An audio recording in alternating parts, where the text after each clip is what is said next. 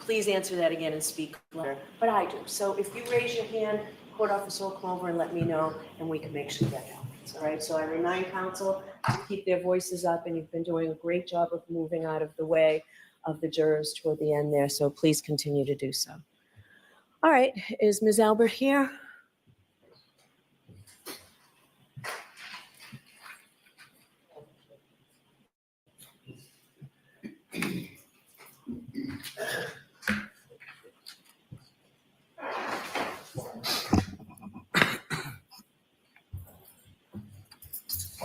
Thank you. You solemnly swear the evidence given before the jury in the case now again should be the truth, the whole truth, and nothing but the truth, so help you God. I do. Great.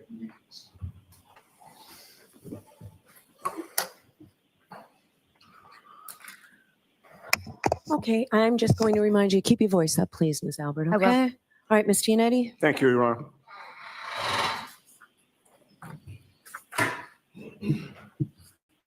Good morning, Ms. Albert.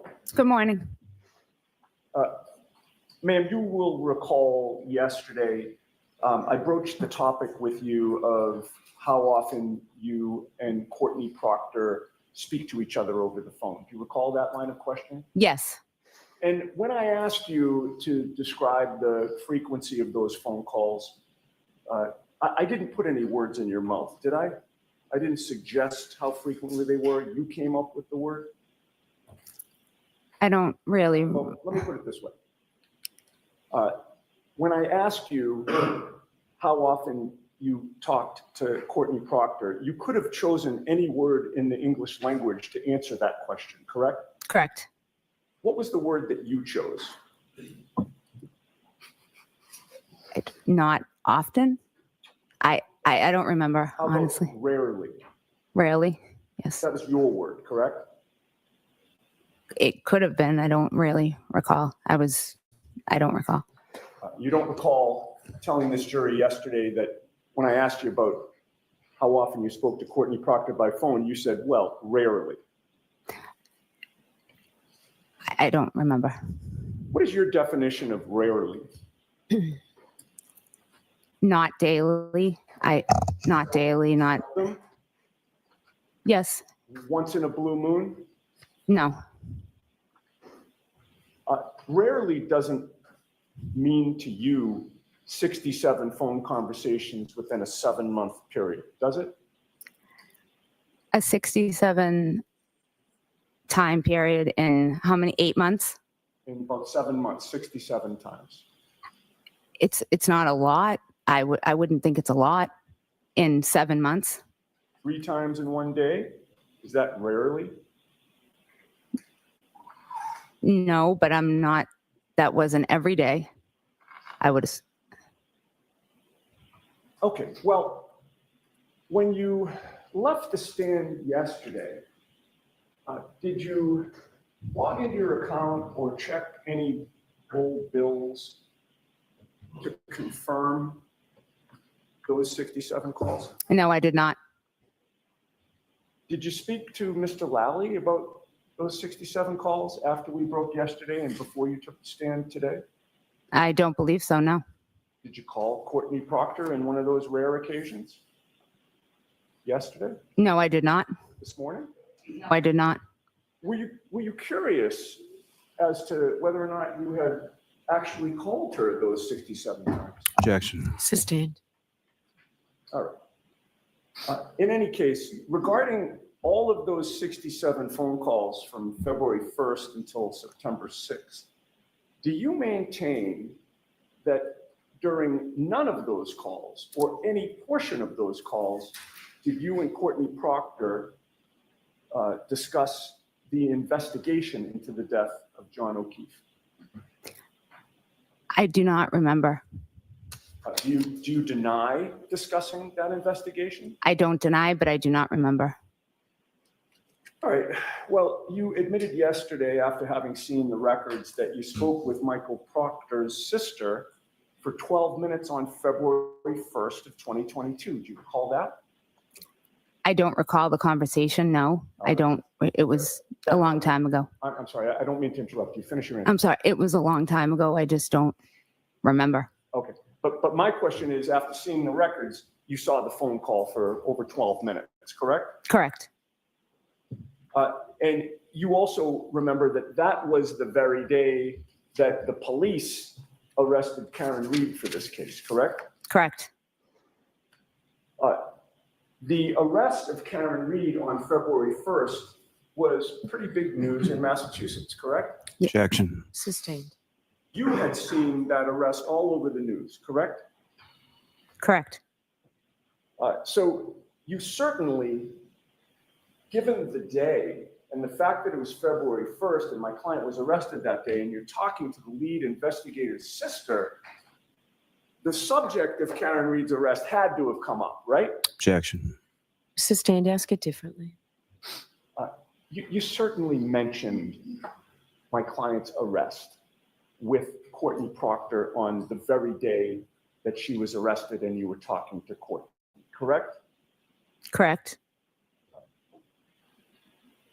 Now, when we broke for the day yesterday, I had also asked you about the 3 phone calls that you had with Michael Proctor's sister on the morning of February 2nd when my client was arraigned, correct? Correct. And you recall that her arraignment was televised publicly, correct? Objection. Sustained, ask it differently.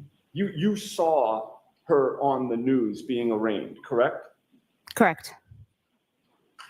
And one of those phone calls after, well, strike that. With regard to the 3 phone calls before the arraignment, you knew at that time that my client had been arrested the day before, correct?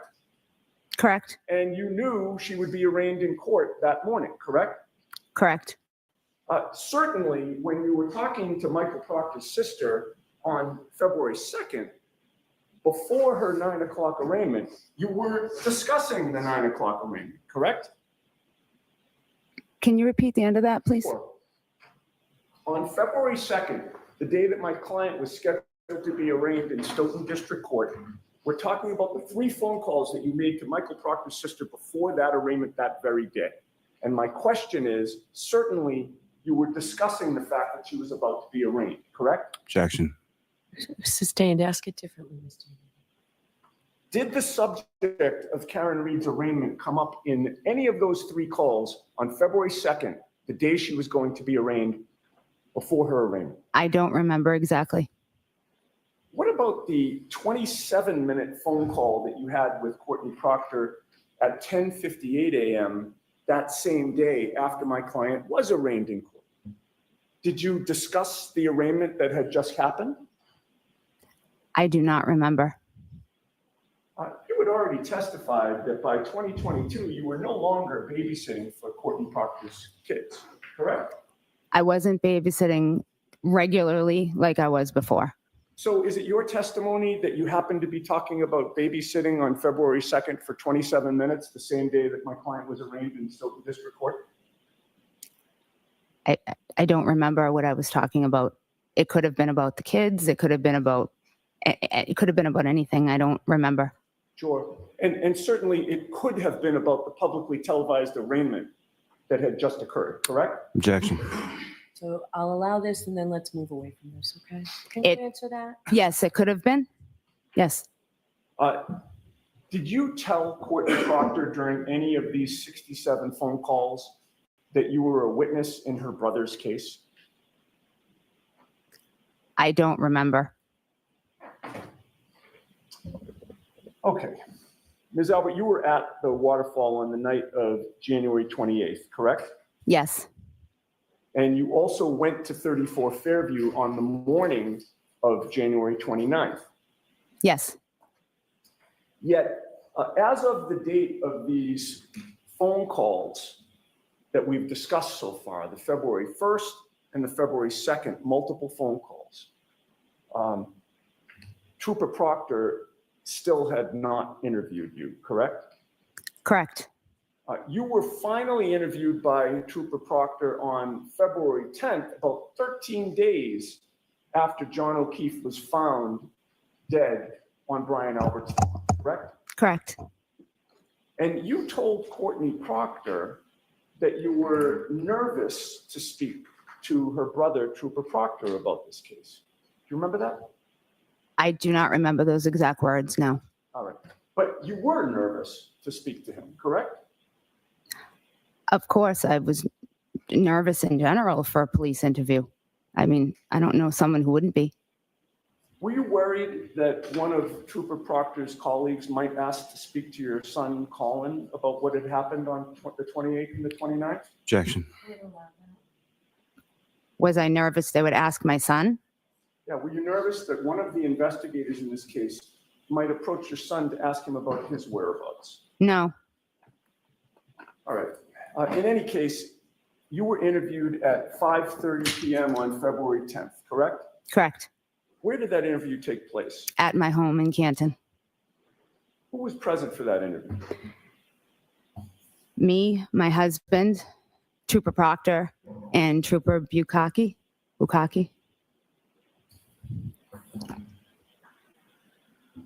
Michael Proctor agreed to interview you and your husband together, correct? Objection. Sustained. You and your husband were interviewed together, correct? Correct. Did either of these troopers, including Michael Proctor, suggest that maybe the two of you should be separately interviewed? I don't recall. When I don't did the remember. interview take place within your home? In my family room? Were you sitting on couches? Yes. You're comfortable? Yes. You were not in a police interrogation room, correct? No, I was not. And it wasn't particularly lengthy, correct? What do you define lengthily? I don't recall. I don't remember how long it was exactly. It didn't go into the evening, correct? No. And then Michael Proctor and the other trooper left, correct? Correct. Then at 6:17 p.m. that same night, shortly after you had been interviewed, you called Michael Proctor's personal cell phone number, correct? I don't remember.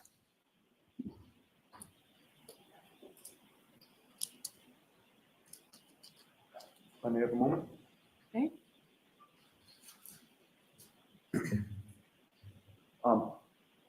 You didn't bring your cheaters today. Oh, you did? Good. Okay. May I approach you, Ron? Yes. This is the same document. I'm going to hand you one document. There's an orange sticky on it and you can ignore. Okay. But right above the orange sticky, there's a date of February 10th. That's what I'm directing your attention to. You could look at those two phone calls, ma'am, and look up at me when you're done.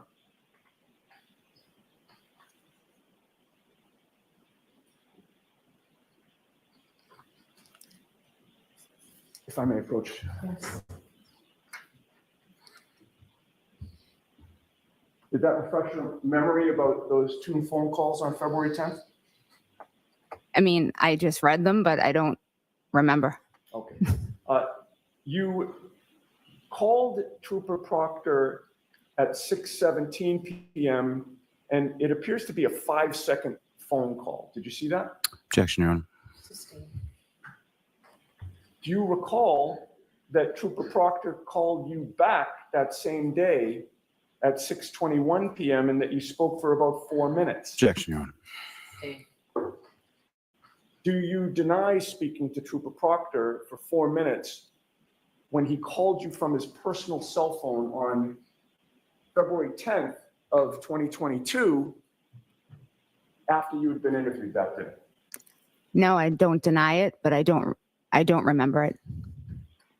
When did you get his personal cell phone number? I don't remember. Years ago? I'm sure, yes. Because you've known that family for a long time. Yes, I have. And as you testify here today, you can't remember what that phone call would have been about, correct? No, I do not remember. Okay, I'd like to contrast your relationship with Karen Reed versus your relationships with Jennifer McCabe and Courtney Proctor. You would agree with me, and I think you testified yesterday that Jennifer McCabe is one of your best friends. Correct. And you call her Jen, correct? Yes. And Courtney Proctor is also one of your best friends, correct? She's not one of my best friends. No, she's a good friend. She's not one of my best friends. No, she's my sister's best friend. Gotcha. Okay, so your sister. My Jill- sister Jillian. Yes. Jillian is best friends with Courtney Proctor, and you're close friends with her, but not best friends. Correct.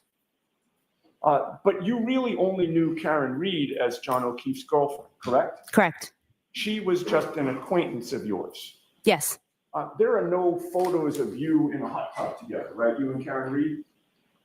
No. There are no photos of you with your arms around each other at the beach, correct?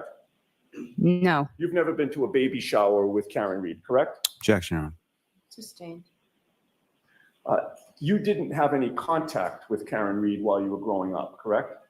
No. Karen Reed was definitely not from Canton, correct? Objection, Your Honor. I'll allow this and then you can move on. No, she was not. No, one more question. She was an outsider, correct, to Canton? She didn't live in Canton. But after she started dating John, you would see her driving in and out of the street, correct? Yes. You'd see her taking groceries in, correct? Yes. Because you were neighbors with John. Yes. And it was the fact that you'd see her around, taking groceries in and out of the house and being outside with the kids that led you to believe that she was not only connected to John, but also to his house on Meadows Ave, correct? Yes. And you would see her interacting with the kids outside, correct? Yes. She would be participating in family-type activities with the kids outside? Yes. And you'd see her enough that you assumed that she was living there, correct? Yes. And I believe you stated that you had known her or seen her for maybe about a year and a half or so. Is that a good estimate? Yes. And in all the time that you saw her in the neighborhood or had any contact with her and John, you never saw the two of them fight or argue, correct? No. You never heard them fight or argue, correct? No. And you had been out with them in a group setting a handful of times, correct? Just a couple of times. And during those times, they always appeared to get along, correct? Yes. And you knew of no problems in their relationship, correct? No. And you were particularly impressed with the time Karen spent with John's adopted children. Objection. Were you? Can you repeat that once more, please? You were impressed with the amount of time that Karen spent with John's children. I didn't know the exact really amount of time she was there a lot. Yes. She was, so yes, I would assume that she spent a lot of time with them. Yes. Now, on Friday, January 28th, you had plans with your sister-in-law, Nicole, correct? Yes. You are close with Nicole. Yes, I am. You picked her up at her home in your car. Yes. You drove her to the waterfall, correct? Correct. And the two of you went for dinner there. Yes. Your husband, Chris, came later. Yes. Brian Higgins came later. Yes. And you knew Brian Higgins, correct?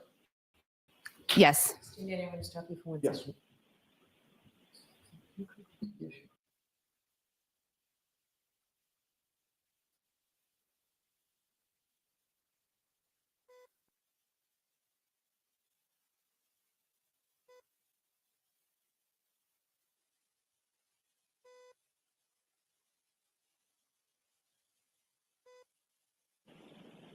All right, thank you, Mr. Mayor. No, thank you, Ron. I believe you testified that you knew Brian Higgins at that time, correct? Yes. And how did you know him? He is a friend of my brother-in-law. And your brother-in-law would be Brian Albert, correct? Yes.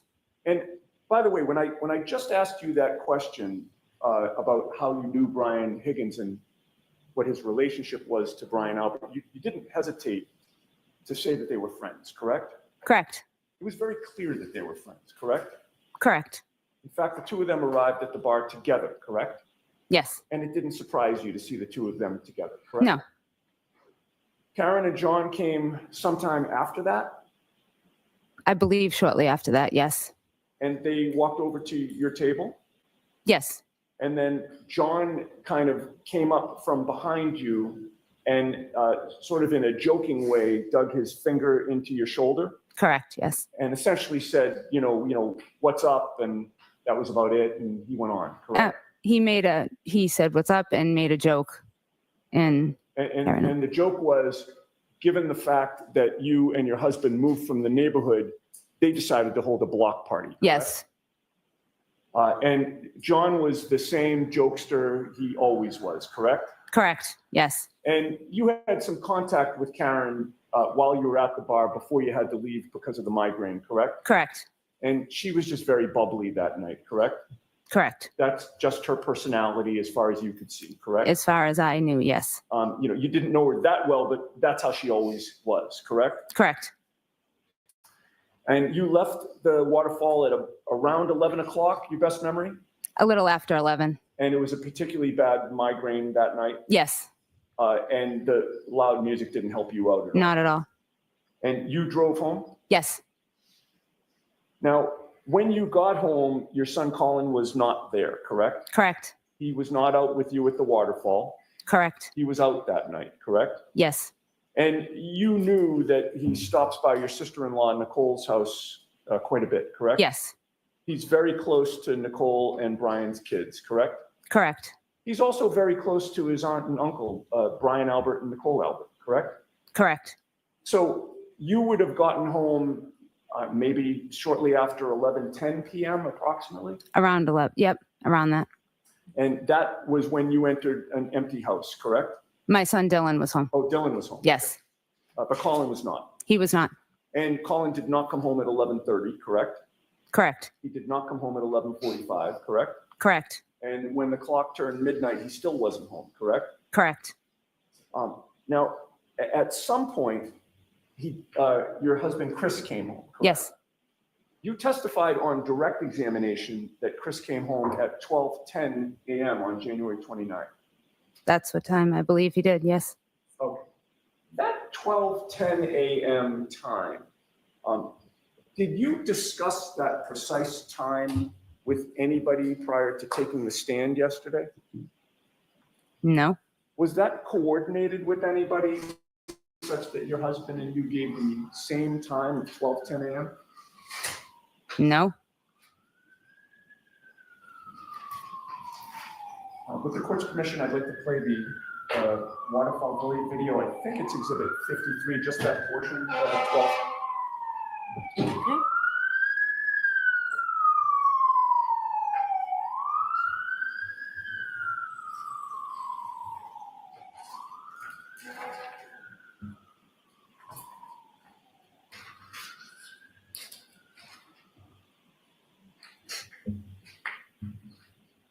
We may just have a moment, Your Honor.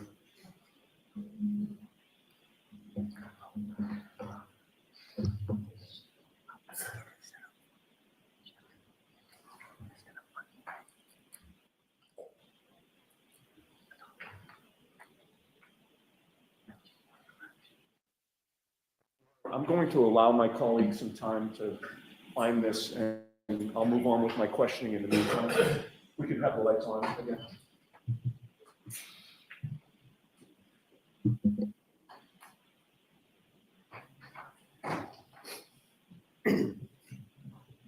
Now, I believe you've testified that the waterfall is very close to D&E Pizza, correct? Correct. But your house on Maple Street is about a half mile away from the waterfall. Would you agree with that? About that. Yes. Maybe a little less, but about that. All right. Would you agree it's a 7 or 8 minute walk home from the waterfall if you're walking? I realize you were driving, but if somebody were walking, it would be about 7 or 8 minutes? Maybe a minute or two less. Okay. So you would say 6 or 7 minutes would be a better estimate to cover that half mile? Depends on how fast you walk. Yes. And it was snowing that night, correct? Correct. The ground was a little bit slippery. Yes. If I may just have a moment.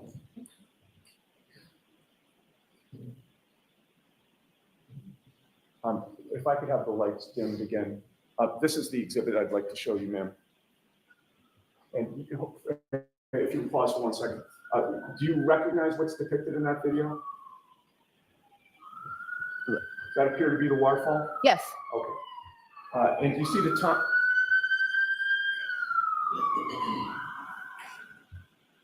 you see the time, 12:13 a.m.? Yes. Okay, if you can run that, Mr. Bates.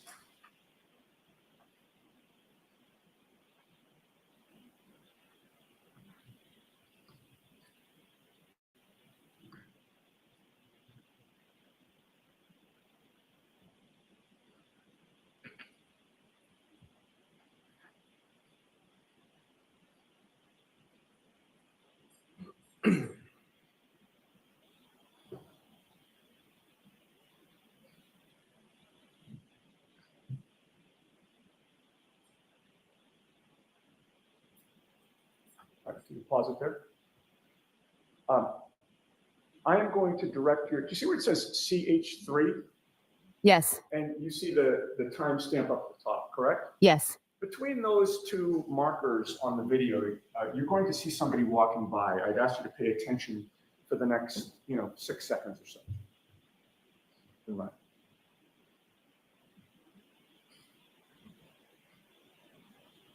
Stop. Do you recognize that person? Yes, I believe it's my husband. Okay. If you can run that. Stop. Okay. Would you agree with me that your husband left the waterfall at about 12:13 and 46 seconds? Well, yes. I mean, that's what it says on the screen. Okay. So it was closer to 2:14 than to 2:10. Would you agree with that? 12:14, you mean? Two? You know what? You're right. 12:14 than 12:10. Yes, that's what I'm seeing. Thank you. So if he's leaving at around 12:14, and by your testimony, it would have taken him he was walking home. You knew that, correct? Yes, He didn't have a car that night. he did not. And if it took him 6 or 7 minutes to get home, and by the way, let me strike that question. You had said it takes 6 or 7 minutes. Did you factor in the fact that of the weather that night for your estimate about a 6 or 7 minute walk? Objection. Can you answer that question? Is that what you said? Yes, I didn't factor in the. I don't know. All right, so your testimony would be you don't know if it would have taken him a little bit longer or anybody. Anybody, everyone walks at a different pace. Right, but whatever pace they walk at, Mhm. Given what you saw of the weather that night, is it your testimony that maybe it would have taken a little bit longer than the estimate because It of the could weather? have. Okay, I but don't in know. any case, let's leave it at 6 or 7 minutes. That puts your husband coming home at around 12:20 or 12:21, correct? Correct. All right. And that 12:10 estimate that you had, you made that estimate before having the benefit of the video, correct? Correct. Now, where were you within the house when your husband came home?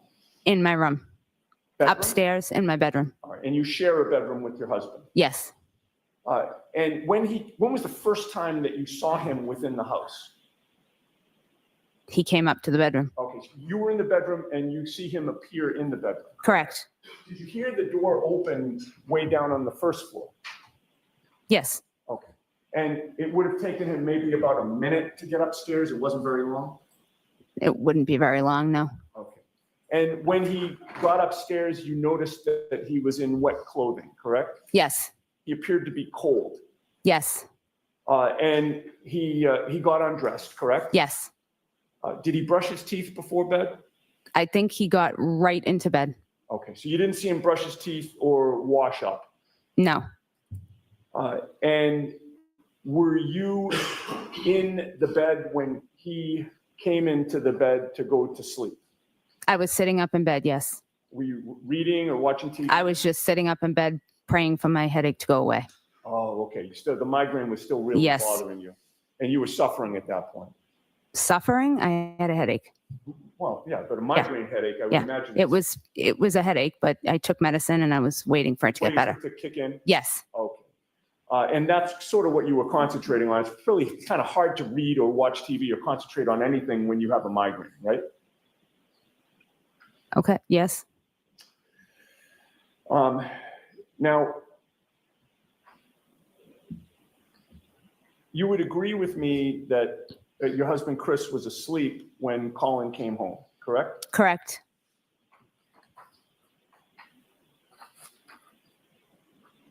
And as a mother, you couldn't have gone to sleep until you knew your kids were home, correct? Correct. And Colin was the remaining child who was out there, which when he came home, that would given you license to go to sleep. Yes.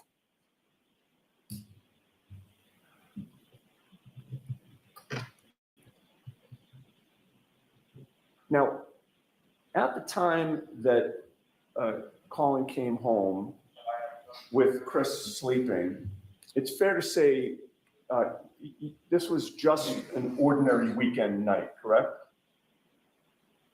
How do you? Well, in other words, you didn't know that anything tragic had occurred or was alleged to have occurred, correct? Correct. So it wasn't like you were paying attention to the clock at that point and recording your memories as best you could because you knew you'd be testifying later, correct? Correct. Which also explains the 12:10 estimate, right? I mean, you're being asked about, times that things occurred, and it was just sort of an ordinary day, right? So it's difficult to pinpoint times, correct? Correct.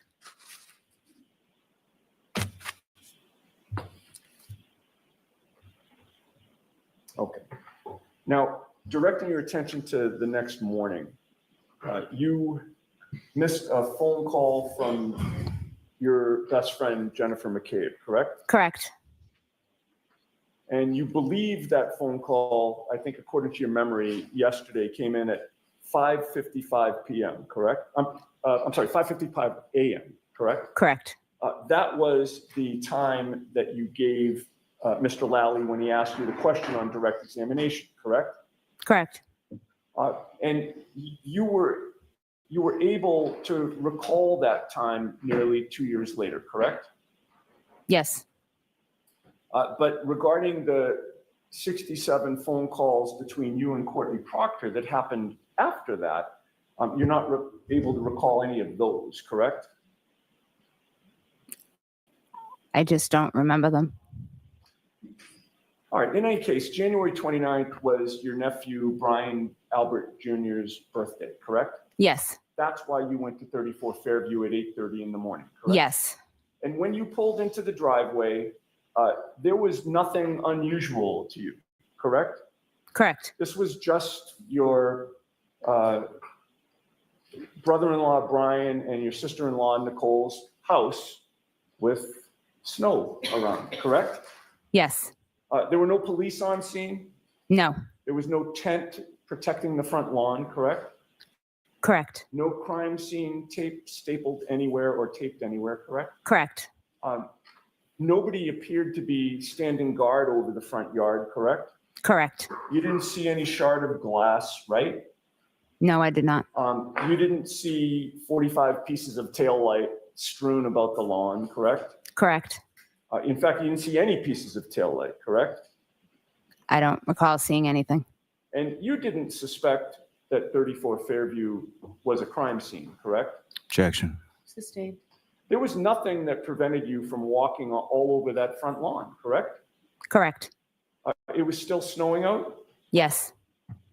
Brian Albert, when you approached the house, he opened the door, correct? I approached the car, not the house. Oh, okay. You approached, whose car was it? My nephew Brian's Brian? in the driveway. Yes. All right. And then Brian Albert opened the door of the house. The side door of the home. Yes. All right, so can I have Exhibit 8, please, with the court's permission? Yes.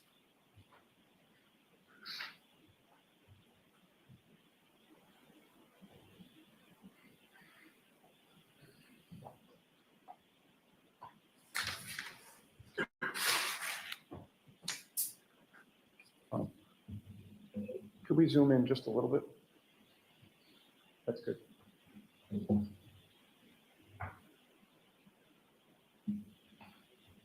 I am so bad at this stuff.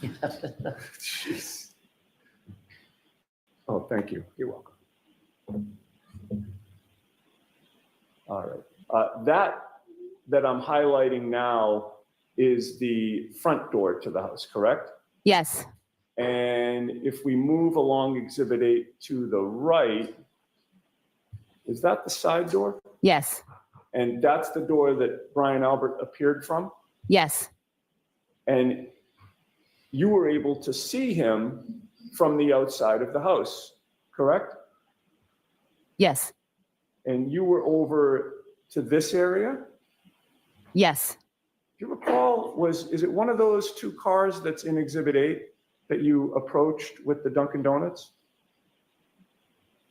I can't make out what the cars are. Okay. But it was either one of those two cars or a car that was parked in one of those two places. Yes, All right. And then did you go in that side door to go into the house? yes, Fair to say, that family has lived there for quite a while, correct? yes, You knew that prior to Brian Albert and Nicole, I'm sorry. That's really bad form to block the jury. I am so sorry. It's good I didn't trip. The door that is the front door, having, been familiar with that house for a long time, you've gone in that front door before, correct? yes, And you know that when you go in the front door of that house, you come into a little foyer area, correct? correct. And then almost within arm's distance to the left is the door to the basement, correct? Walking in the front door, arm's distance to the left. Yes, in other words, you walk into the house. Yep. And then the door to the basement, going down to the basement is right there on the left, correct? That's incorrect. To the left is a library. All right. Where is the door to the basement? You walk in the front door, you step to the right, walk a few steps towards the kitchen, and the basement door is on the left before you enter the kitchen. All right, but the kitchen's off to the left, correct? No, when you walk in the front door, the library is on the left. There's another room on the left. Okay, So you walk in, you immediately see a staircase in front of you, yeah, and to the left is the library. right. If you And- go to and the then- right, I'm sorry, go ahead. if you go to the right, you can go into the part of the kitchen where the kitchen table is, or you can not go to the right, you can walk straight, and as you're walking, there's a door on the left, and that's where the basement door is. Okay, so I think we're getting to what I was getting at. If you walk straight ahead, there's a door to the left that goes down to the basement, correct? Correct. Yes. We can have the lights on. And when you were walking toward that side door, you didn't see any emergency or police vehicles outside, correct? No, I did not. You didn't see any first responders other than Brian Albert, correct? Correct. There were no lights flashing outside the house, correct? Correct. And inside, you saw Nicole Albert, Yes. Brian Albert, Yes. Jennifer McCabe, Yes. Matt McCabe, Yes. and Brian Higgins, correct? Yes. How long did you spend at the house that morning? I don't remember exactly, maybe a half hour, 45 minutes. I don't remember exactly. And the seven of you were discussing what had happened, correct? Yes. At some point, it was decided that Jennifer McCabe should contact Michael Lank of the Canton Police, correct? Objection. If this witness knows independently. Can you repeat that once more, please? At some point, it was decided among the seven of you that Jennifer McCabe should contact Michael Lank of the Canton Police Department. I don't remember who exactly Jennifer decided. Yeah, I don't remember exactly the discussion. You knew Michael Lank, correct? Yes. And at 8:53 a.m., you sent to Jennifer McCabe Michael Lank's personal cell phone number, correct? Correct. And did you then see Jennifer McCabe delete that text message from you? Objection. I'll sustain. You were contacted by the Massachusetts State Police this year about your phone, correct? Correct. They left you a voicemail on March 21st of 2024? The state police Yes. about my telephone? Well, they left you a voicemail on March 21st of 2024. You've had contact with the state police this year. Yes. And they left you a second voicemail on March 25, and then called you again on March 28th. Yes, You told them that you were sick and you would speak to them on April 1st, correct? correct. And then the state police called you on April 1st, but you did not pick up. Do you recall that? I do not. They called you again that same day and you didn't respond, correct? I don't recall. But you did learn that they had called your husband on April 1st looking for you, correct?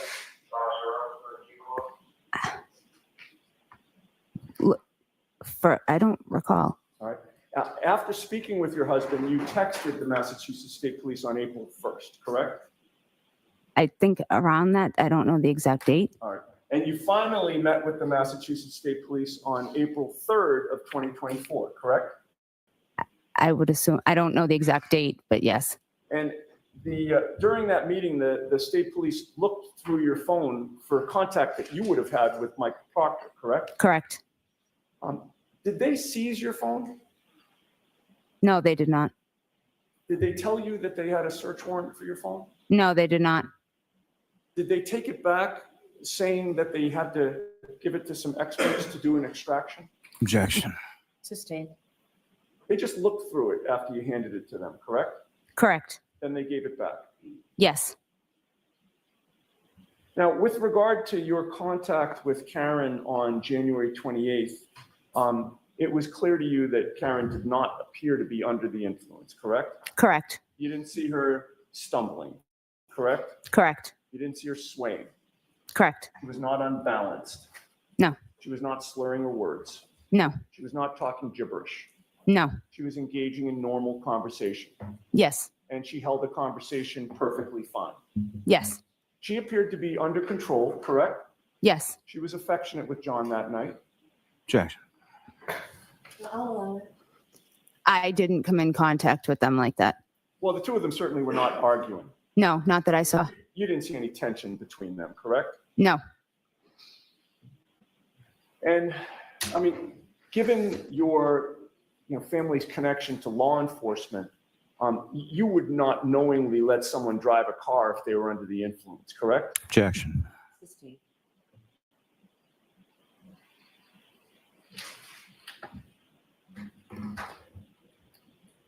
Everyone appeared to be having a good time that night, correct? Yes.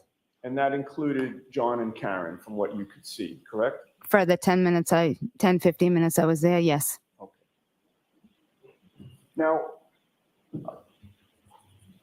after you left the waterfall, it's fair to say that you didn't know precisely where your son Colin was that night, correct? I knew where he was. Where was he? He was at his friend Michael Leonetti's. He left Michael Leonetti's to stop to say happy birthday to my nephew Brian at 34 Fairview Road. Okay. And you learned that from him, correct? Yes. So you had learned that Colin was at 34 Fairview on January 29th of 2022, correct? January 28th. The Friday. So is it your testimony that you know that Colin left on Friday night as opposed to after midnight on January 29th? I don't understand what you're asking. What just occurred is I asked you whether you knew that your son Colin was at your sister-in-law Nicole's and your brother-in-law Brian Albert's house on January 29th, and you just corrected. I'm sorry. It was after midnight. Okay. So I got confused. I apologize. Not a problem. So the answer to my question is you learned that he was there on January 29th, correct? Yes, after midnight. And you now know that that is the same house outside which John O'Keefe was found dead that morning, correct? Yes, I do. And one last question. You were interviewed by Trooper Proctor, and it's fair to say you never told him that Colin was there that night, correct? I don't recall my interview.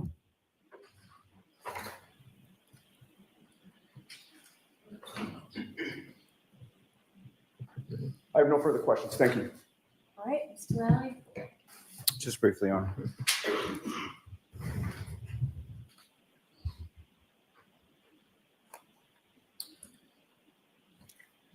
Morning, Ms. Howard. Good morning. Now, with reference to You were asking a question about 67 calls over a period from February to September, correct? Correct. That's about 7 months, is that right? Yes. And roughly about 210 days or so? Yes. Do you have other friends besides Ms. Proctor? Yes.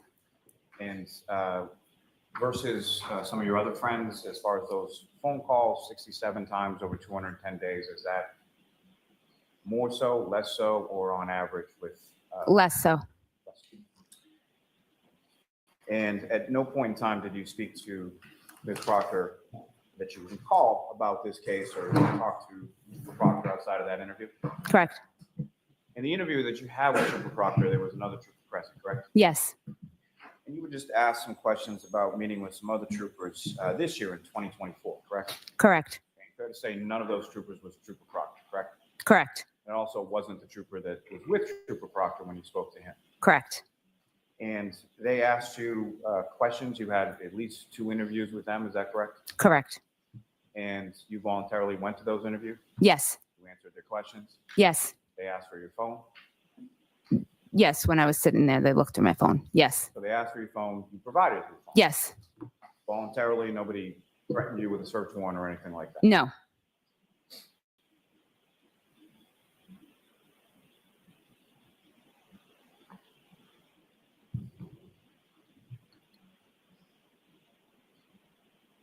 You were asked some questions about timing, and I promise there's no math that I'm asking in this, but you've had to walk outside when it's cold outside, correct? Yes. You tend to walk faster or slower when it's cold outside? Faster. Me personally. When you went over to your in-law's house on the morning of January 29th to drop off donuts for your nephew, you weren't expecting to go inside, correct? Correct. You weren't expecting to be standing around talking to people about a friend of yours potentially having died at that point. No. No. Nothing further. May we approach? Okay. Just feel free to stand up.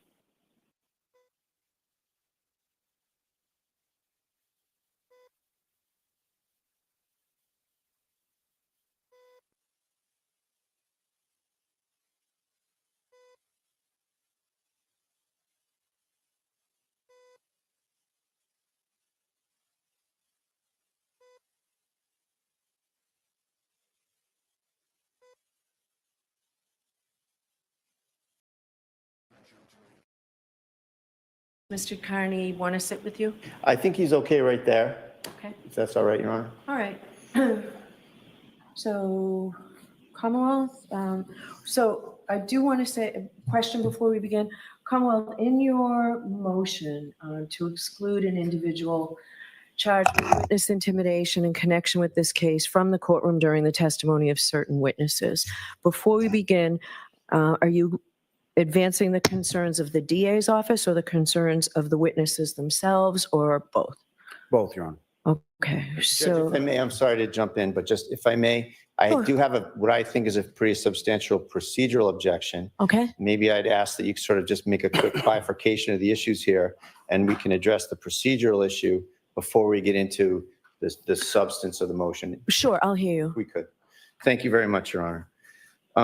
Your Honor, so the record is clear, because we may need an appellate record in this case. Okay. But I was here in the Norfolk Superior Court today, completely unrelated to Mr. Carney, my client, as you know, in the other matters. And I was here today on the matter of Commonwealth versus Tylee Curry for a motion to suppress. And that's- Which is a case that I am in the middle of Right. that motion to suppress with you. Exactly. And I actually figured that we wouldn't do the motion and get a date. But I was fully focused on that matter and had no notice whatsoever that the Commonwealth was in the Reed matter, was seeking to exclude my client as a journalist from this courtroom. The first thing is that, and I know the court has a job to do in terms of ruling on this motion, and that's fine. And I ask that the ruling be that it be denied on procedural grounds.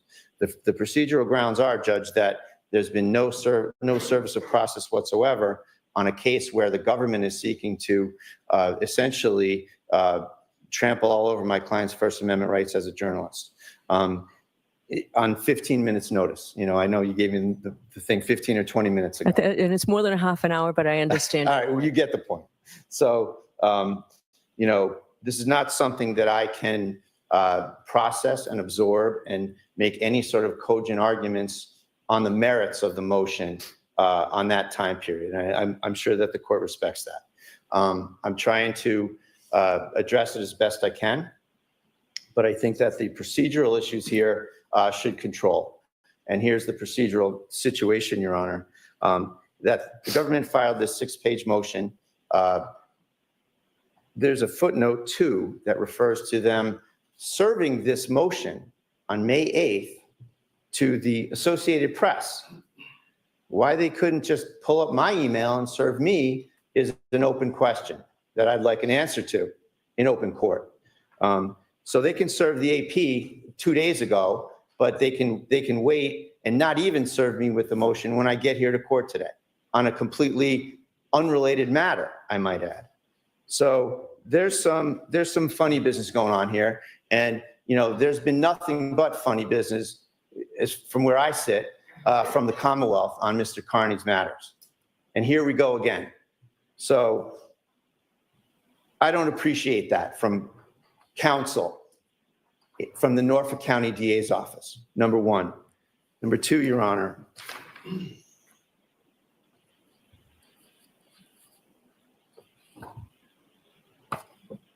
Mr. Carney has covered this case and written about 350 news articles on this case.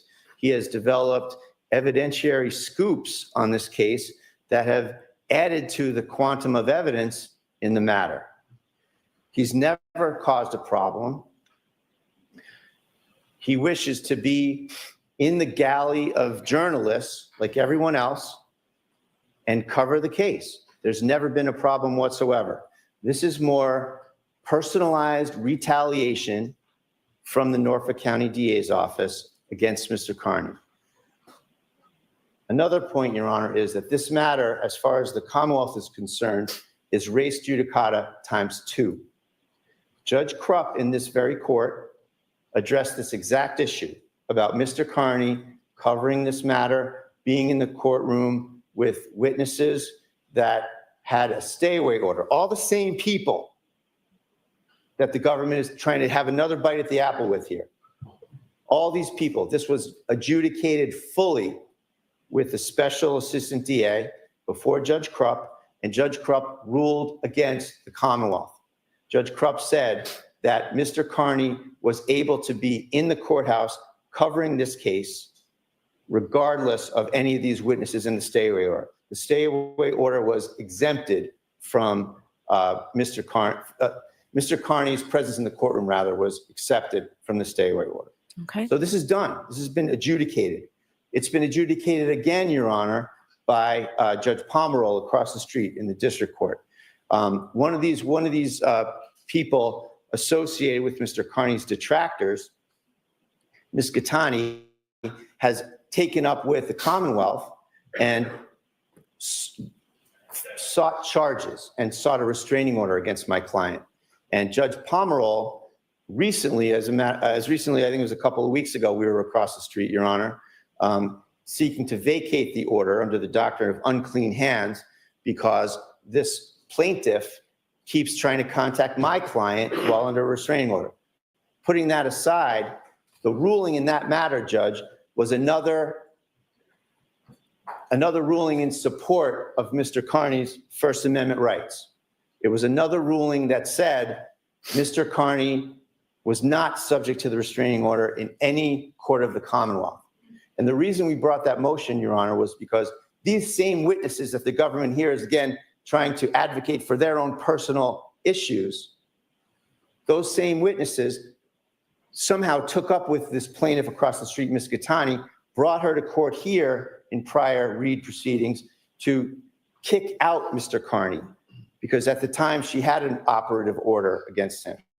And Mr. Carney, to his credit, got up and left and got out of here. And that situation was what we addressed across the street with Judge Pomeroy. He agreed with us and said, you can go to court, you can cover this case. So number two, litigation number two, this has been established.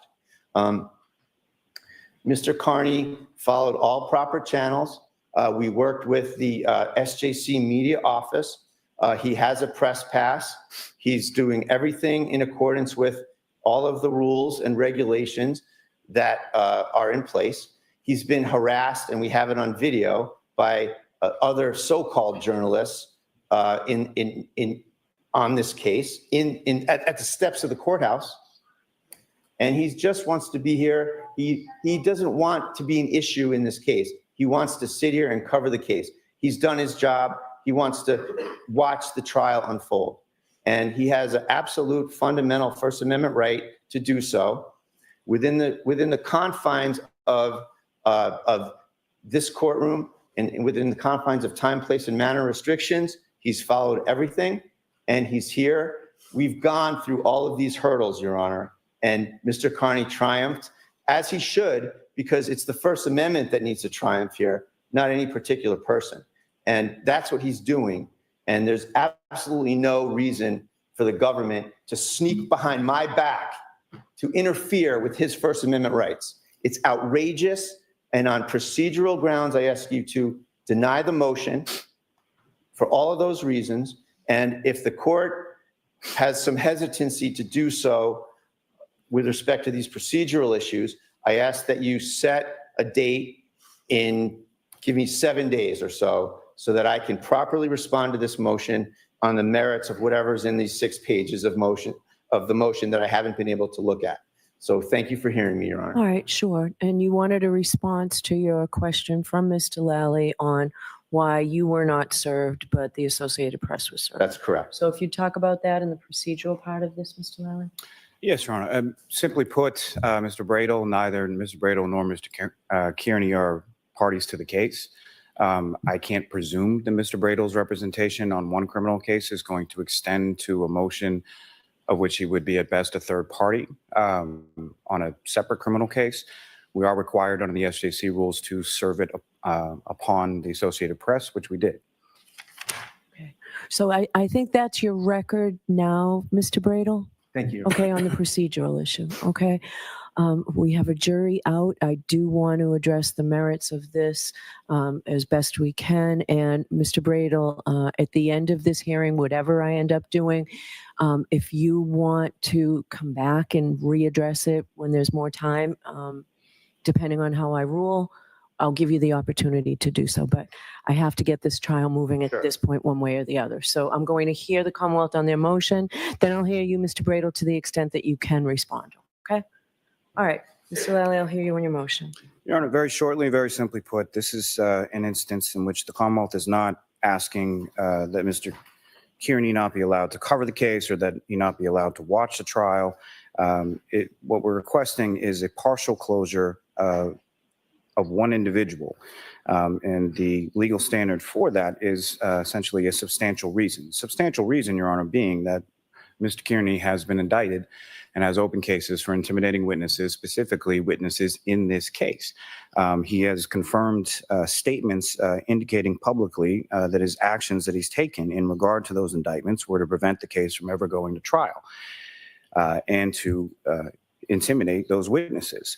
Those witnesses will be called to testify in this case, and what the Commonwealth is simply requesting is that he be excluded physically from the courtroom, not excluded from watching the trial, not excluded from covering the trial, but excluded physically from the courtroom while those witnesses are testifying from the stand. And the witnesses you told me have expressed concern. What do you say about that? Yes, Your Honor. The witnesses have expressed concern. The Commonwealth is concerned as to his presence affecting their testimony or their ability to recall. And for all of those reasons, the Commonwealth would submit the administration of justice and the witnesses being able to testify, as well as the witnesses' own concerns are more than meet the test of the substantial reason for Mr. Kearney's exclusion during the course of their testimony. Okay. Mr. Bradel? Your Honor, the witness's concern has no legal materiality under the law. So the answer that I have is, so what?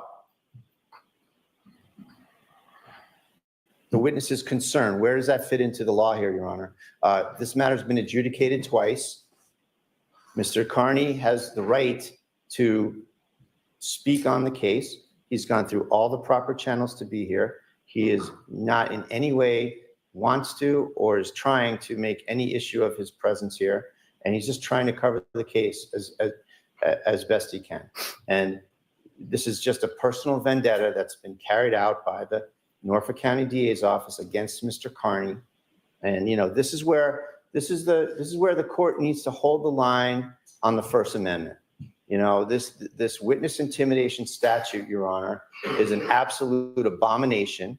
It is going to be struck down. It's just a matter of time. And this is just a continuation of everything the special counsel's been doing to Mr. Carney. And now the office itself is doing it. There's no reason for this motion to be allowed, Your Honor. There's no discomfort exception to the First Amendment, Your Honor. There's been absolutely nothing advanced, especially on an emergency basis, which is, I assume, why this is being done with no notice. There's been no establishment of any emergency. There's been no conduct whatsoever on the part of Mr. Carney to justify this motion. And I did happen to see some reference to the Chestnut trial, boxing a seated juror. That is false. Mr. Carney wrote a story on a juror after the jury was discharged. There's absolutely no prohibition or problem or issue with that. And it is absolutely protected conduct by the First Amendment. And it is not in any way a grounds for this court or the Commonwealth to assert any wrongdoing against him. So I can assure you, I am not considering that incident in this. You all know I was the judge. I am not considering that experience in this motion. Thank you, Your Honor. Anything further, Mr. Nothing Bradel? further. Thank you. All right. So, Mr. Bradel, I agree with you that Mr. Kearney is certified by the Office of Public Information pursuant to SJC Rule 119, and that he has a right to be here today. He arrived timely, and that he is registered. I have honored that 119 registration today, and I will continue to honor that. However, my role in this case, Commonwealth versus Karen Reed, is to assure that the defendant's constitutional right to a fair trial are honored and upheld. And because of the chilling effect that Mr. Kearney's presence, I find, will have on the witness's testimony, I'm going to excuse him while the named witnesses in the Commonwealth's motion, Julie Nagel, Christopher Albert, Colin Albert, Michael Proctor, Jennifer McCabe, Matthew McCabe, Brian Albert, and Yuri Buchanan. And the Commonwealth also today requested Nicole Albert because of the incidents that reportedly have been held at her home. I'm going to excuse him during all of that testimony. Now, in my media order, if you have it, I'm sure your client has it because they're handed out to the press. Under number 1, I say that anyone leaving the courtroom to the media during the trial proceedings may lose their seat and may not be permitted re-entry unless there is available seating. That will not happen to Mr. Kearney. I will not take away his seat today.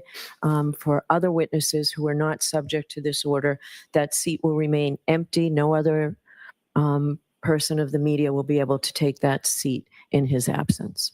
Okay? Your Honor, one last thing, if I may, just came to me as I was standing here. Extension in same regard as to Nicole Albert for the address would be Brian Albert Jr., son of Brian and Nicole Albert, lives All in the right. same address. It's for the same reason. So Brian Albert Jr.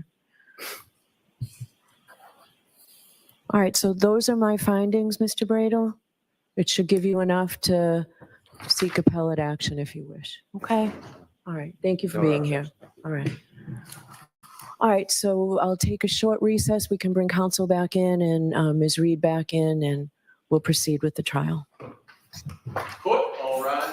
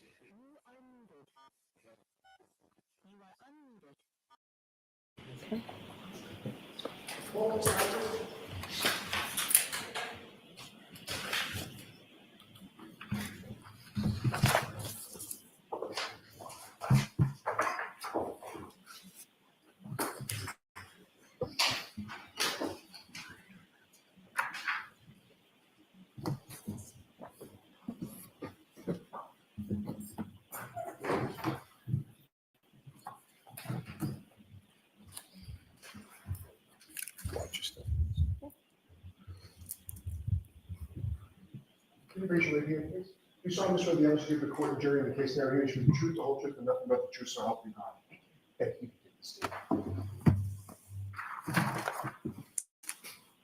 I just need you to speak nice and loud into that microphone. Okay. Thank you. Yep. All right, Mr. Lally, whenever you're ready. Thank you, Your Honor. Good morning. Good morning. Could you please state your name and spell your last name? My name's Nicole Albert, Albert. And where do you live? Norwood, And about how long have you lived in Norwood? about a year. And prior to moving to Norwood, where did you live? Where did you live prior? Canton, How long had you lived in Canton? my whole life.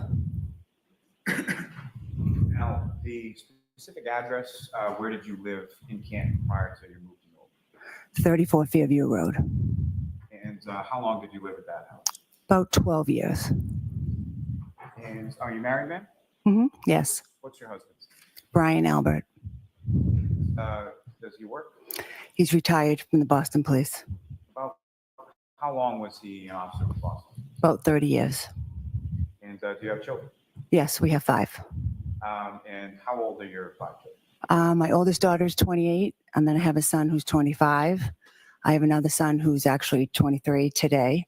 And then I have twins, a boy and a girl, who are 20. And your oldest daughter, what's her name? Caitlin, Your oldest son, what is his name? Brian Jr. And Brian Jr., does he live with you currently? Now,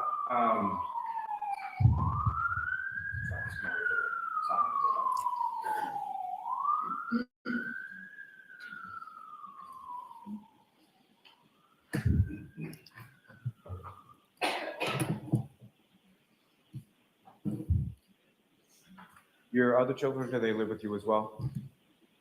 My oldest daughter lives with her boyfriend in Easton, and my son Brendan lives with us. He's just finishing up college, so he's graduating this month from college, so he's back with us.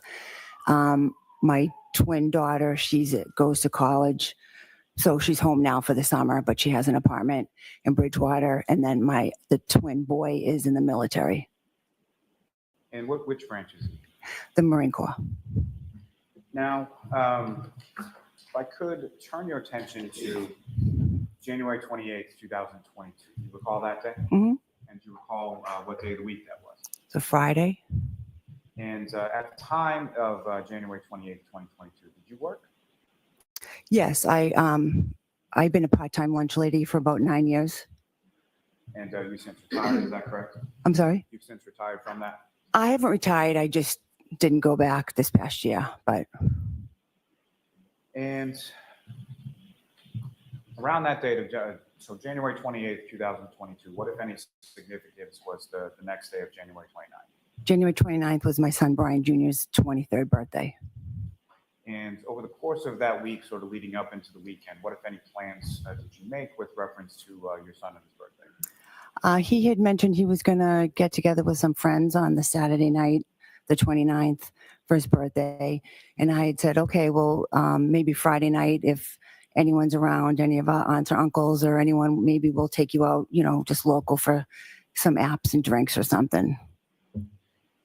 And coming up to that day of Friday the 28th, what if anything sort of changed in reference to those plans? Well, they were, the forecast was saying a big snowstorm was coming in, and it looked like it was going to be late Friday into all day Saturday. So I had said to my son, well, obviously, doesn't seem like anyone will be able to go out on Saturday night. Why don't you just do something with your friends Friday night? And at that time already made some plans with friends and relatives in regards to going out Friday. Yeah, I had just mentioned to my daughter Caitlin and my sister-in-law Julie, and just had mentioned it to them about possibly getting together Friday. And just to be clear for the record, when you say your sister-in-law Julie, how is she sort of related to you? She's my husband's brother, Chris's wife. And your husband has a number of siblings, correct? Yes, he's the oldest of 7. And yourself and Julie Albert, you guys are friends? Yes, we're very close. And so,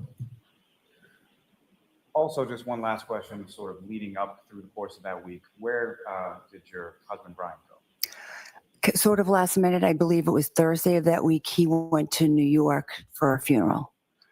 And do you know who the funeral was in regard to? It was for a New York police officer who had just been killed in the line of duty. And do you recall how he got there as far as how he went from Kansas I to New York? Believe he may have flown Thursday to New York, and then the plan was to fly back Saturday, but that changed with the weather, and he ended up, they didn't want to get stuck there. So after the funeral Friday morning, they drove home. A friend of his had driven, so he got a ride back with them on Friday. And only if you know, but as far as that friend that he drove back with on Friday, do you know who that was? The friend who I believe had the truck there and drove was Brian Higgins. And is that someone, Mr. Higgins, that you were familiar with prior to that date in January? Yes, he was a friend of my husband's. Now, on that evening of the 28th, can you explain to the jury sort of how it was that where did you decide to go with your daughter and your sister-in-law? We just decided to go to Waterfall, a local place, 5-10 minutes down the road from our house. My sister-in-law Julie picked me up at my house maybe 7:30, 7:45, and we went to the Waterfall, and I believe my daughter and her boyfriend Tristan were already inside at a table. And when your sister Julie came to pick you up the house, in addition to yourself and your son Brian Jr., who, if anyone else, were one of his friends there at that I time? believe 2 girlfriends may have already had come, and they were just sitting in the kitchen when I left. And so you go out to the waterfall.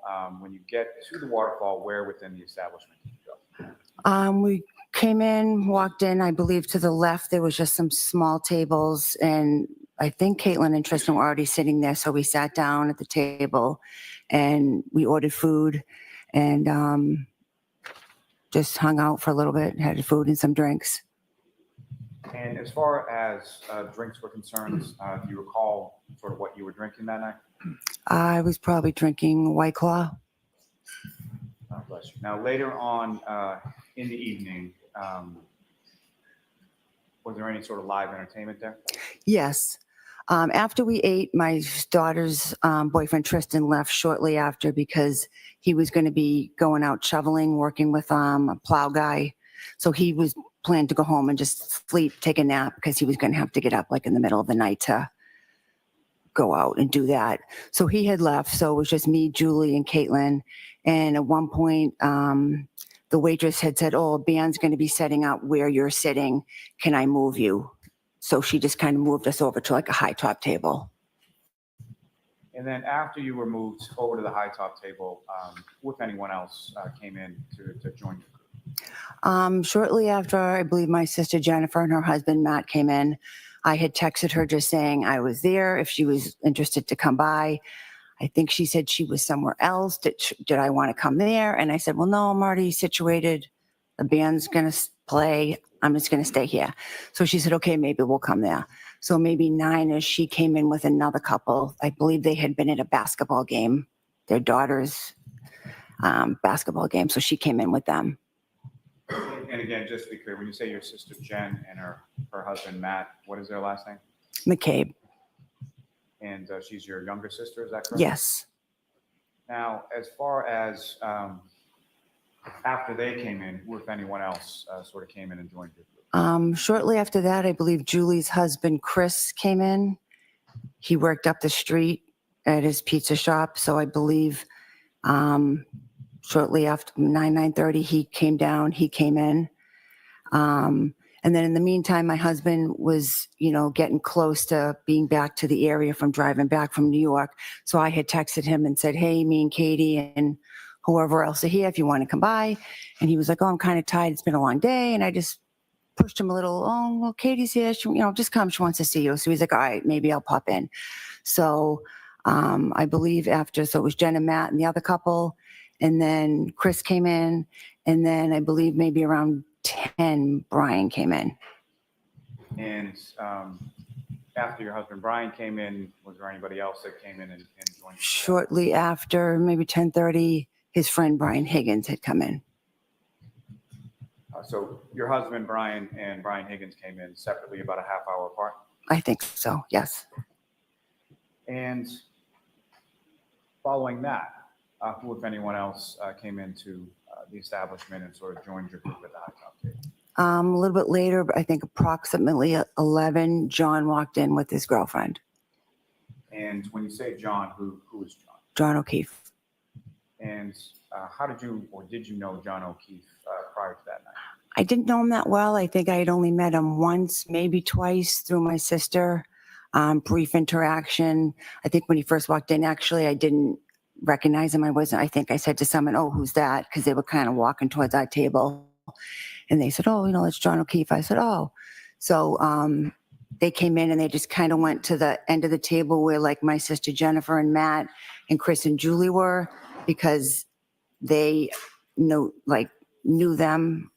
I had never met Karen and I'd only met John once or twice. So they kind of just went to the other end of the table where Jen and Matt were, who they know, and Chris and Julie, who John had been neighbors with for a couple of years. So they were all just kind of at that end talking. And probably pretty well understood, but just to be clear, as far as the sister that you knew of John through, that was your sister that was there, Jennifer? Yes, Jennifer. And as far as you referenced his girlfriend, had you ever met his girlfriend before that night? No. So you had never met Karen Reed prior to that night, as far as you recall? Nope. And at any point in time, did you have any interaction, or what, if any, interaction did you have with either Mr. O'Keefe or Mr. Reed? At one point, John walked by, towards me and my daughter at the table and said, hey, I'm going up to the bar. Did you guys need a drink or anything? And we said, no, thank you. I think he then kind of stopped and spoke with my husband for a minute, probably was asking him the same thing. Then John went back up to the bar and then he went back down to, where he'd been standing. And that was the only interaction I had with him. And as far as your understanding or your knowledge of Mr. O'Keefe, did you know what he did for a living? Yes. And what did he do? I knew he was a Boston policeman.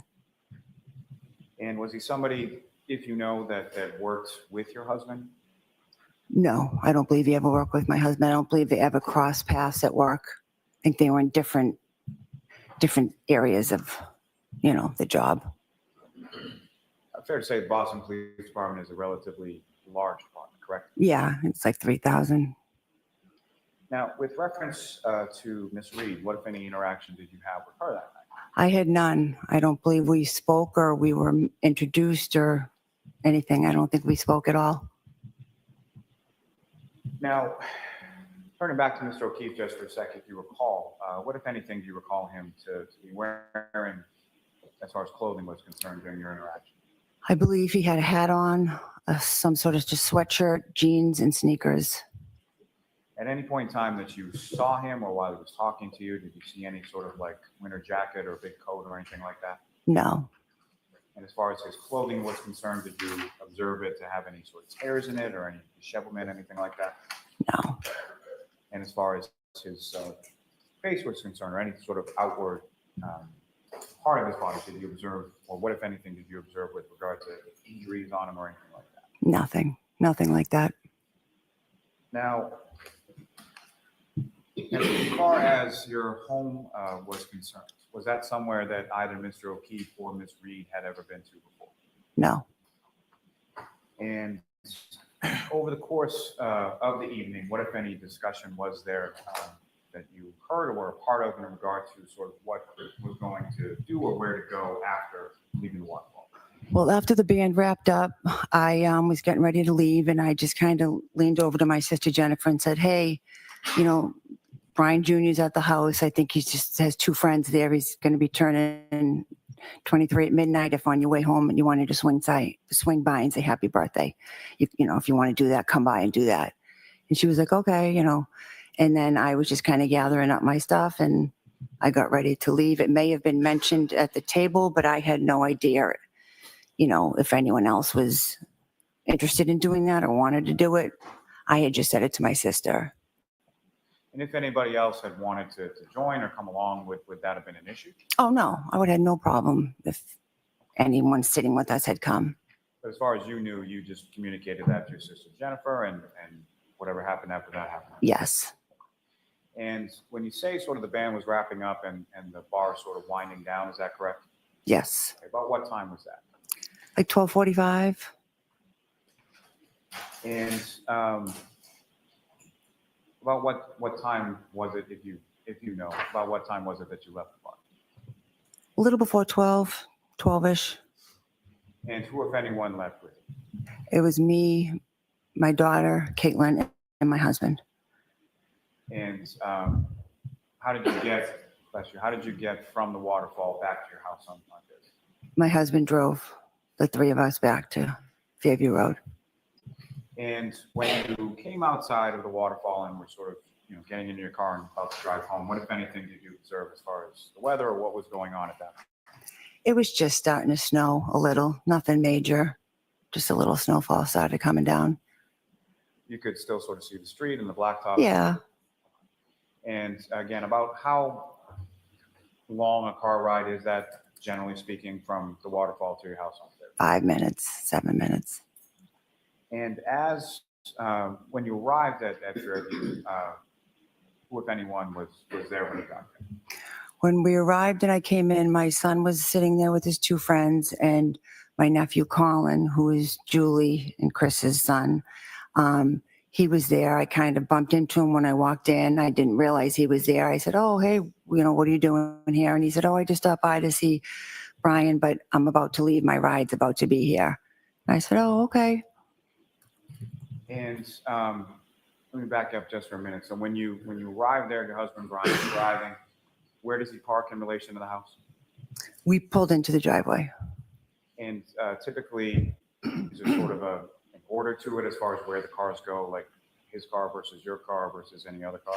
Not really. No. Do you recall on that evening which side of the driveway he pulled into, the left? I believe it was in front of the left garage. And when you come into and enter into the house when you were living there at 34 Fair, was there, how many doors are there sort of on the front of the house? Well, there's a side door by the garage, and then there's like a front door in the front of the house. And is there any sort of particular rhyme or reason as to which door you would be entering? We usually use the side door. You know, initially I didn't like that because the side door walked right into the family room. So I kind of liked the other door. You could walk into a foyer you could take your shoes off, stuff like that. But eventually the people just didn't want to, it was, you know, quicker to walk in the side door for the kids, I guess. So they would just go in the side door. But I think that night, because of the weather and it was wet out, I think I went in the front door so I could walk into the foyer and take my shoes off or wipe my feet or whatever. But some of the other people still may have gone in the side door. And when you sort of come into that front door where you were going in to sort of take your shoes off in the foyer, is that when you ran into your nephew Colin? Yes. And about how old was Colin around that time? It was 17. And you mentioned that he had a ride. Did he give you any indication as to who that ride was? He didn't mention at that time who the ride was. And that sort of interaction that you had with Colin in your house prior to him leaving and walking out, about how long a period of time was that? Couple minutes, not even, just a quick interaction. And then he left the home. You didn't see him for the rest of the night. No. And then you come into the home, and again, I'm sorry, who was there sort of initially when you come? So my son Brian and his two friends Julie and Sarah were just kind of sitting at a kitchen table in like the dining room area of the kitchen. If you could explain to the jury sort of the layout of your home at Fairview? So you walk into a foyer, and then where is the kitchen related to that? Well, if you walk in, if you go to the right, it's like an open doorway, and that's kind of like the dining room part of the kitchen. But then it extends to the back of the house where it's like an island and like the sink and the counters and the cabinets and all that. So it's just like long. So as far as the dining room and the kitchen, is there any sort of like wall or structure? or anything No, it's separating them? open in between the two of those things. And then if I were to go sort of further back within that home beyond the kitchen and the dining room, what's back there? Well, to the right, there's like the family room. And is there anything as far as the wall? Can you see into the family room? You can. It's like an opening. Yeah, it's not completely open, but there's an opening. So if someone was standing in the family room and you were standing in the kitchen, you could see them, converse with them, that kind of thing. Yes. And when you come in and your son Brian Jr. is sitting around the table with two girls, Sarah and Julie, what are they doing? We're just sitting there. Was there any sort of music playing or anything like that going on? There may have been. I'm not sure if there was music playing at that time, but there might have been. When you say at that time, was there anything that happened later on? Well, later on, I remember that we had music connected to like a little speaker that we were playing. ABL, like- Yeah, but when I first walked in, I don't remember if they had music going or not. And you get back to the house, and what is it that you're doing sort of when you come back? So I come in, I assume I, said happy birthday to my son, said hello to his friends, and then I just kind of went to the kitchen area, and like they had ordered food, and so I just did my usual thing. I just was picking up, wasn't a huge mess, but I was just picking up the area, cleaning, probably check the bathroom to make sure that was clean. Just my usual thing that I do, just picking up around the house. And I don't mean to minimize this in any way, but you basically did the mom thing where you go around and start cleaning up, correct? Yeah. Yep. And is that something that you did sort of continuously throughout the evening, or? Yeah, that's kind of what I do. Now, after you arrived home, who, if anyone else, came by your house? Well, once we were there, it was me and my daughter and my husband, and Brian Higgins had come in. And then it was, Brian and his two friends were already there. And then my sister Jen and her husband Matt came in maybe like 12:15-ish. And so, Mr. Higgins, did he come in around the same time as you, or did he come after, before? Yeah, he came in the same time. I mean, I think he might have pulled up to our house before us. But we got out of the car and went right into the house. So I assume he just came in, basically around the same time. Do you have any idea sort of what Mr. Higgins was driving that night when he came to your house? I believe it was a Jeep. Do you have any idea where, in reference to your house, where Mr. Higgins parked? I'm not sure. I thought it was out on the curb facing up Fairview, maybe by our mailbox, but it could have been in the driveway. I'm not 100% sure. Not something you were particularly paying attention to? No. And at some point after you and your daughter and your husband and then Mr. Higgins comes along, about how long a period of time is it between your arrival in the home and then when Ms. McCabe and her husband come? 15 minutes, 20 minutes. And as far as your nephew Colin, when he had left, was Ms. McCabe and her husband there yet? No. And when Ms. McCabe and her husband come, where is it that, while you're at your house, where is it that everybody sort of congregates? They came in and they sat down at the kitchen table with Brian and his two friends. And then I believe my daughter, Caitlin, was sitting at the table as well. And back at your home after leaving the bar, was there any drinking that was going on there afterward? Yeah. And about how long, skip forward to a little bit, people had left your home, about how long a period of time was it that people, from the time that you arrived back from the waterfall to the time that people sort of left and you closed down? By the time everyone left, it was probably close to 2. And who was the last person that left? My daughter, Caitlin. And do you know how it was that she left or who, if anyone, picked her up? Her boyfriend, Tristan, picked her up because, like I said, he was going to have to get up anyways overnight to do the shoveling, plowing thing. So I think she didn't want to get stuck probably at our house for the next day. So she had just said, hey, can you? Okay, I'm going to end your answer there. Next question, Mr. Lally. Prior to your daughter Caitlin leaving, let me ask you this. As far as people leaving from your house, what was sort of the order of how people left and when people left? I believe Brian Higgins left first, approximately 1:30ish. Then Jennifer and Matt and Brian's two friends left 12:45, 12:50. And then, 1:45, 1:50, I'm sorry. And then Caitlin was probably closer to 2. And when your daughter Caitlin left, who, if anyone, was left downstairs and sort of awake between yourself and the other people that lived there? Just me. So your son and your husband have both gone up to bed at that point? Yes. And at any point in time,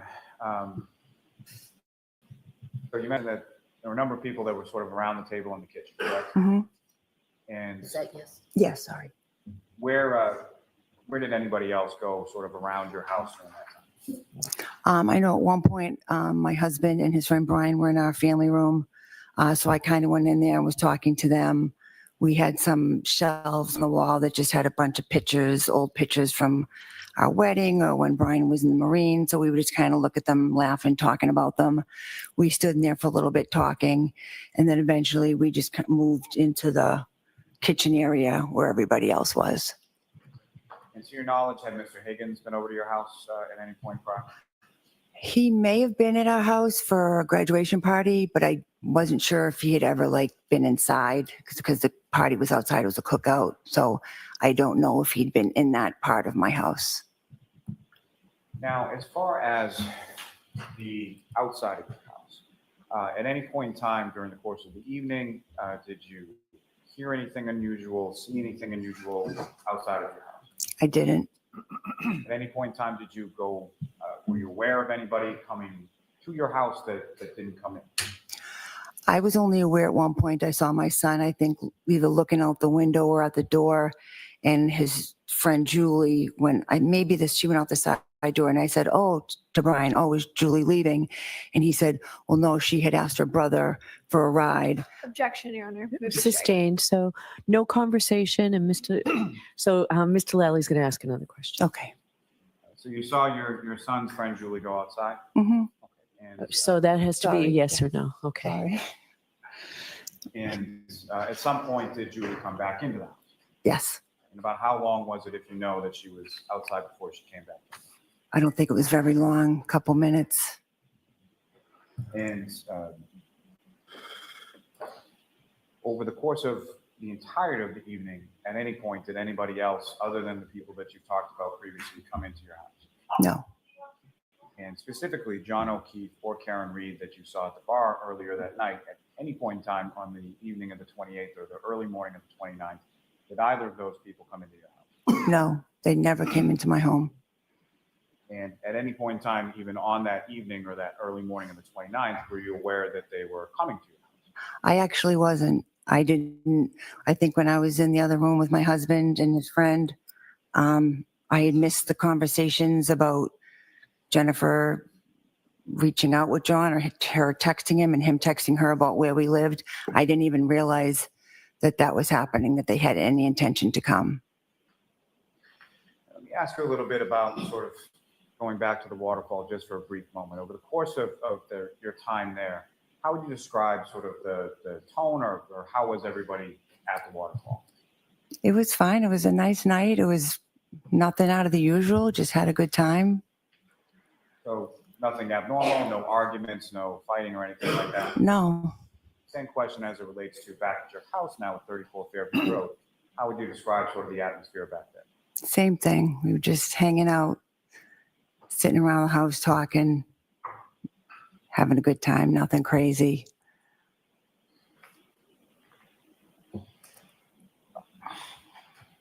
Now,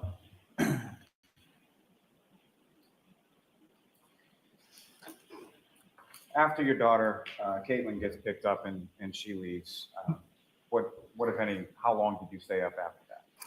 I think once she left, I just did my final cleanup of the kitchen and, shut the lights, and I went upstairs to bed.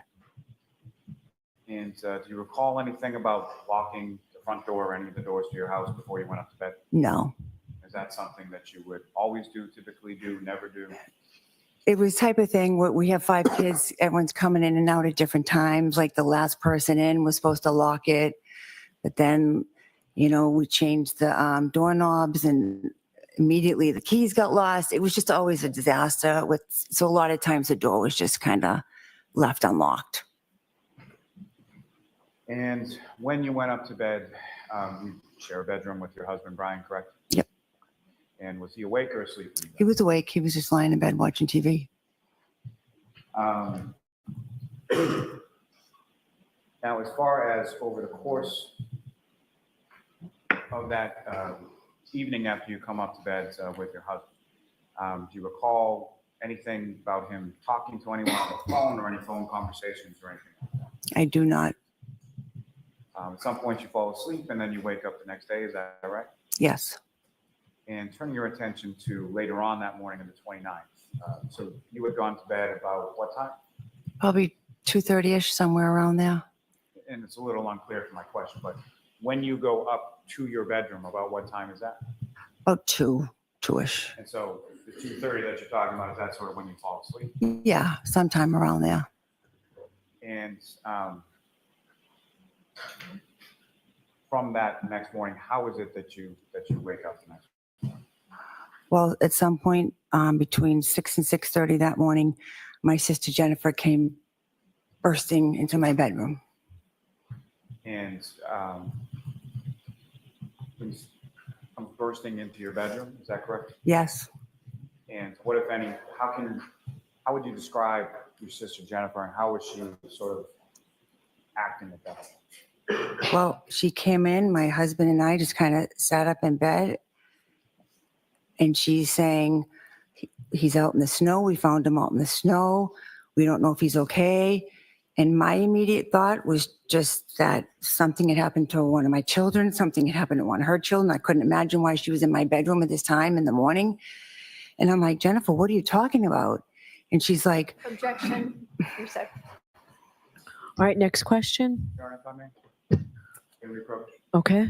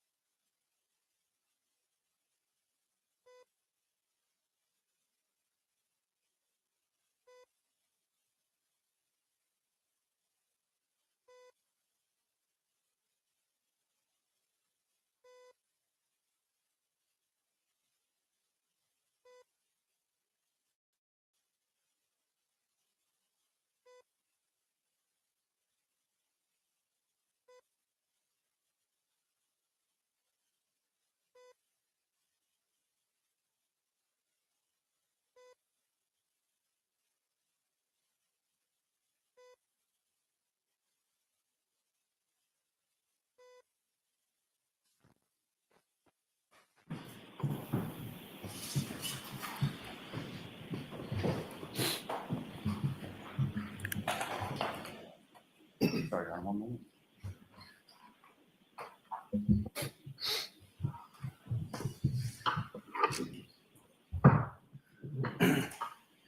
Let me back you up just for a second and I'll get back to this. As far as when your sister Jennifer comes into your bedroom, do you know about what time that was? between 6 and 6:30. And it's fair to say that's not a normal occurrence. No, it's never happened before. And if you could just describe your sister Jennifer's demeanor when she first comes into your bedroom? She was hysterical. And she says some things to you, and then where did you go from there? Well, I tried to ask her what was going on. What is she talking about? And she told us. Objection, Your Honor. No, I'm going to allow that. So she told us, what had happened or what she had just witnessed outside. And we were just trying to understand what she's saying. Like I said, I didn't know if it was something that happened to one of her kids, one of my kids. And so I said, Jennifer, I don't know what you're talking about.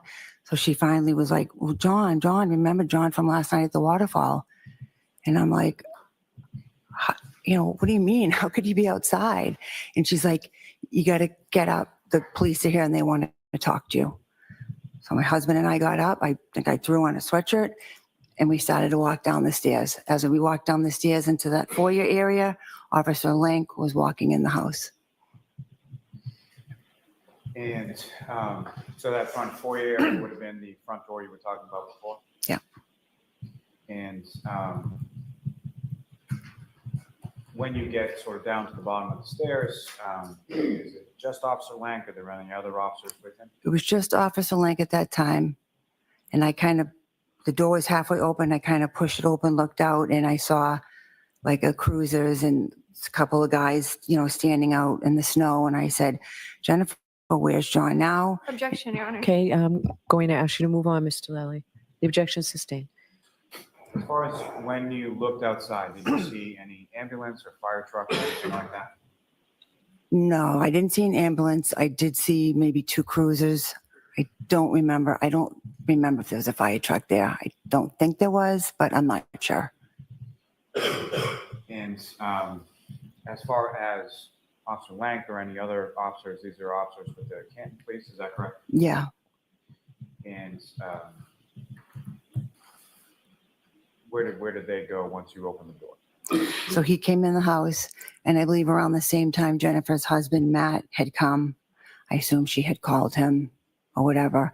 So it was me, Brian, and Jen and Matt, and Officer Lang said, can I come in? Can I talk to you guys? And we said, sure, absolutely. He came in, we sat at the table, and he was just kind of asking us all, okay, well, where were you last night? Objection, Your Honor. Okay, sustained. Next question, please.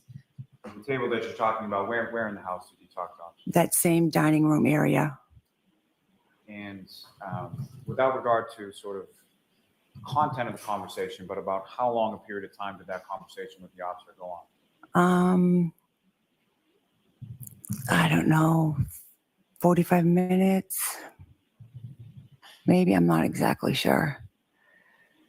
As far as how the conversation ended, at any point during the conversation, did yourself or your sister or your husband or did anyone ever sort of end the conversation or tell the officers to leave the home or anything like that? No.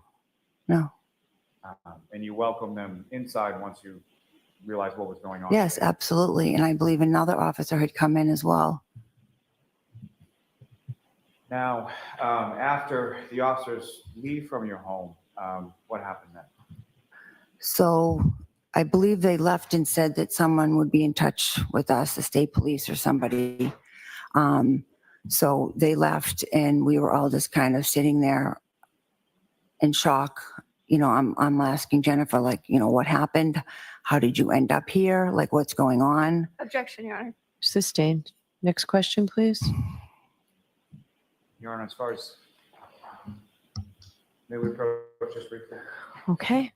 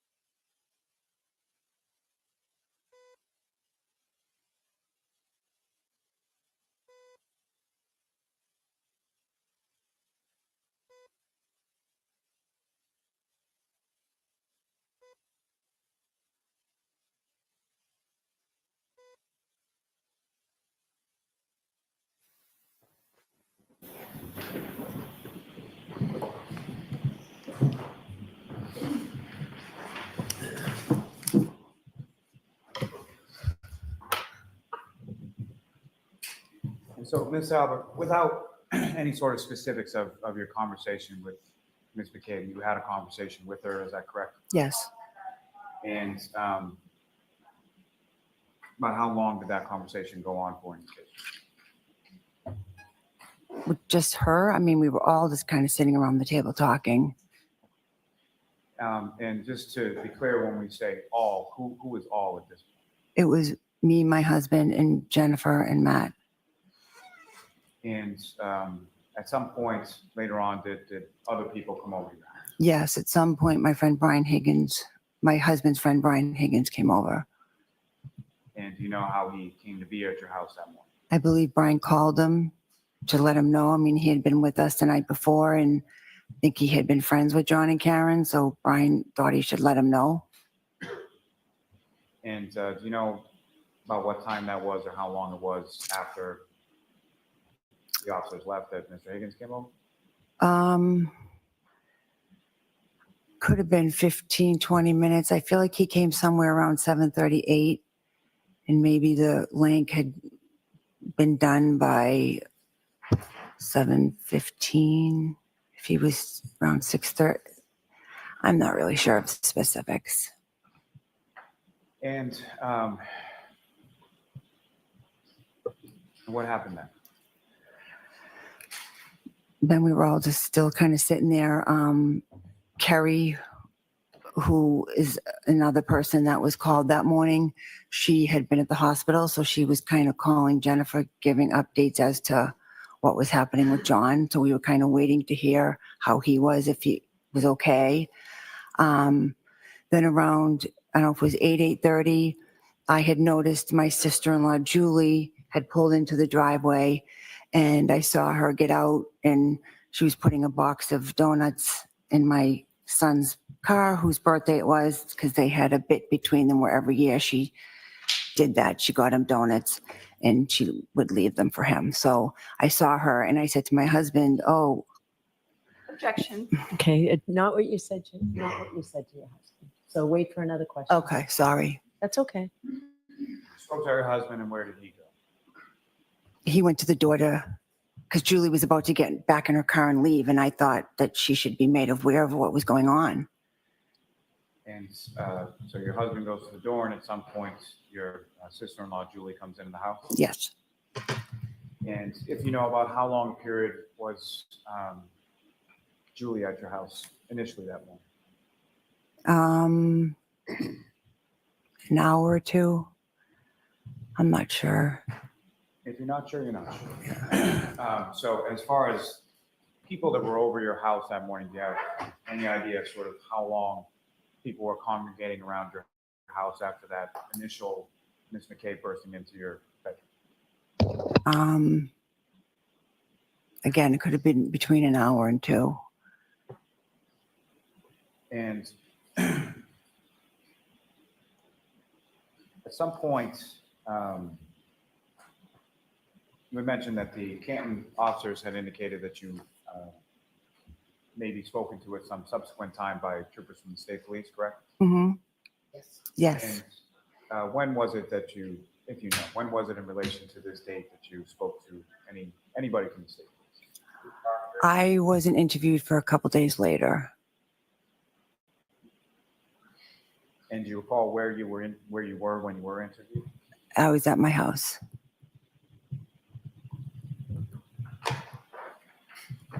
Now, with reference to, you indicated that on the way back from the waterfall to your house at Fairview on the night previous, on the 28th and the 29th, it just started to snow, is that correct? Mm-hmm. Yes. Now, when you looked outside or opened the door for Officer Lank as he came into the house, what, if anything, did you observe as far as the weather and how it had changed in the interim? Well, to me, it was starting to look like blizzard conditions. It was very windy. It was snowing. It was, snow was starting to come down a lot now, and it was probably a couple inches accumulated. And it was, Now, at any point in time over the course of that day on the 29th, did you yourself, did you go outside from your house into the front yard or the driveway or anywhere else? I didn't. and anyone else from your house other than the people coming and going. The people that live there, did you observe them going out into the front of the house area? No.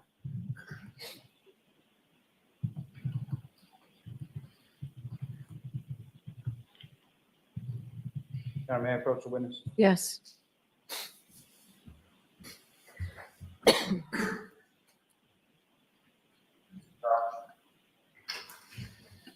Ms. Albert, I'm placing before you a series of 8 photographs. I just asked you to look at them, Hmm. review them, and then just look up whenever you finish. Are these already in evidence? Fair enough.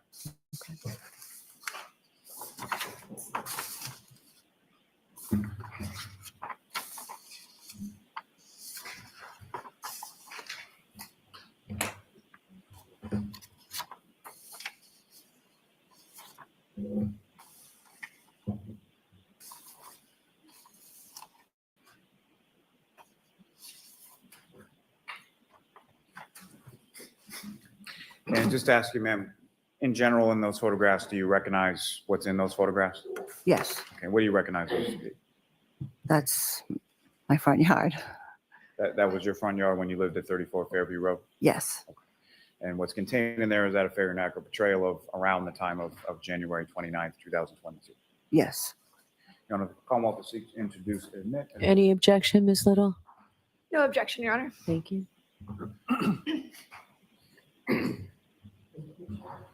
Yes, please.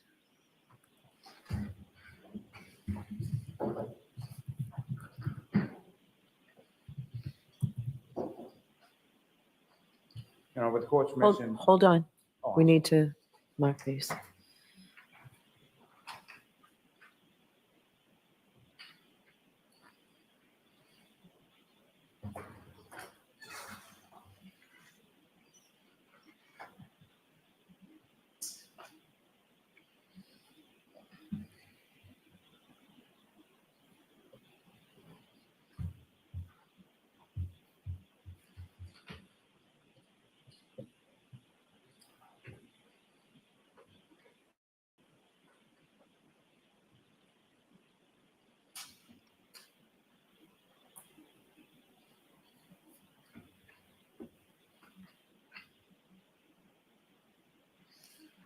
How many were there, Mr. Lally? 8.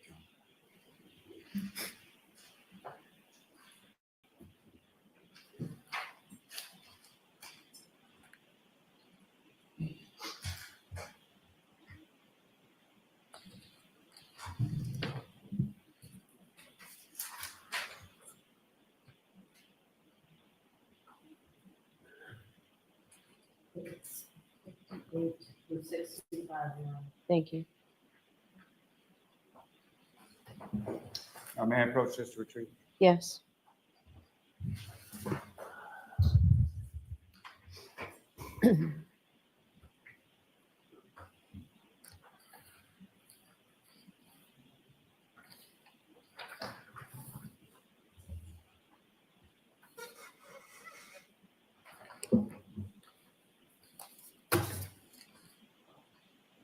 Just one moment, Your Honor. Yes.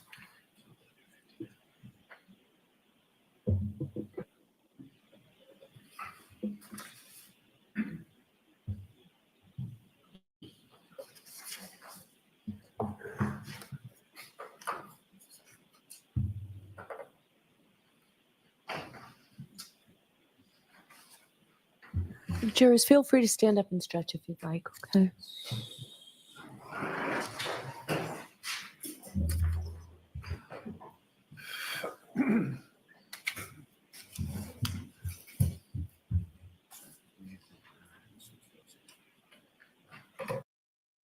And do you see anything as far as like a box or something like that? Yeah, I believe there was some electrical box that I don't think we ever actually knew what it was or what it did. So fair to say all the years that you lived there, it's not something that you utilized or even knew what it really did. No, Now, this particular area of the yard, in its relation to the house, was that a part of the yard that was used or utilized by the family all that much when you lived there? no, And that part of the yard where the fire hydrant, flagpole, that is, how close is that to sort of the next door neighbors abutting the property? It's pretty close. It's almost, I would say, on the, close to the property line. Now, as far as from the side of the road, in between sort of the curbing from the roadway and your front lawn, there's nothing there as far as a sidewalk or anything like that, is that correct? Right. And the curbing that's between sort of the roadway and the front lawn, how would you describe that? Is it a sharp curb, rounded curb? It was kind of a rounded curb. Now, with reference to your driveway, do you see that depicted in this particular photograph? You can't really see it in the picture, no. But I mean, it's would be over here. Thank you. Yeah. If I could direct your attention to the next photograph that you have before you. Hmm. Ms. Gilman, if I can have that one up on the screen as well.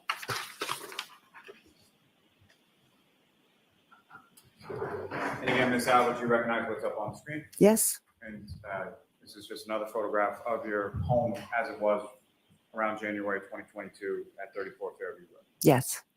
And from this photograph, you see now sort of the driveway and where that is. Yes.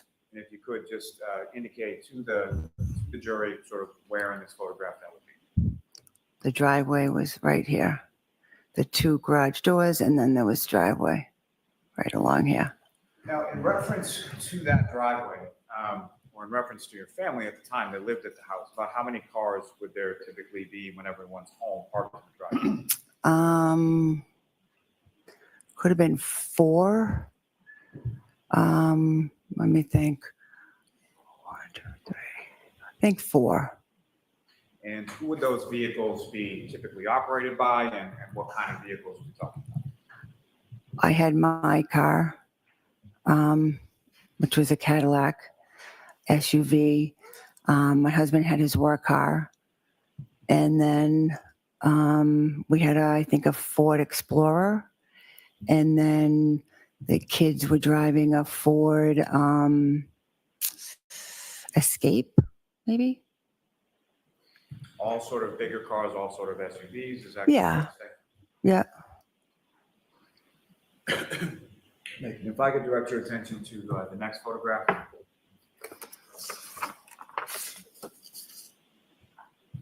And again, what's up on the screen, is that what you have before you as the next exhibit? Yes. And just for the record, if you could read the number that's on that photograph now. 60? And again, what's up on the screen, is that just another depiction of your home at that time? Yes. Now, when you open that door and Officer Lank is there and you invite him into your house to talk, you said that you saw some cruisers, correct? Mhm. Where in relation to your property were the cruisers when you opened the door and saw them? If you could direct the jury's attention in this photograph. I believe they were right here. Somewhere here. If I could direct your attention to the next photograph that's in there. Yep. And again, the photograph that's up on the screen, is that what you have before you? Hmm. And again, I'm sorry to keep asking Yes, you this, but yes. if you could read the number that's on the photograph. 63. And so exhibit 63 up on the screen, if you could describe to the jury sort of what part of your property or abutting property are we looking at? Believe our property ended, somewhere along here. Right about in the general area of the electrical box and fire hydrant you were talking about? Yeah. Yep. And that next door residence there, do you know offhand what the number was for that? I don't. Maybe 36? I'm not sure. Somewhere in the vicinity of your number 34. Yeah. And if I could direct your attention to the next photograph then? Mm-hmm. 64? Thank you. Yeah. On face. So with respect to this photograph, as far as the sort of side door, do you see that in this photograph? Yeah. The side door would be right here. And there's sort of another door off to the right of the photograph, is that correct? Yep, that door would go into the garage. And typically, at least around this time in January or late January 2022, as far as the vehicles that you were talking about, would any of those vehicles go in the garage or what was in the garage? The garage was a little bit cluttered, so if there was a storm coming, we would try to arrange things so we could at least maybe get one or two of the cars in there, but otherwise we didn't put the cars in the garage. Only if it was gonna, be a storm, we would try to get some of them out of the driveway. And with reference to these specific dates, of January 28th and the 29th, and this specific storm, do you recall anything as far as putting vehicles in the garage on those dates? I don't, I'm not sure. I'm not sure if we had maybe put mine in there because I had gotten picked up that night. I'm not sure. And I believe, is there one more photograph that we have to talk about?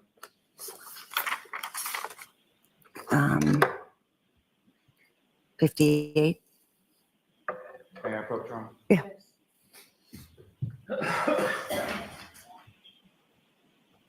No. Okay.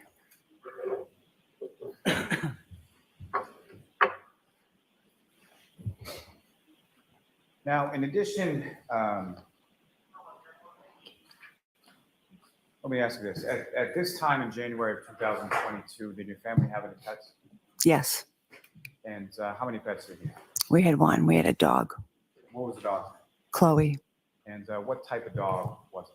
She's a German Shepherd mix. And how long had you had the dog at that point? About 6 years, I believe. And do you recall sort of when you got the dog, how you got the dog, or where you got the dog from? We got the dog from a shelter in Texas. And what type of, so shelter, or fair to say it's a rescue dog? Yes. And where did the dog typically go within the house? It was when it was allowed anywhere in the house.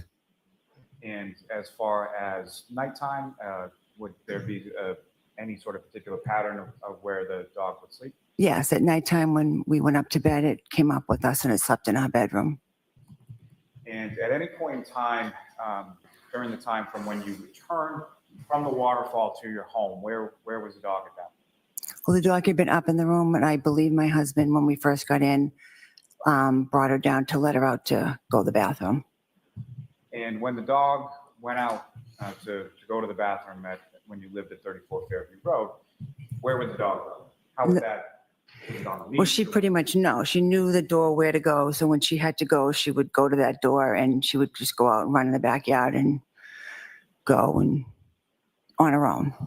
So on her own, and someone would sort of stand at the back door? Yes. And the back door that we're talking about, what kind of door is that? It's a regular door. I mean, is it Like- a door that opens? Is it a sliding door? Oh, yeah, no, just a regular door. And it had, I think, a storm door, behind it. And the backyard area of your home at 34 Fairview, when you lived there in around January 2022, how was that enclosed at all? It was fenced in. So dogs couldn't get out if everything's closed up in the backyard. Yes, as long as the gates were shut. And as far as that particular evening, after you returned from the waterfall, you indicated your husband let the dog out. About how long a period of time was the dog outside? I believe it was pretty quick. She went, did her business, and came back in. I think she might have walked around the kitchen for a minute or two, and then I think you just brought her back upstairs. And to your knowledge, did Chloe the dog, did Chloe go outside at any other point over the course of that evening? No. Now, at some point, obviously you've moved from 34 Fairview to North, correct? Hmm. And when about was it in relation to this incident of January 29th, 2022 that you We moved in April of 2023. and if any plans or discussions were there in reference to moving prior to January 29th? Objection, Your Honor. So not the specifics, but generally, not the conversation. We had always planned to move, but it was it was in our plans that, what kids were starting to get older, we were looking to possibly downsize. So at the end of 2021, my husband's brother had sold his house. Objection. No, I'm going to allow that. My husband's brother had sold his house and got a good deal for it. It sold pretty quickly. The market was really good at that time. So we just started thinking, hey, the kids are getting older. A couple of them had already moved out. We weren't going to be able to stay in that house. It's like a 5-bedroom house. Once our kids were gone, my husband and I wouldn't have been able to maintain that. Needed a lot of work. We couldn't afford it. So we said, maybe now's the time we should put it on the market and see what happens. So I think in November, December, So hold on. Next question, Mr. Lally. sorry. No, that's okay. So you put it on the market, it's sold, and then you moved. Objection leading. The objection sustained. Ask a non-leading question. When was it that the sale was finalized? April of 23. And as far as selling the house, what, if any, relationship did that have to what occurred on January 29th, 2020? It had no relation to it. We had already had thoughts and plans of doing it before that happened. We had reached out to a realtor in the end of 21. May I have one moment, Your Honor? Yes.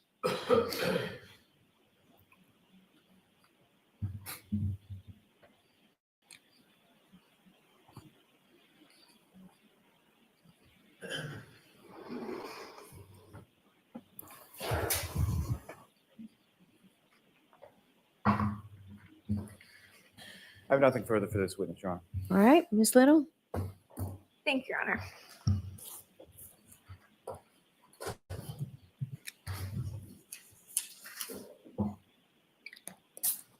Good afternoon, Ms. Albert. Hello. You were at the Waterfall Bar and Grill on January 29th for approximately 4.5 hours. Is that correct? I was there from say 7:45 till about midnight. So about 4 hours? Yeah. And you were there with a group of individuals, including Brian Albert, Jennifer McCabe, Matt McCabe, Julie Albert, Chris Albert, Caitlin Albert, and Tristan Morris, and then were later joined by Brian Higgins, correct? Yes. Okay. You testified that John O'Keefe and Karen Reed joined your group around 11 p.m. Is that right? Approximately. Over the course of those 4 hours that you were there, did you see any sort of tension whatsoever between John O'Keefe and Ms. Reed? Well, no, they were only there for an hour when I was there, but I didn't have really any interaction with them. But no, I didn't see anything. So based on your observations, everyone appeared generally happy and in good spirits, correct? Yes. Yep. At any point while you were at the Waterfall Bar and Grill, did you observe Karen Reed stumbling, slurring her words, or otherwise appearing to be under the influence? I did not, but again, I never engaged in any sort of conversation with her. Did you observe your husband and Brian Higgins engaging in sort of practice fighting techniques while you were at the Waterfall Bar and Grill? I saw them fooling around with each other, yeah. Okay. Your Honor, if I could show just a screenshot of a video that's been previously marked. A screenshot of it? Sure.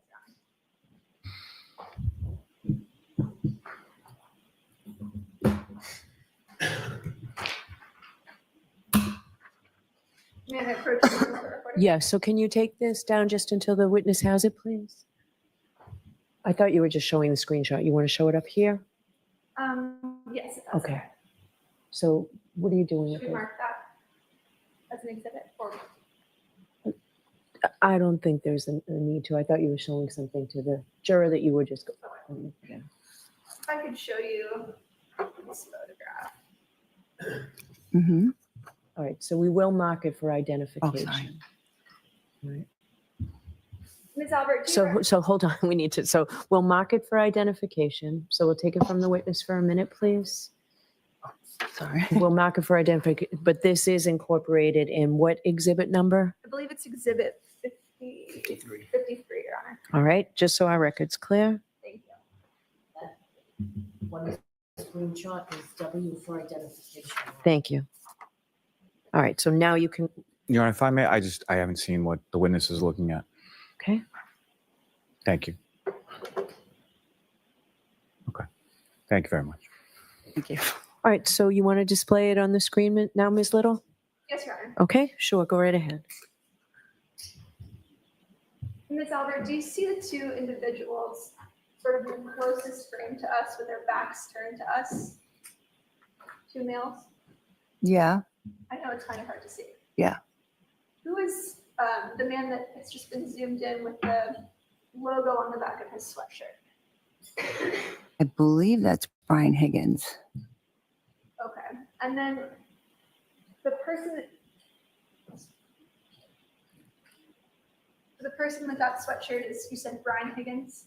I think. Yeah, it's a little hard to tell. Over the other individual who's sitting right next to him. I know this is kind of hard to see because the number's blocking it. Yeah, But does that appear to be your husband to the left, kind of in a fighting stance? yeah, I think so. Okay. Ms. Albert, when your husband drinks, does he often So I'm spar? sorry, are we taking this down or keeping it up? Yes, Your Honor, you can take it down. Okay, thank you. Ms. Albert, when your husband drinks, does he often get into sort of these practice sparring, practice fighting stances? Is that common for him? Objection. No, I'm going to allow it. No, I don't think so. So this type of behavior was unusual for him. No, I think they were just fooling around. I don't think there was anything much to it. My question was, is it unusual for you to see him sort of practice fighting? I wouldn't call that practice fighting. I think they were just fooling around. And yeah, maybe I've seen him do that other times, but it was fooling around. They weren't practicing. Let me put this a different way. You do know that your husband is a highly trained fighter, correct? Objection. I'll allow that. Absolutely not. Your husband has no fighting experience whatsoever. A highly trained fighter? No, he's not. He has boxing experience, correct? Objection. So I'm going to see you at sidebar on this, please.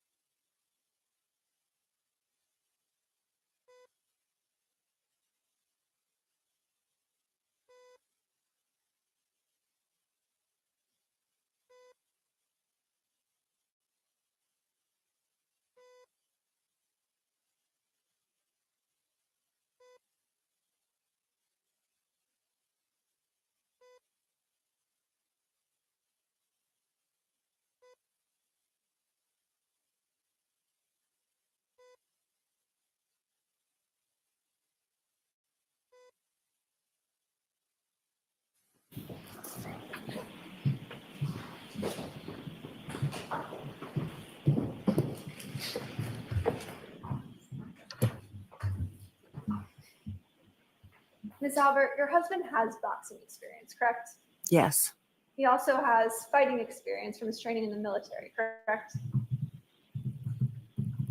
I don't know what fighting experience from the military means. I mean, he was in the Marine Corps. He was out of the Marine Corps in 1992. But he had training through the Marine Corps and through the Boston Police Department with fighting and defensive tactics, correct? I assume so.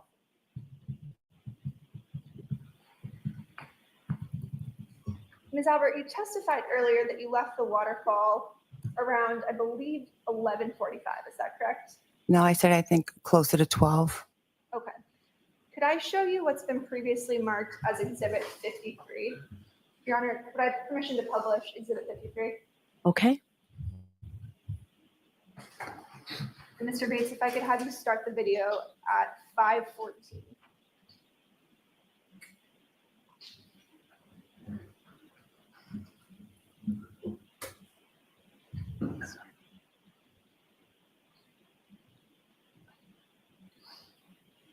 If you could pause.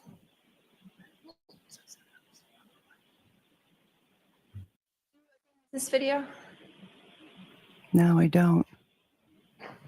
do you see the woman that's in the lower quadrant? Do you recognize that individual at all? I don't. It's so I can't tell who that is. I know this is not the best video, so I'll play a little bit more and see if you might be able to recognize it. You don't recognize who that individual is? I mean, it could be me. I'm not sure. I can't really tell. All right. So this is an instance where the video has to speak for itself, right? Understood, Your Honor. You could play just for a little bit longer. Good pause. Did you recognize the woman that just sort of walked forward? Yes. Now seeing the coat, I recognize that it's me. Thank you. And did you see what was in your hand when you walked by? I don't. You could play just a little bit more.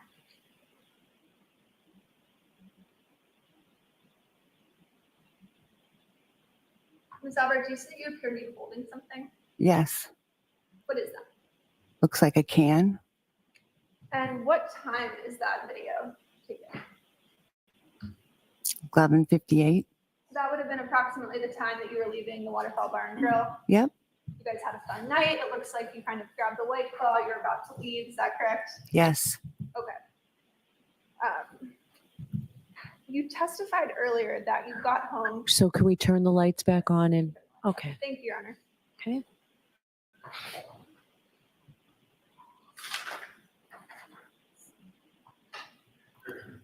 Let me switch gears a little bit. You testified earlier that there are 4 cars that are usually parked in the driveway at 34 Fairview, correct? Yes. And you listed at least the make and model of about 3 of those vehicles. Yep. Do you recall that? Yep. You said there's a Cadillac that usually is parked in your driveway, there's a Ford Explorer, and there's a Ford Escape, correct? But you also said there's a 4th car. That's your husband's work vehicle. correct? Yes. Yep. What type of car is that? That's a Ford Edge. A black Ford Edge. correct? Yes. Yep.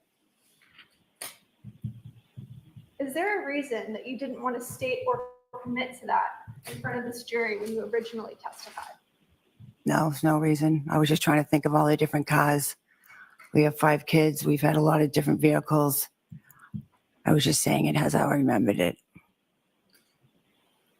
News coverage in this case has revealed the importance of a Ford Edge. Objection, correct? Your Honor. Sustained. In your mind, a Ford Edge has significance to this case, doesn't it? Objection, Your Honor. No, can you answer that? Does a Ford Edge have significance in this case to you? I've heard it talked about. Yeah. And what you've heard talked about is that an eyewitness saw. Objection, Your Honor. I'm going to stop you on that. The objection sustained. Ms. Albert, you know there's significance to the Ford Edge, and that's the one Objection, thing Your Honor. that you did not mention in your initial testimony, correct? So I'm going to allow that question. Can you answer that? I just was trying to think of all the different makes and models. I did not purposely say that.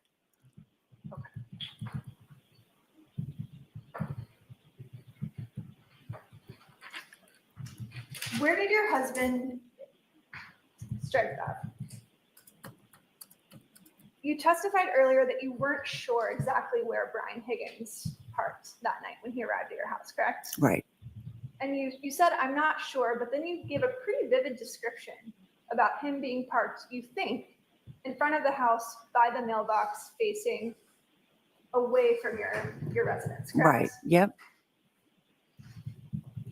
Is that statement something that's from your personal recollection or for something that you've discussed with other witnesses in this case? No, it's from my personal recollection of what I'm pretty sure I remembered. He pulled in first, he backed out so we could pull in, and then I'm pretty sure he pulled out and parked along the curb where the mailbox was. So you haven't discussed that statement with any other witnesses in this case? I don't remember. I don't think so.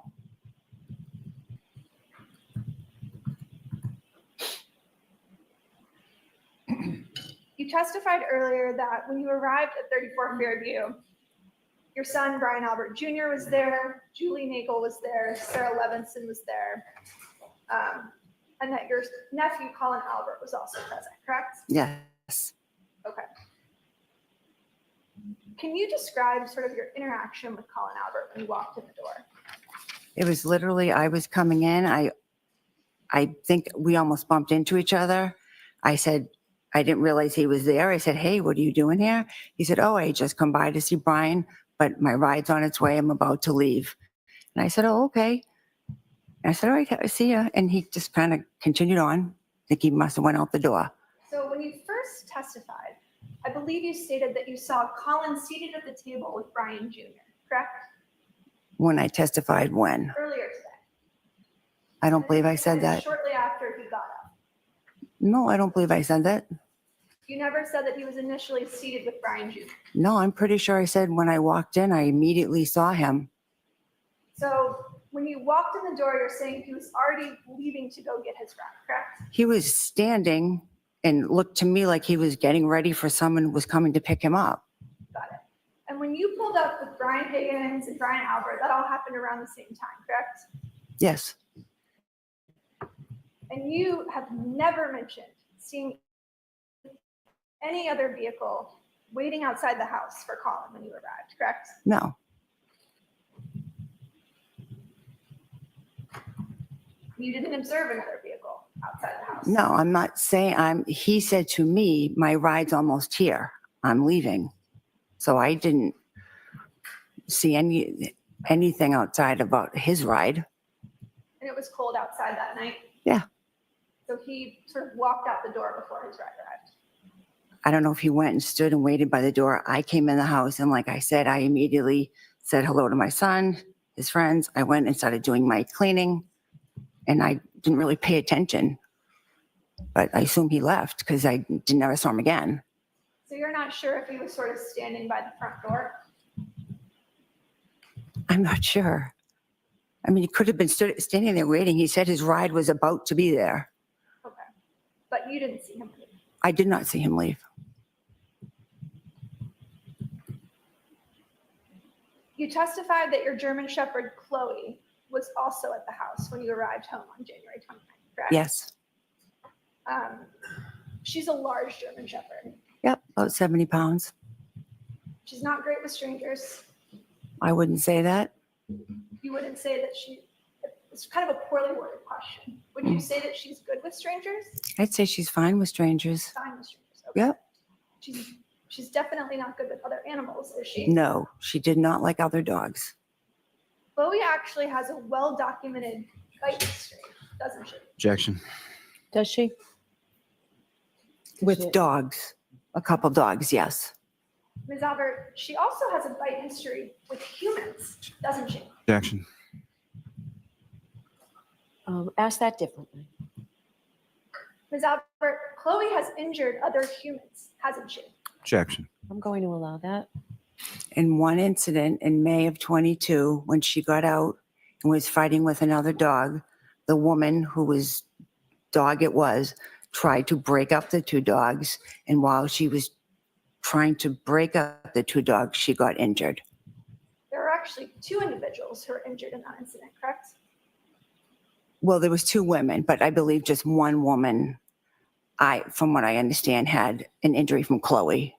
The other one may have fallen or something, but I'm not sure 100%. There were two women who were actually taken to the hospital after that incident, correct? Yes, a neighbor had called the police or called an ambulance just to make sure they were okay. And you mentioned that Chloe had actually escaped from the backyard Mm-hmm. in that incident. Yes, And that happens from time to time at your house, correct? it had happened a few times, yes. And Mr. Albert let Chloe out when he arrived that night, correct? Yep.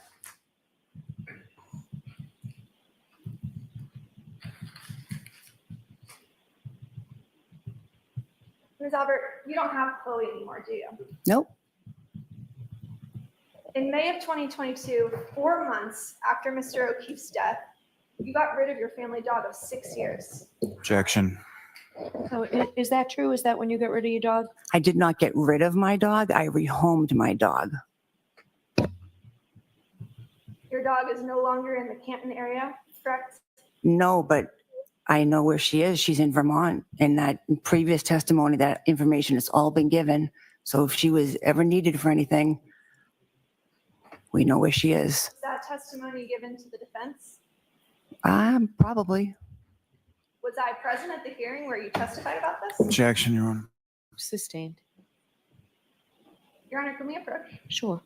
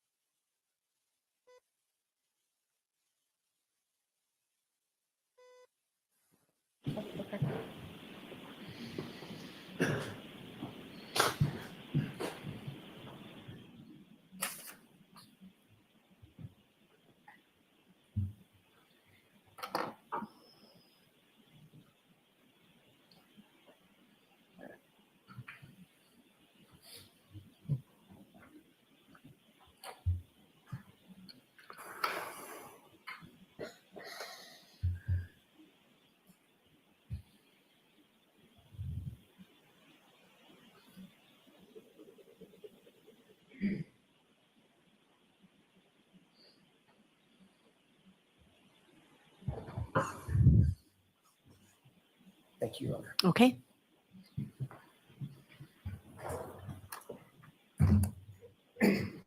Ms. Albert, you're aware that we actually sought records regarding Chloe and her bite history, correct? Objection, Your Honor. Was it from this witness? It was. from- That's a yes or no from there. Yes or no? Well, it was from a custodian. Okay. I'm going to sustain the objection.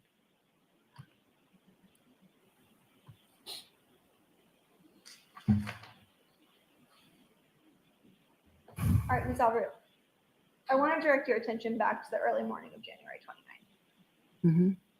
You testified that everyone who arrived at your house just after midnight was sort of generally gathered at the table in the kitchen area, correct? Yes.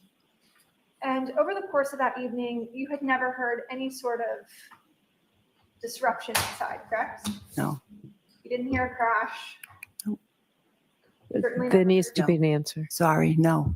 You certainly never heard any screaming or yelling, No. and you never heard the screech of any brakes outside, correct? Correct. Okay. On July 20th, 2023, you testified before a grand jury, and Mr. Lally was not there, correct? And ADA McLaughlin was also not there, correct? Okay. Do you recall that? Yes. And you were specifically asked during the course of that hearing where everyone was positioned around the table that night. Mm-hmm. Do you remember that sort of line of questioning? Yeah. And you explained that your sister Jennifer was seated next to Brian Jr. Jackson, is there a question? We're getting that question, so go ahead. You were very specific about kind of how people were seated at that table that night. Do you remember that testimony? You explained that Jennifer was seated next to Brian Jr. and Matt McCabe was across from him. Do you recall that? Yep. But when you were asked where your husband and Brian Higgins were positioned at the table, you weren't able to place them there. Isn't that true? Because I don't believe they ever sat at that table. And what you told the grand jury during that hearing was that at least at one point, they had left the room and they were outside of your view, correct? I'm not sure I said that. Told the jury that you were cleaning and you weren't sure where they went, correct? Well, initially when I first came in the house and I was doing my thing, I don't remember exactly where And you they were. told the grand jury that you don't recall seeing them at the table, but you don't recall where they went because you were kind of focused on cleaning, correct? Right. And there was one point at which you said that you joined them in family Yes. room. Is that right? Okay. But while you were cleaning, you said, I don't really know what they were doing, but they weren't there, correct? Yes. So you recall your husband and Brian Higgins left your view and went to some other place in the house that evening, correct? They could have. Ms. Albert, how many steps is it from the front door to the basement? Steps. It's a poorly worded question. I will rephrase it. When you open the front door of your house, Uh-huh. how many steps does it take to get to the door to the basement? 4 or 5.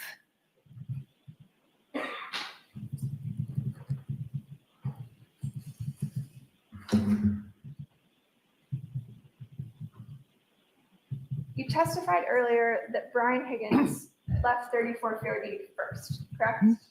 Yes. Then Matt McCabe, Jennifer McCabe, Sarah Levinson, and Julie Nagel left together, correct? Yes.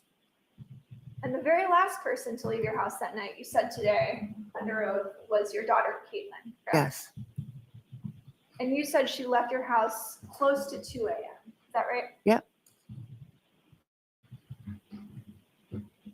Ms. Albert, that's not what you told Sergeant Lank on January 29th, 2022, is it? I don't recall what I told him. Would it refresh your recollection to take a look at your statement to Sergeant Lank? Sure. May I approach the witness, Your Honor? Yes.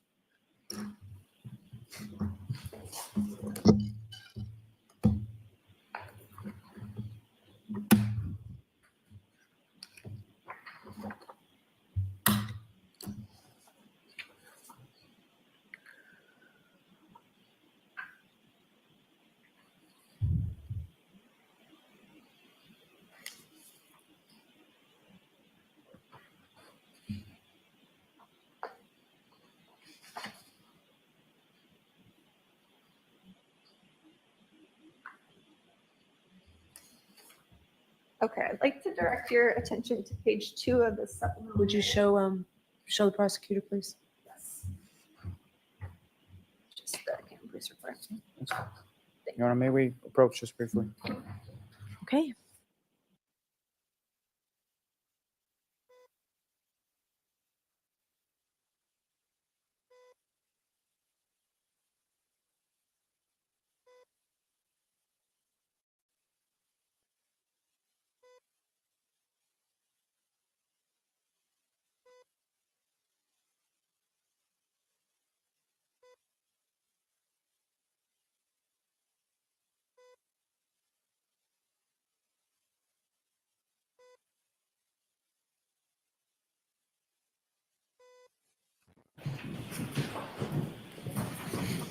Ms. Little, maybe you can clarify that. Sure. May I approach? Yes. Okay. I'd like you to take a look at page 2. Mm-hmm. And you don't need to read it out loud, but if you could read this very last paragraph here, Down hit 7. Or actually, this this section right here, Okay. the second paragraph to the bottom. And you Mhm. don't need to read it out loud, just look up once you're done. And are you going to clarify that, Ms. Little? Statement? Oh, how, can I approach, Your Honor? D-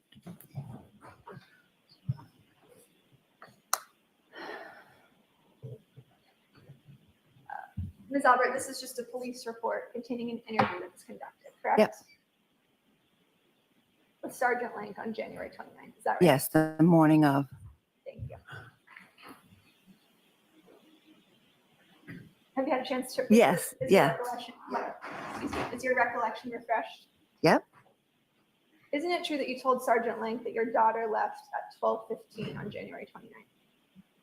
Do not recall saying that. I've maintained in every interview testimony I've had that she was the last to leave. So I don't know, it was very confusing that morning. Officer Lank was trying to ask everybody, where had you been? Where had you been? When did you get here? When did you leave? I don't know if somehow it was misconstrued, but I've always maintained that Caitlin was the last to leave. Understood. And that's because Sergeant Lank was talking to everyone at the same time, correct? Yeah, I mean, we're sitting around the table. It was a little, everyone was, we're all in shock and it was a little confusing. Sure. It was more of a conversation than an interview. Is that right? I guess you could say that. Can I approach? Yes.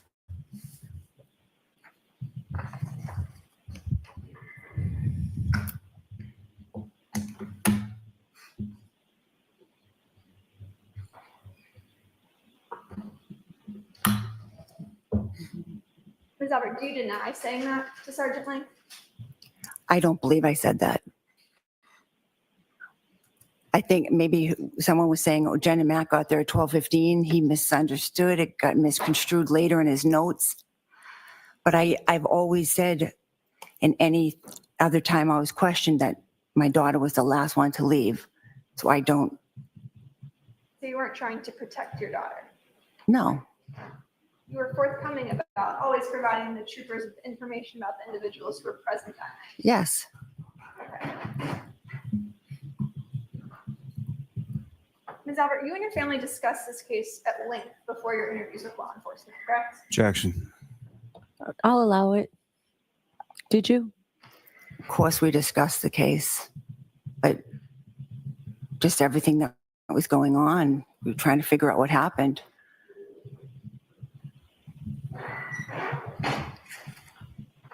And you testified that you spoke to Trooper Proctor on February 3rd, 2022. Is that correct? Yes, That would be 6 days after this occurred. Is that right? Yep. And that's the very first time that you were ever interviewed by Massachusetts State Police. yes, correct? Yep. Aside from that sort of conversation you described with Sergeant Lang. yeah, yep.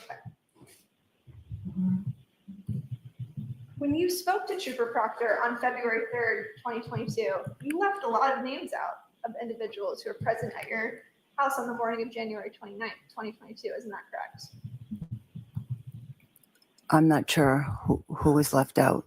Did you tell Trooper Proctor that your son, Brian Albert Jr., was home that night? Was home the night of his birthday, or what do you mean? Yes, the night of his birthday. Well, yeah, he was home with his friends. Did you tell that to Trooper Proctor? I assume I did. So if it wasn't in his report, that would have been his mistake? Objection, Your Honor. Sustained. Did you tell Trooper Proctor your daughter, Caitlin Albert, returned home with you after the waterfall? I believe so. Did you tell Trooper Proctor that your son had 2 female friends at your house when you arrived? I believe so. And notably, did you tell Trooper Proctor that Colin Albert was present at your house? I probably didn't, because anytime I was questioned about who was there, to me, it was who was there afterwards, hanging out from like the 12:15 point on. I didn't consider Colin as being there because I literally crossed paths with him. He left, and I didn't consider him being a part of the group that was there. Were you asked who was at the house that night? I assume he asked that, but I also didn't mention the people that my son had previous, because I didn't consider them as part of the people that I was with when I got home. You never mentioned Colin Albert to Trooper Proctor, correct? Correct. And you never mentioned Colin Albert to Sergeant Lang. Correct.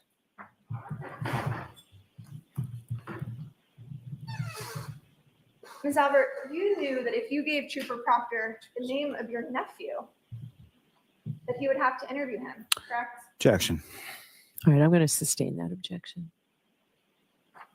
You didn't want your kids or your nephew to have to tell the police what they saw, what they heard, and what they did that night. Objection. I'm going to allow that. Is that true? That is not true. But you never told Trooper Proctor about Colin Albert. I didn't mention Colin because I didn't consider him as part of the group that we were hanging out with after the waterfall, because he left as soon as I walked in. I didn't even think of him. Didn't even think of him. No. Didn't think it might be important for the state trooper who was investigating this case to know the individuals who were leaving at the precise time that Mr. O'Keefe and Ms. Reed arrived at the house. Objection. Sustained.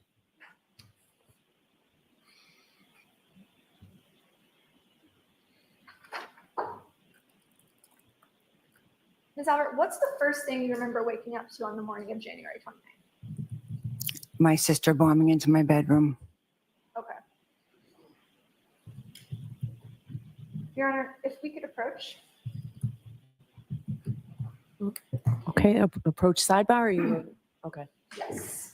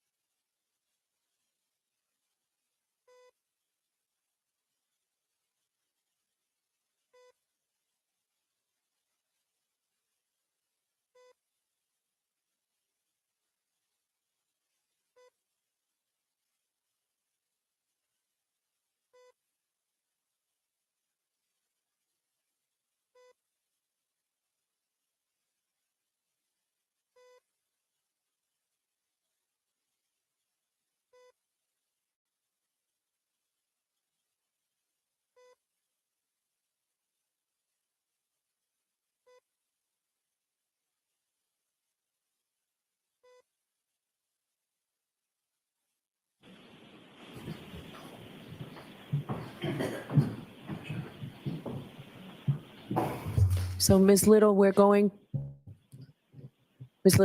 to mark what you have in your hand for identification. Thank you.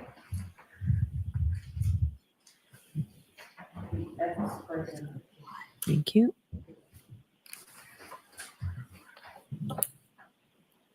Robert, I'd like to show you a photograph which purports to be. Just show her the photograph.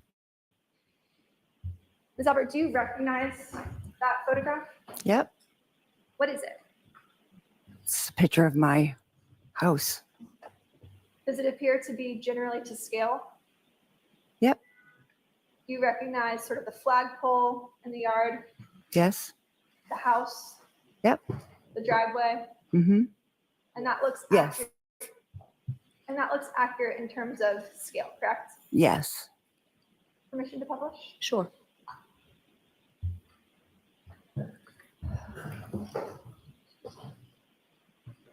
Ms. Albert, where is your bedroom located? Do you want me to show it? Yes, if you could explain. Right up here.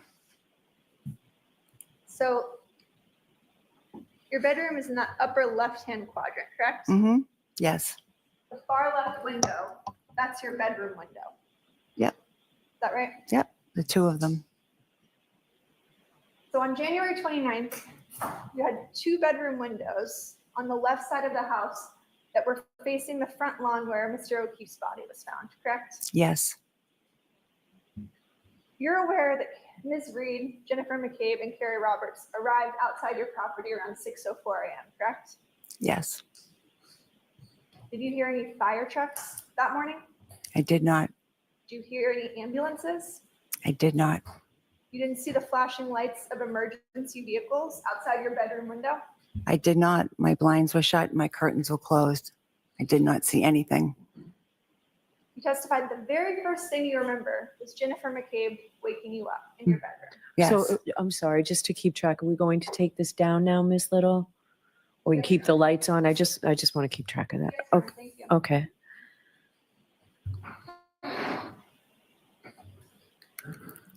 What time was that? I thought it was somewhere between 6 and 6:30.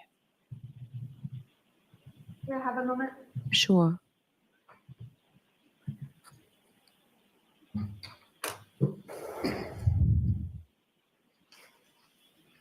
If I told you it was around 6:45 based on video surveillance footage, would you quarrel with that?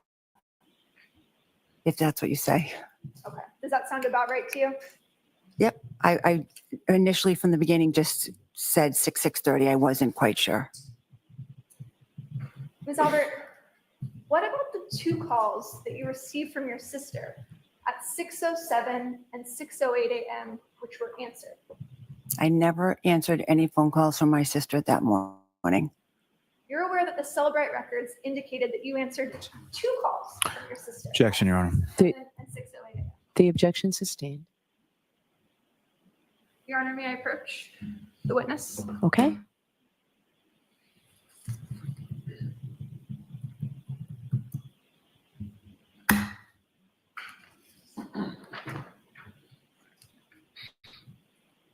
If you could take a look at this report.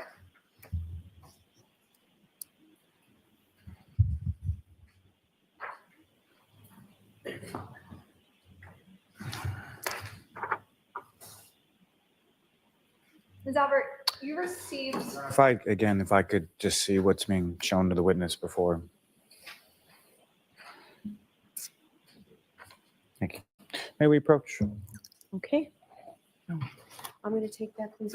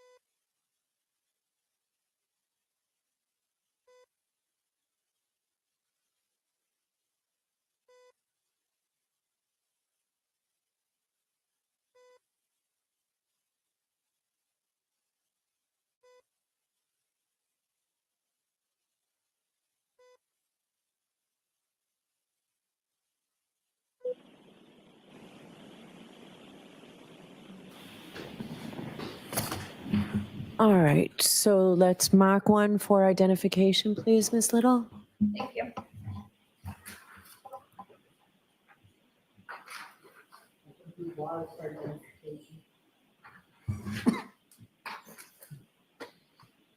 Okay, and you can give it back to Ms. Albert, Thank you. and you can go back and ask a question, and let's see where we go with this, okay? Ms. Albert, do you recognize this document? Recognize it? Do you know what it is? Well, yeah, I see what it is. Does it refresh your recollection as to the two calls you received on the morning of January 29th? It says here 2 calls were With- placed. Okay, don't read it, but you were asked a specific question, so if you could answer the question, please. Does that refresh your recollection to the two calls you received from your sister on the morning of January 29th? She may have placed those phone calls to me, but I never answered them. You received a call from Jennifer McCabe on January 29th at 6:07:42 a.m. that lasted for 9 seconds, correct? she may have placed a phone call to me. I never answered it. I never spoke to her that morning.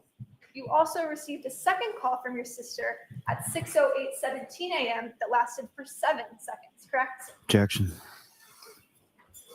Go ahead and answer that. It says that, but I never answered a phone call from my sister Jennifer that morning. You're aware that cell phone companies have what are called tolling records, correct? That show if there's a voicemail or something of that nature. Objection, Your Honor. Sustained. Ms. Albert, it's your testimony here today that you never spoke to your sister that morning. I never spoke to my sister on the phone that morning. Who else was in your bedroom that morning? Me and my husband. You and Brian Albert were the only two individuals who could have answered those calls that morning, correct? We're the only two people in the room, besides the dog.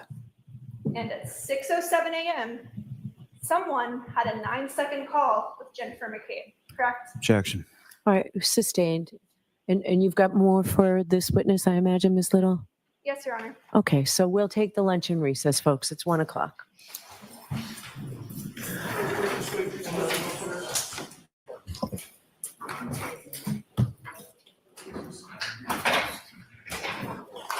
Sorry. Goodbye. Okay.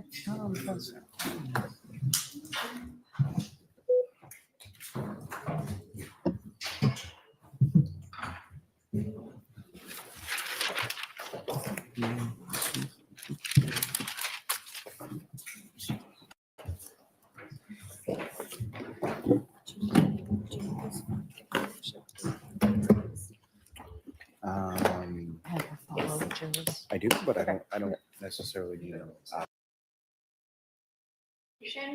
I believe the proper foundation is laid. I'd ask. So let's not do that from there. Let me see it, please. Sure. Do we have S, S's in Sam, or X? Identification. S's in Sam? Yes. Thank you.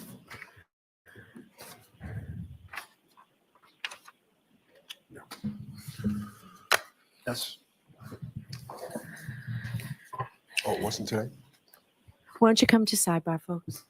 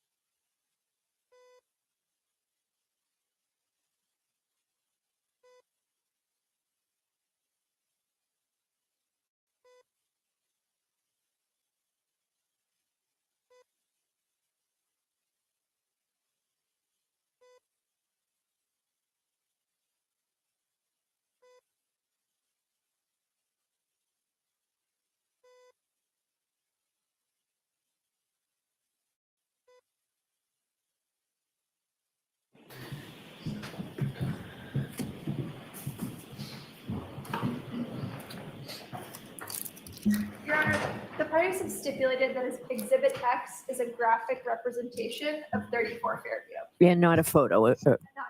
Okay, sure. Now you can approach the witness if you, oh, you just want to put it into evidence now? Your Honor. Okay. So that will be our next exhibit. Madam Court Reporter? Thank you. We actually need it. May I approach? Yes.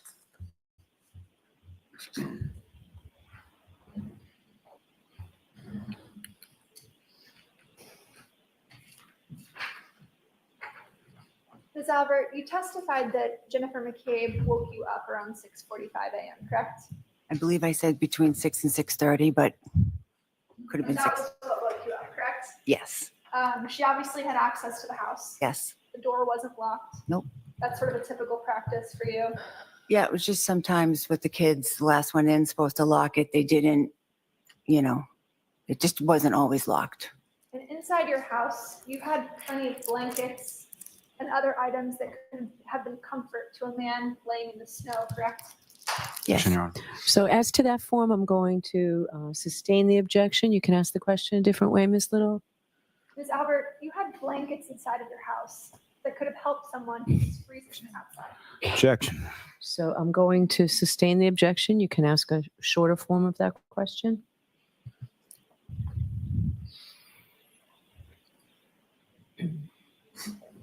Ms. Albert, you had blankets in the house, correct? Yes. You were also lying next to a first responder Objection. that morning, correct? You can answer that. Yes.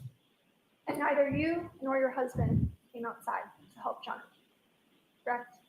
We did not go outside because we had no idea what was going on outside. We were sound asleep until my sister came into my bedroom. No further questions. Okay. Mr. Lally? Thank you, Your Honor.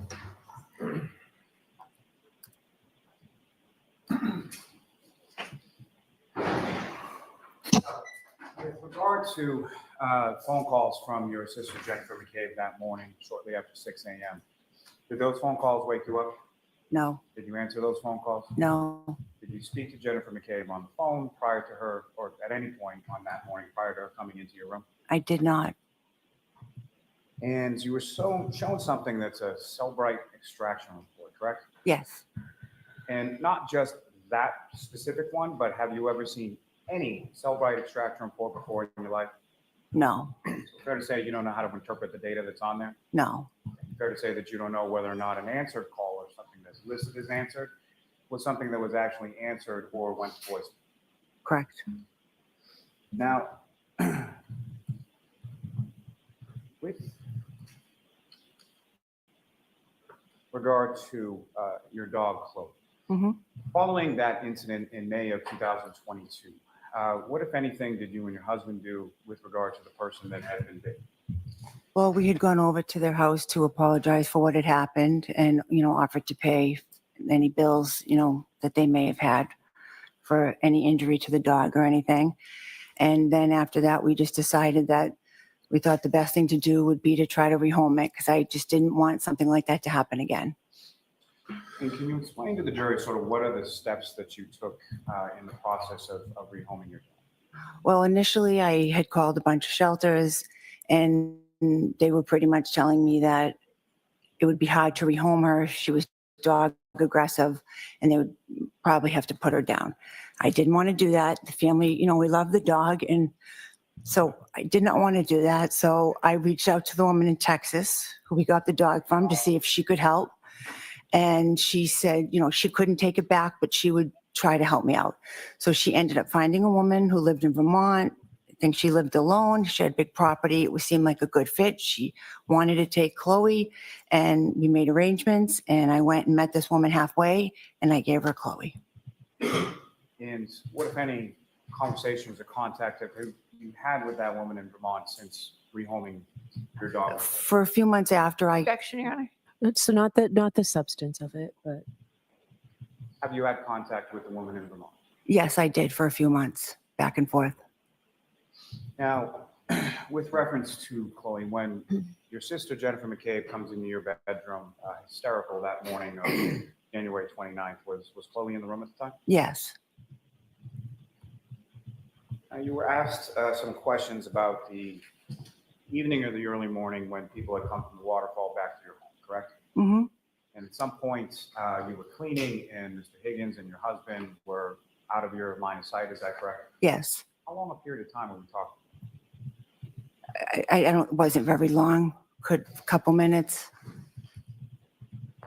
Wasn't watching where everybody was and what everybody was doing. Fair to say, relatively short period of time. Yes. I have nothing further. okay. Briefly, Your Honor. Okay. So you need to take this down, sir. Thank you. There was something that was just up there. Go ahead. Ms. Albert, you never received any voicemails from Jennifer McCabe on January 29th, did you? Not that I'm aware of. You also have never produced, pursuant to our request, any documentation about the whereabouts of Chloe. The objection sustained. I'm going to strike that question. Disregard the question. Well, questions aren't evidence, so we can leave it on the record, but the objection sustained.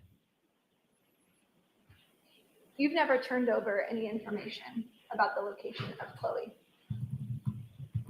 since the pendency of this case, have you? Objection, Your Honor, may we approach? I'm just going to sustain the objection.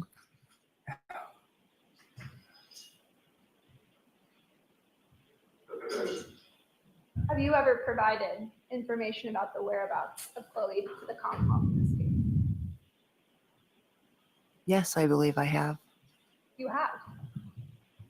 I believe so. When did you do that? Your Honor, may we approach? Yes.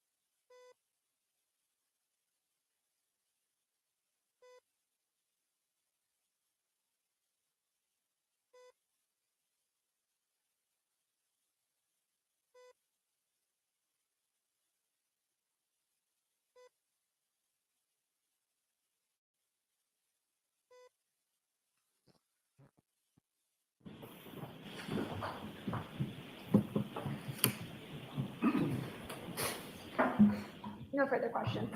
Okay, thank you very much. All right, Ms. Albert, you are all set. Thank you.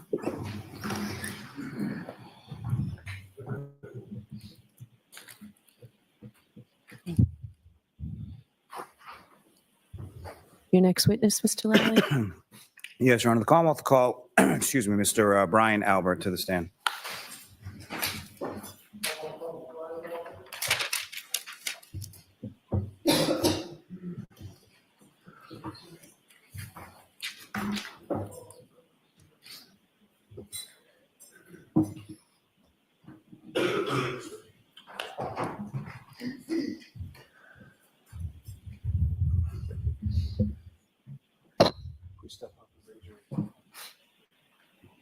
Do you solemnly swear the evidence you give in the court, jury, in the case now hearing should be the truth, the whole truth, and nothing but the truth, so help you God? I do. Thank you.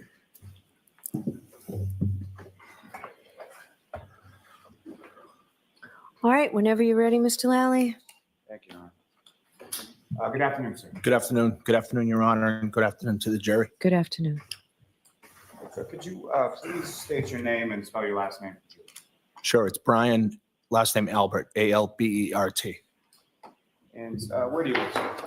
I live in Norwood, Massachusetts. How long have you lived in Norwood? Approximately a year. And who, if anyone, you live in Norwood with? My wife, Nicole, and my son, Brian, and my son, Brendan. Actually, just a little bit about your family as far as, let me start with yourself and your wife, Nicole. How long have the two of you been married? Approximately 29 years. And were you together for a period of time prior to getting married? Yes, we've known each other since we were 13, 14 years old. And do you have any siblings, sir? I do. And how many siblings do you have? I have 5 brothers and 1 sister. And if you could, just as far as, are you the oldest? I'm the oldest of 7 years. And as far as your brothers and sisters are concerned, what are their names? And if you could rank them sort of by age. Sure. The next sibling after me is my sister Kathleen. Then I have a brother Chris, a brother Kevin, a brother Keith, a brother Brendan, and a brother Timmy. And you and your wife, Nicole, do you have children of your own? Yes, And how many children do you 5. have? And how old are they? So my oldest daughter is 29. My son Brian is 25. My son Brendan turns 23 today. And I have twins, or we have twins that are 20 years old. Caitlin's 28. I'm sorry, I said 29. Now, prior to living at your address in Norwood, where did you live before that? Canton, Mass. And how long have you lived in Canton? Approximately in the house on Fairview Road, approximately 11 years. And in total, about how long have you been a resident of Canton before moving to Norwood? Approximately 45 years. And that address, that's 34 Fairview Road, is that right? Yes. And what, if any, relationship did that home or that residence have to your family before you and your wife and your kids moved? My parents had lived at that residence prior to us. So you had spent some of your childhood in that house as well? Yes. And do you work, sir? I retired now. Retired. What did you retire from? The Boston Police Department.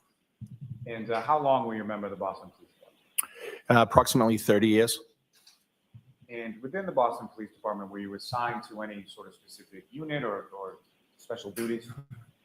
My last assignment, is that what you're referring to? Yes. Yes. My last assignment was the Boston Police Fugitive Unit. Now, sir, if I could turn your attention to January 28th, 2022. Do you recall that date? Yes. And do you recall what day of the week that was? The 28th, I believe, was a Friday. And when you first sort of got up on the 28th, where were you at that? On the 28th, I was in New York City. And why had you gone to New York? So I went to New York for a funeral of a New York City police officer who was killed in the line of duty. And about what time or what day did you go down to New York for that? We went down the day before, so I believe that was Thursday. Do you recall how it was that you got down there?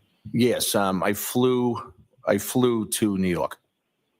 And when you say we, who, if anyone, went with you on that trip to New York for the funeral?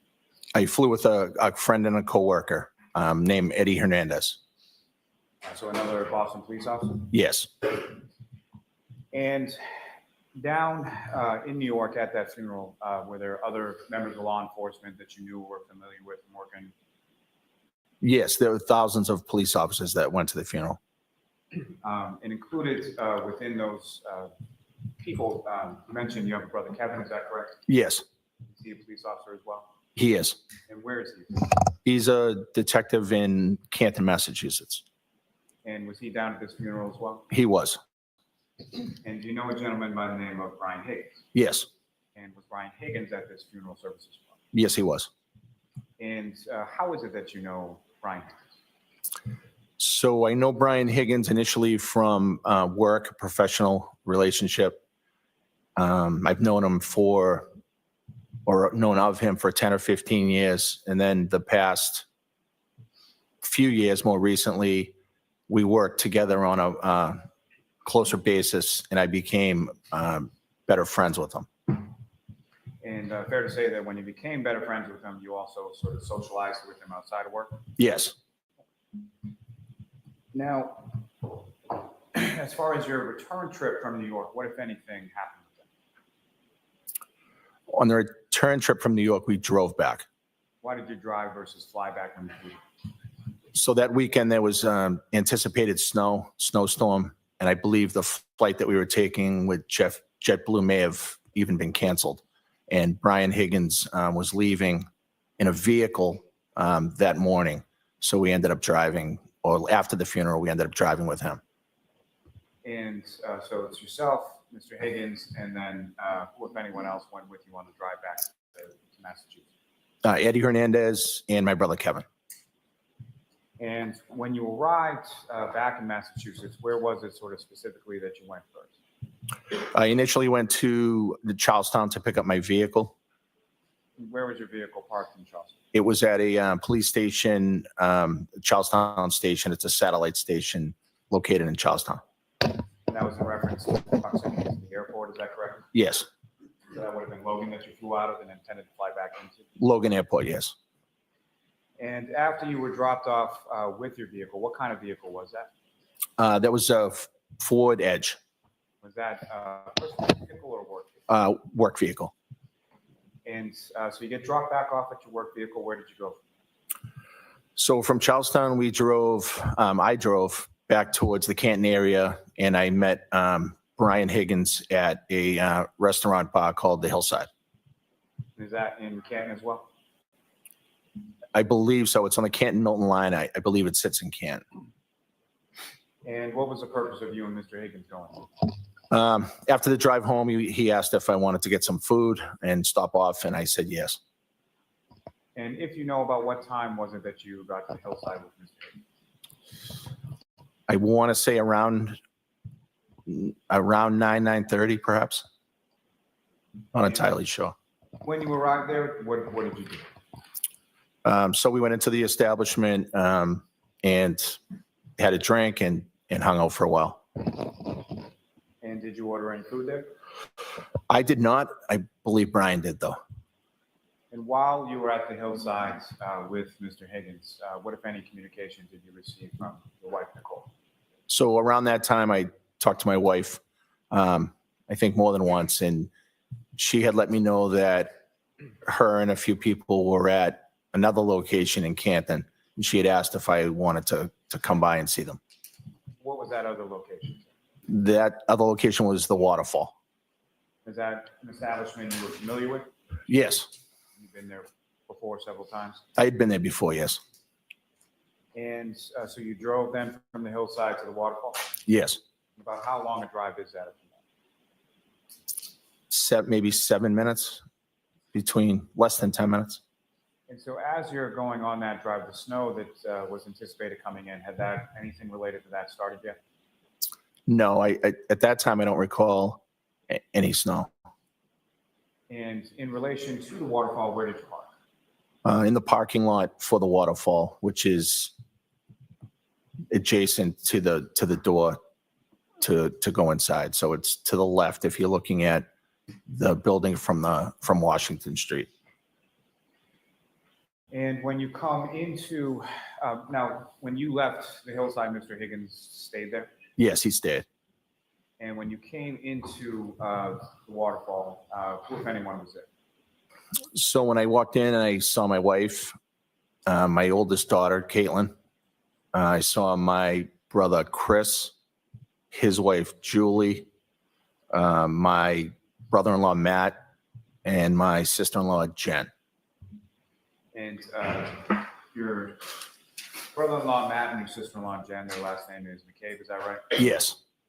And if you could just explain to the jury sort of how you were related as far as what year it is now. So my brother Chris's wife is Julie, and then Nicole's sister is Jen, and then Jen's husband is Matt McCabe. And is it fair to say that you've probably known Jennifer McCabe about as long as you've known your wife, Nicole? Yes, since she was a little kid, maybe 6, 7 years old. And you see these people, and where are they sort of situated in the one? So there was a high top table kind of in the front area as you walk in, kind of in the middle of the room. And everybody was just kind of around the high top table. And what, if anything, was there as far as live entertainment at the waterfall that night? There was a band playing there. And with reference to the people that you've just spoken, as far as your wife and your daughter specifically, were they at the high top table closer to the band or further away from the band? So they were on the side of the table that's, I guess, closer to the door as you come in. And then there were other people on the opposite side of the table that was closer to the bar area.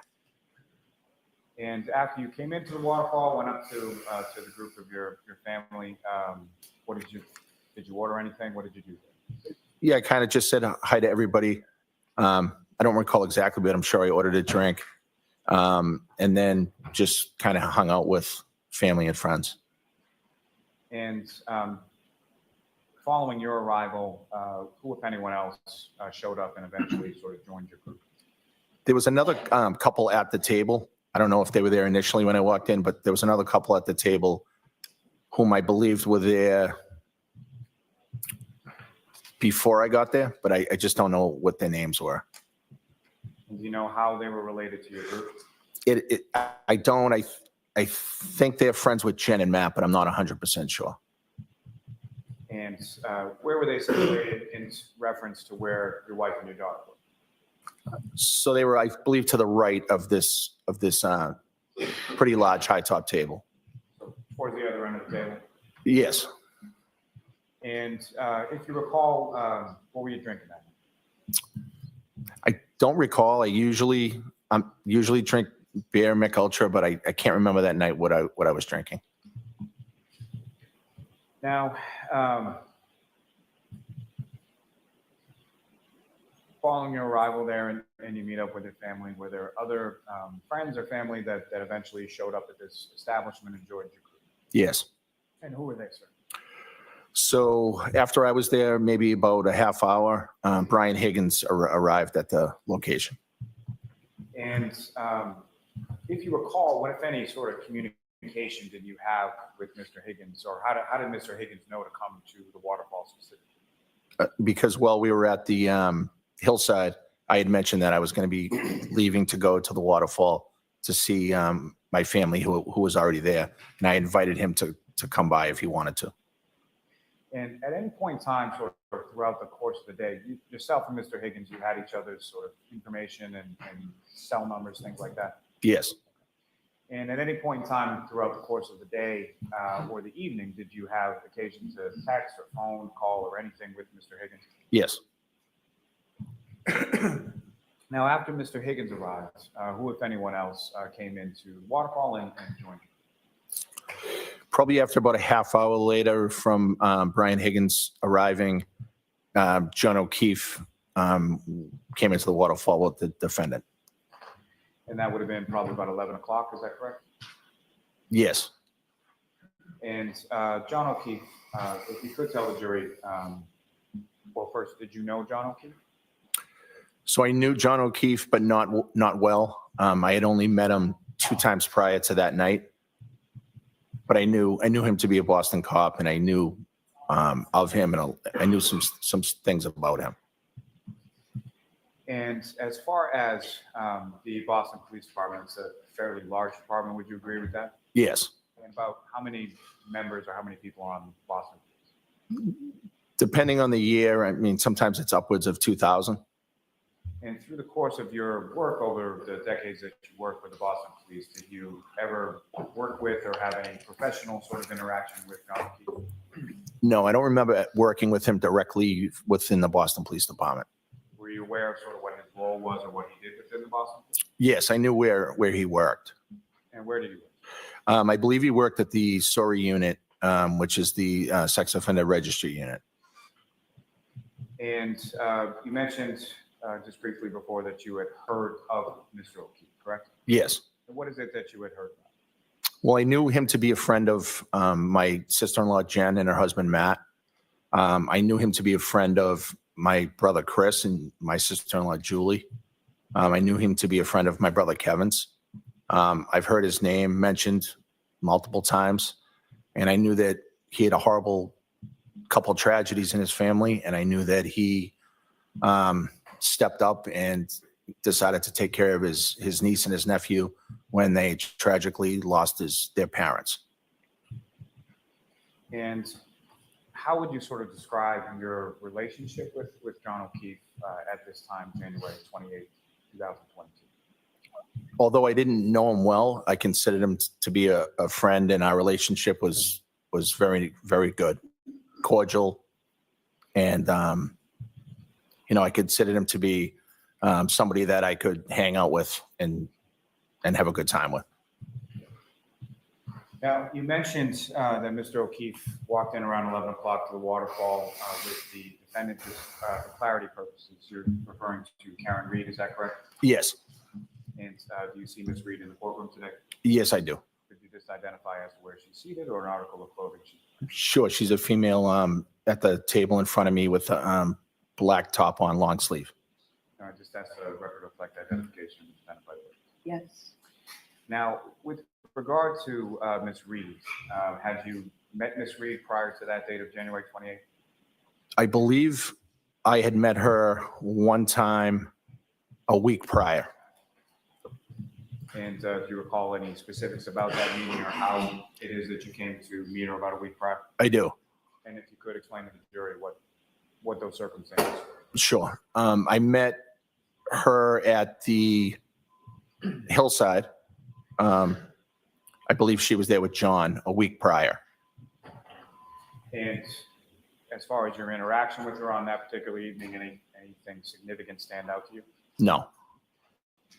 Now, when they came in, and by they, I'm sorry, I mean Mr. O'Keefe and Ms. Reed came into the waterfall, where did they go in relation to where you were sort of situated at the high top? So I don't remember them actually walking in the front door. I remember them being in my general area at some point. And they went towards the other side of the table where my sister-in-law, Jen, and my brother-in-law, Matt, were standing. And at some point, did either or both of them make their way down towards your side of the table, and what, if any, interaction did you have? Yes, I remember having an interaction or more than one interaction with John. Came over to say hello, and we had some conversation, not for too long, but yes. Do you remember anything specific about that conversation or anything stand out to you? No, I think we were talking mostly about work. I think he let me know that the sergeant, I guess, that worked in his unit was leaving or left or transferred. And, he was jokingly saying that I should try to get a job over it where he works. And as far as the defendant, Ms. Reed, what, if any, conversation or interaction did you have? I don't remember having any interaction with her whatsoever. Now, as far as when Mr. O'Keefe came over, what, if anything, did you observe as far as what he was wearing, clothing, anything like that? I don't really remember what he was wearing for clothing. I believe he had a baseball hat on. Other than that, I can't remember his clothing. And specifically, do you recall anything as far as like a winter jacket or a big coat or anything like that? I can't say. I wasn't really paying attention to what he was wearing. I don't know. And as far as just his general features, as far as what you could observe, what, if any, sort of injuries or anything did you observe on his person at that time?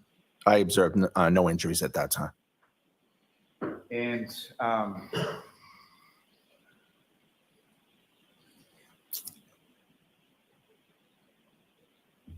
over the course of the evening, you had a couple of interactions with Mr. O'Keefe, is that correct? Yeah, I believe we talked a few times, kind of hung out, stood next to each other for a while, like you normally would do at a bar restaurant. And is the band playing while this is going on, is that correct? Yes, the band was there. I believe they took a break here and there, but they were there for the night. Now, Mr. Albert, how would you describe sort of the general mood or demeanor of the group while you were at the waterfall that In one word, it would be fun. Everybody was in a great mood. People were getting along. It was friends and family, and it was just seemed like a great night. And do you recall about what time things started to wind down or things started to sort of end for the evening? I believe the band stopped playing probably, close to 12, and things started winding down, a little before 12. And if you know from the group that you just described at the high top table that you were a part of, what was sort of the order in which people left the establishment, starting with the first? So I believe the first to leave was myself, my wife Nicole, my daughter Caitlin, and Brian Higgins left at that time as well. And had anybody left from your group prior to when, I'm sorry. So the bar starts to wind down around 12, correct? Yes.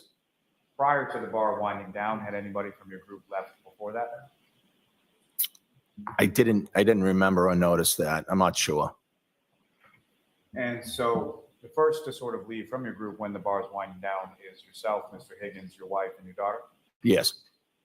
And when you exit the establishment, where do you go? Into the parking lot to my vehicle. Let me take it back just for a moment back into the waterfall. During the course of the evening, what, if any, conversation was had by you or amongst the group that you observed as far as where to go next, or what were you doing following the waterfall? Okay, so there was some conversation relative to people going to my brother's sub shop, which is across the street, and he was maybe going to make some pizzas for people if they were hungry. So that was discussed. And did that end up happening? No, some people didn't want to go over there, and for whatever reason, it just didn't happen. And beyond that, was there anything else that was discussed as far as where to go after the waterfall? Yes. And what was that?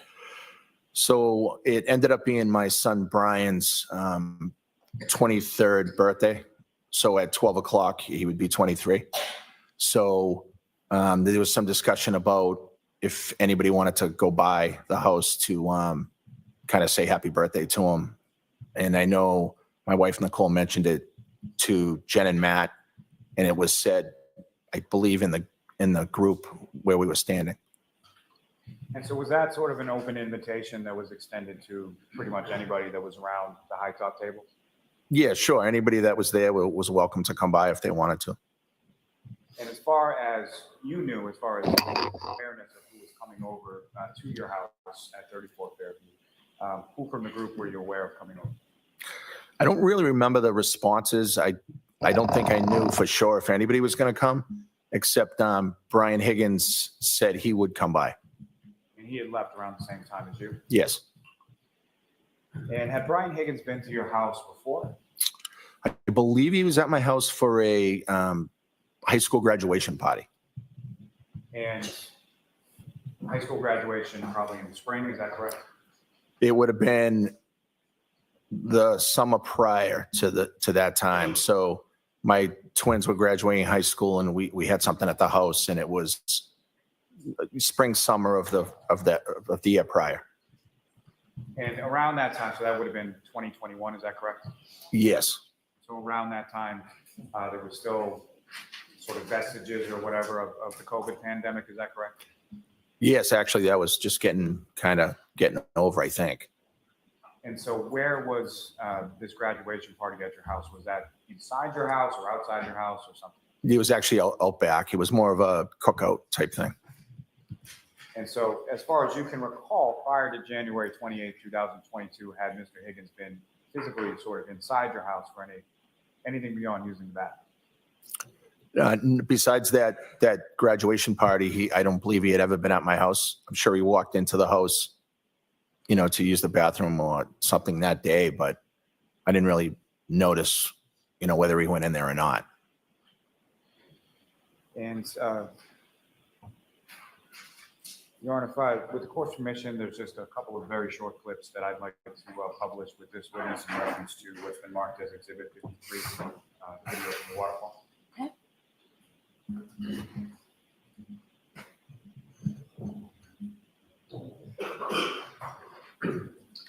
Gilman, with reference to channel 3, if I could have the 4th video now.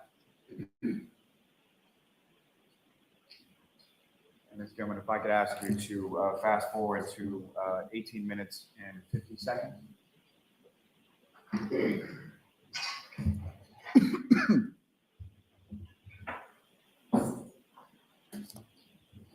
Now, Mr. Albert, directing your attention up to the screen to your left, to your right here. Do you recognize what's up on the screen? Yes, What do you recognize that to be? the waterfall. And this is, at least according to the timestamp, about 11:57 p.m. on the 28th. Is that correct? Yes, And what's up there is that, to the best of your recollection, a fair and accurate portrayal of what the inside of the waterfall looked like, absent sort of the quality of the video.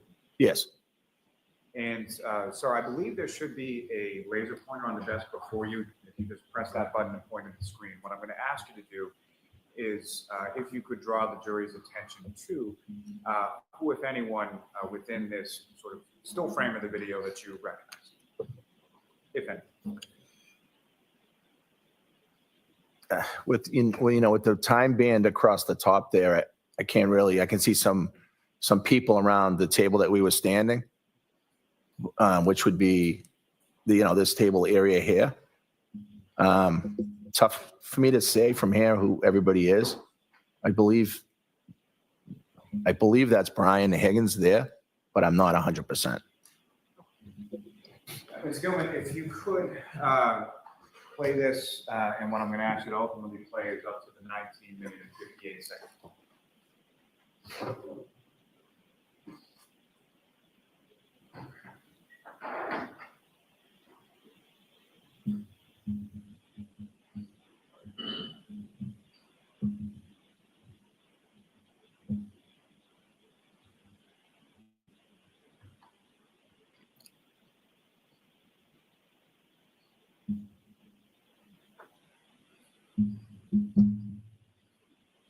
Ms. Gilman, if you could pause it there. Now, Mr. Albert, from what you observe up there, as far as the door that you came in and came out of on that evening, do you see generally where that door is? Yes, And if you could direct the jury's attention to where on the video screen it is. doors this way. And from just prior to in this video, we're now stopped at the 11:57 and 50-second mark. You see a group sort of making their way towards that front door. Is that correct? Yes, And from this vantage point, are you able to recognize any of the people in that group that made their way towards the door? yes. I believe I saw my wife, my daughter here maybe, and then I think I'm over here. But again, it's a little grainy, and I can't really see great from here. And I saw Brian Higgins, but I don't know if he's in here somewhere. Thank you, Ms. Gilman. If you could just press play again for about 30 some odd seconds.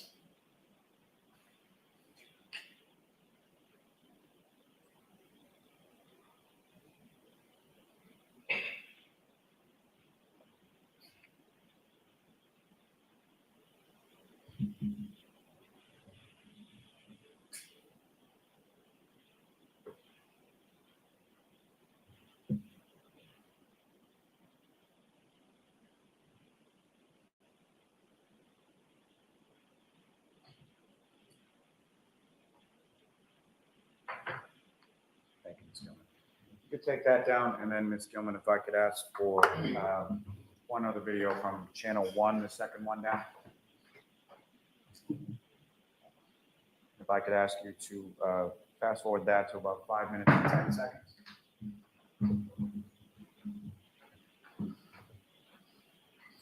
And ultimately, I'm going to ask you to play it from 5 minutes and 10 seconds to 5 minutes and 50 seconds. If you could press play now.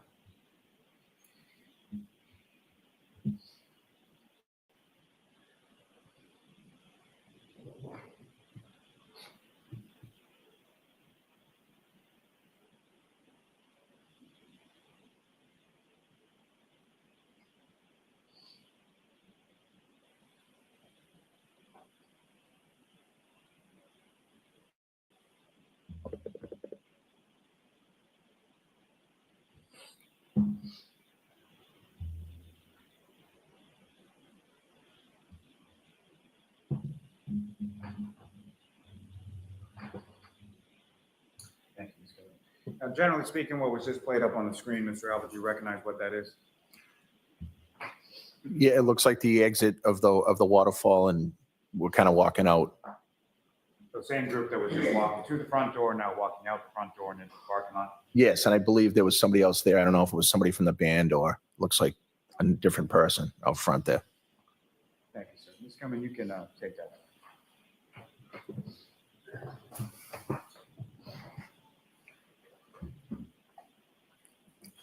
Now, Mr. Albert, when you get to the parking lot, you get in the vehicle and you drive to your house, is that right? Yes, Okay, and specifically, you're the one driving, is that correct? yes. And who is in your car with you on the drive back? My wife Nicole and my daughter Caitlin.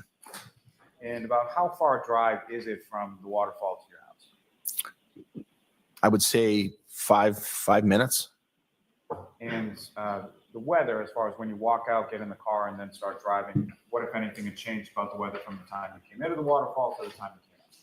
Yeah, so it had started snowing a little bit more heavily. You can kind of see that on that second video. So the ground was beginning to be, coated, it looked like.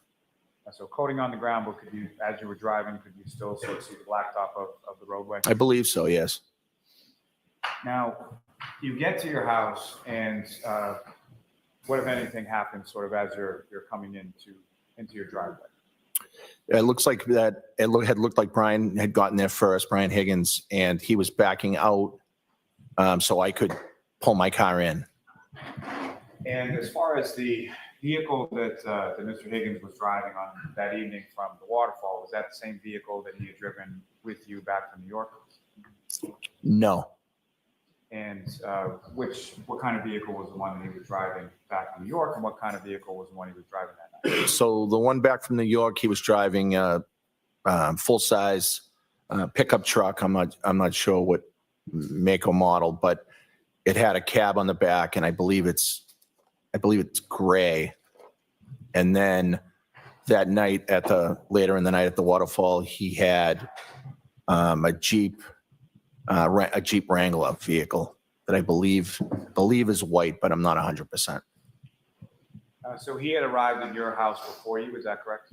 Yes. And you said it looked like he had done something to the driveway? He may have skimmed. He had a plow on his truck, and I think he may have plowed the driveway and then pulled out, and then we pulled in. And as far as vehicles at your house, how many around this time in January 22, between yourself, your wife, kids, how many vehicles did you have? I believe 3. And what type of vehicles, and who was sort of the primary driver with regard to those? So I had we had a Ford Explorer, a Cadillac SUV. It's a smaller SUV that my wife Nicole drives, and the Ford Edge that I already spoke of, and I believe we had one more vehicle that one of my kids drove at that time. And I'm just trying to remember. It might have been an Escape, maybe a Ford Escape. Someone could have had that at college. Someone could have had that at school. So I don't remember if it was there that night or not. So all the vehicles were essentially like SUV type vehicles. Yes, we didn't own any sedans or any cars. Now, as far as when you pull into the driveway, the house at 34 Fairview has a 2-car garage. Yes. And is the garage something that you or other members of your family would utilize as far as parking vehicles? No. So unfortunately, we didn't use the garage a lot because we kind of used it for storage, and we had a lot of stuff out there. So we very seldom used it. And if you recall, as you're pulling into the driveway, did you pull into the left side, the right side, or? I believe I pulled in on the left side of the driveway. And you mentioned that Mr. Higgins had sort of scooped with the plow, like in the driveway, and then parked on the street. Do you recall where in relation to your house or your driveway he parked? So no, I don't remember where Brian Higgins parked. I remember him pulling out so I could pull in, and then I didn't really see where he parked. And you then go into your house, is that correct? Yes. And are all of you, and by all of you, I mean yourself, your wife, your daughter, and Mr. Higgins all sort of coming in around the same time? Basically, yes. When you come into your house, do you recall how many doors in the front of the house are there? So we have 2 front doors. And one would be sort of by some steps, is that correct? There's actually steps on both doors, but one of them is, I guess, considered the front door with a large set of steps. And they would be sort of brick steps, is that right? Yes, And that leads into a foyer area of the house. yes. And the other door, where does that lead? So the other door opens up right into the, we call it the family room, but right into the family room den area.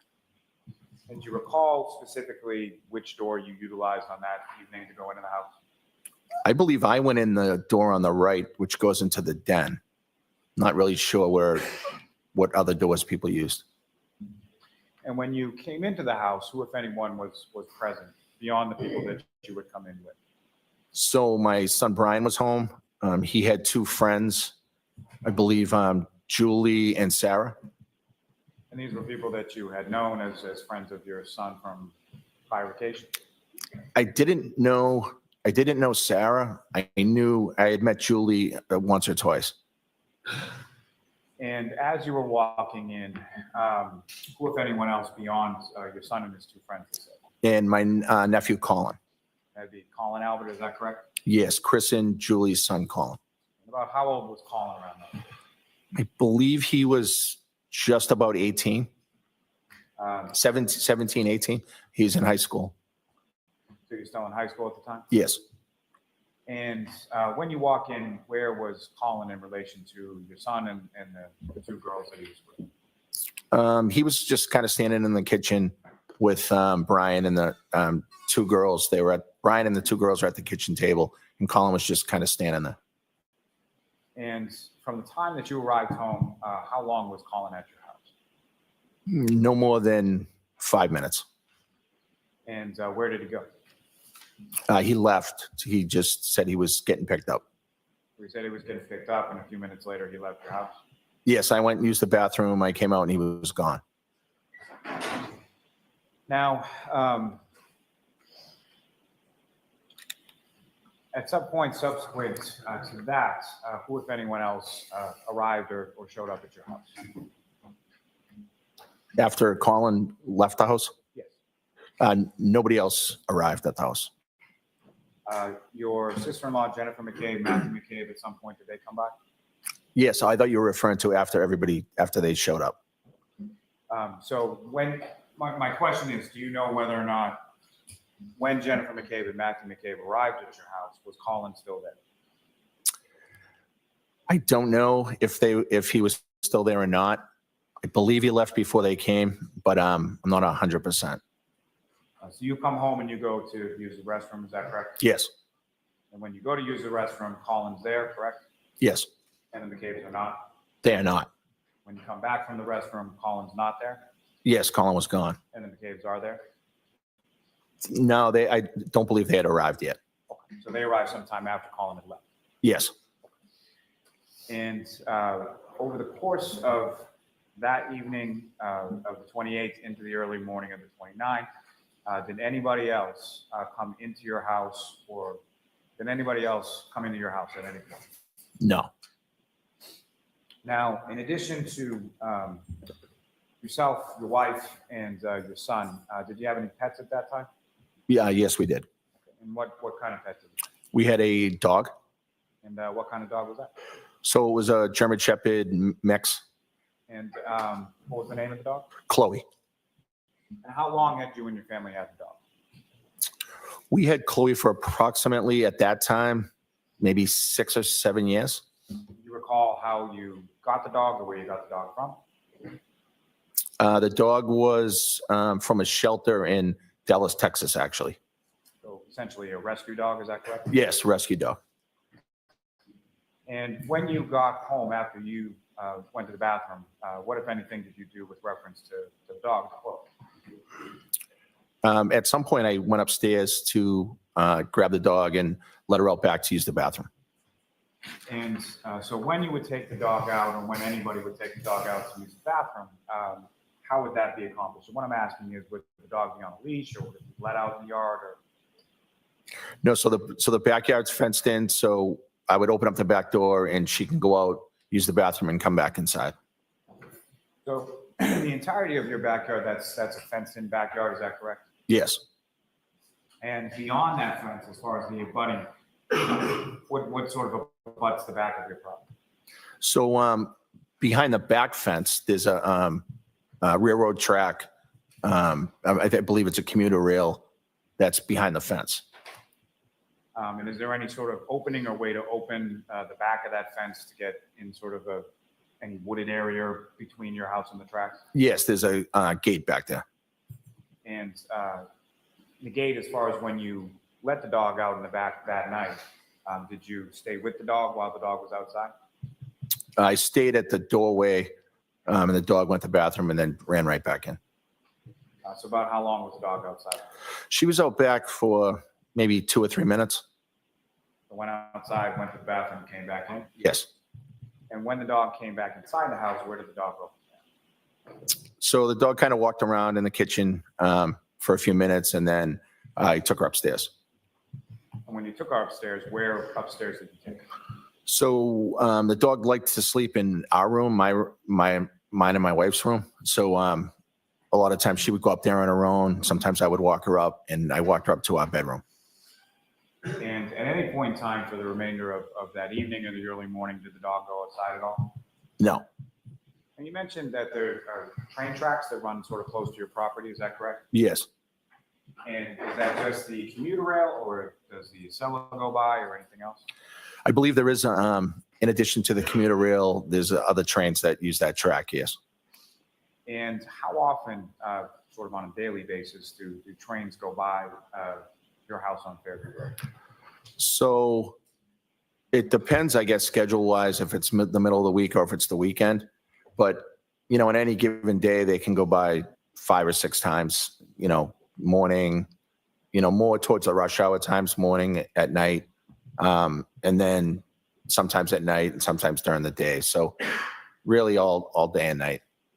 And when the trains go by, about how loud is that as far as from your house? So it's loud, although having lived there for a period of time, I feel like at least I'm kind of immune to the sound.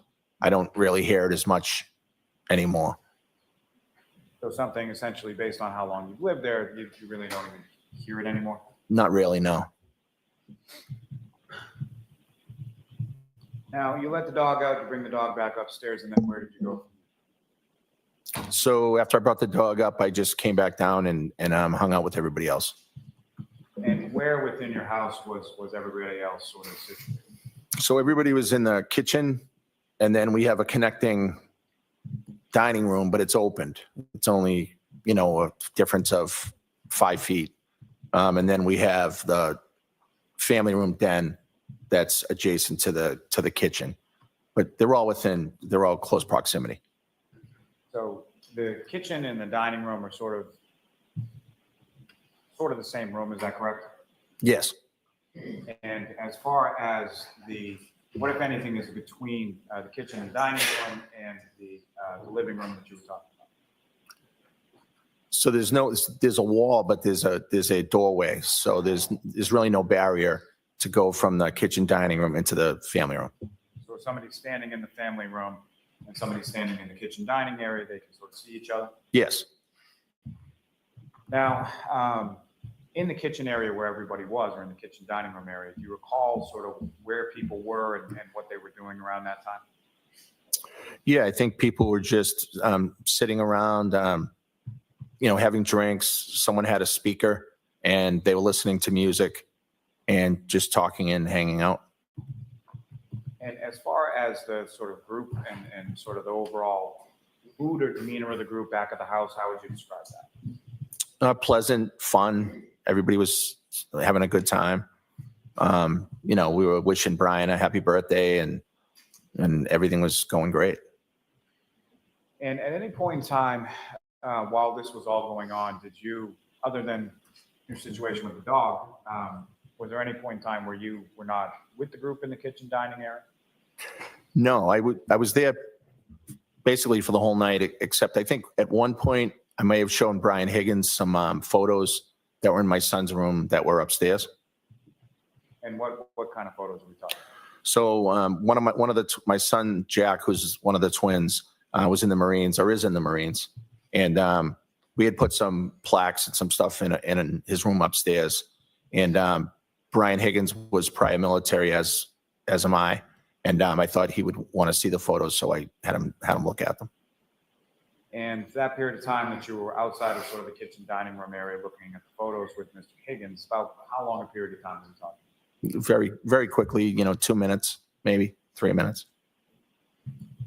Now, at some point over the course of that morning, things started to sort of wind down at your home. Is that fair to say?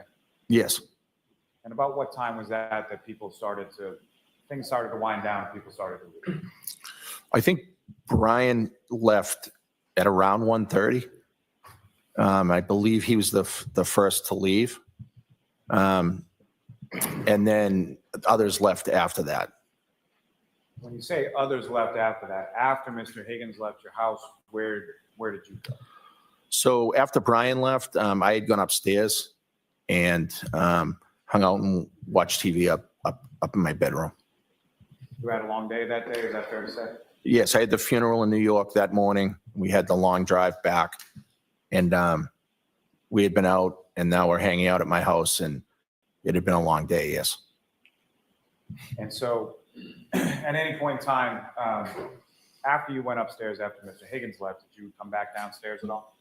Yes, I think I popped back down at one point just to see kind of how long people were going to be there, and then went back up. When you popped back down, how many people were still there? I think Jen and Matt was still there, and the two, Brian's two friends were still there, and my daughter Caitlin.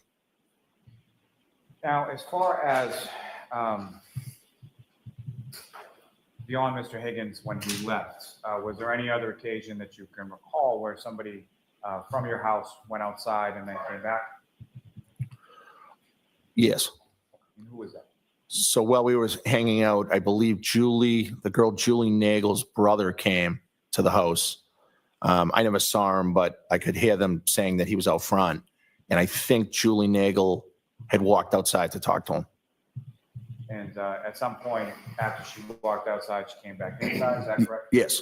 And about how long a period of time, if you know, was she outside? I didn't really pay attention to how long it was. I don't think it was that long. And as far as the outside of your house, after you had let Chloe out and back in, what, if any, observations did you make outside of your house? Did you look out? Did you see anything outside of the house? Just that we have windows in the back of the kitchen area. You could just see that it was snowing. Is that sort of like a bay window in the kitchen? Yes, it's a large bay window in the kitchen. When you look out the bay window in the kitchen, what part of your property does that face? So it's the backyard. You can see the backyard. The bulkhead is right under that bay window, and you pretty much have a view of the whole backyard if it's in the daytime. But it was obviously a little dark. So can you see the front of the house at any part of the front of the house when you're looking out the bay window? No. So at any point in time over the course of the evening, did you look out front to see anything out in front of your house? No. Now, at any point in time over the course of the evening, did you hear anything from front of the house, the back of the house, anywhere around the house that drew your attention outside? No. Now, at any point in time during the evening, did you know or did you become aware of either John O'Keefe or the defendant Karen Reed coming over to your house? No. And at no point in time over the course of that evening or the early morning there, did John O'Keefe or Karen Reed physically come into your house? John O'Keefe and Karen Reed never entered my house. And so you go up to bed, and the group is still sort of downstairs, is that correct? Yes. And at some point, your wife, Nicole, you share a bedroom with, does she come upstairs? Yes. And do you know about what time that was? It was probably 2-ish. Not exactly sure, but around 2 or 2 o'clock. And the doors to your house, as far as the front doors and the back doors, what is sort of the situation with regard to locking the doors before everybody goes to bed? Can you rephrase that? With, when you lived at 34 Fairview Road, there were a number of doors to the house, including 2 doors in the front, correct? Yes. And how was that, let me ask you this. Would it be unusual for the front doors of your house to remain unlocked overnight? No. Is that something that happened on occasion where people were supposed to lock the doors but didn't lock the doors? Yes, from time to time, the doors, people would just forget to lock them, or we just didn't lock them. And so your wife comes up to your bedroom about 2 a.m. or so. As far as you knew, was everybody else had left the house at that point? Yes. And you're up for a period of time with your wife, is that correct? Yes. And over the course of that time, so sort of following 2 o'clock in the morning, do you recall any sort of phone call or phone conversation with Mr. Higgins or anybody else? No. And at some point you fall asleep, do you recall about when that was? I don't. But it was obviously after 2 because that's when she came upstairs, watched TV, and kind of hung out together for a while, and then went to sleep. And the dog, Chloe, was she up in the room where you had brought her up before? Yes. She was there overnight, is that correct? Yes.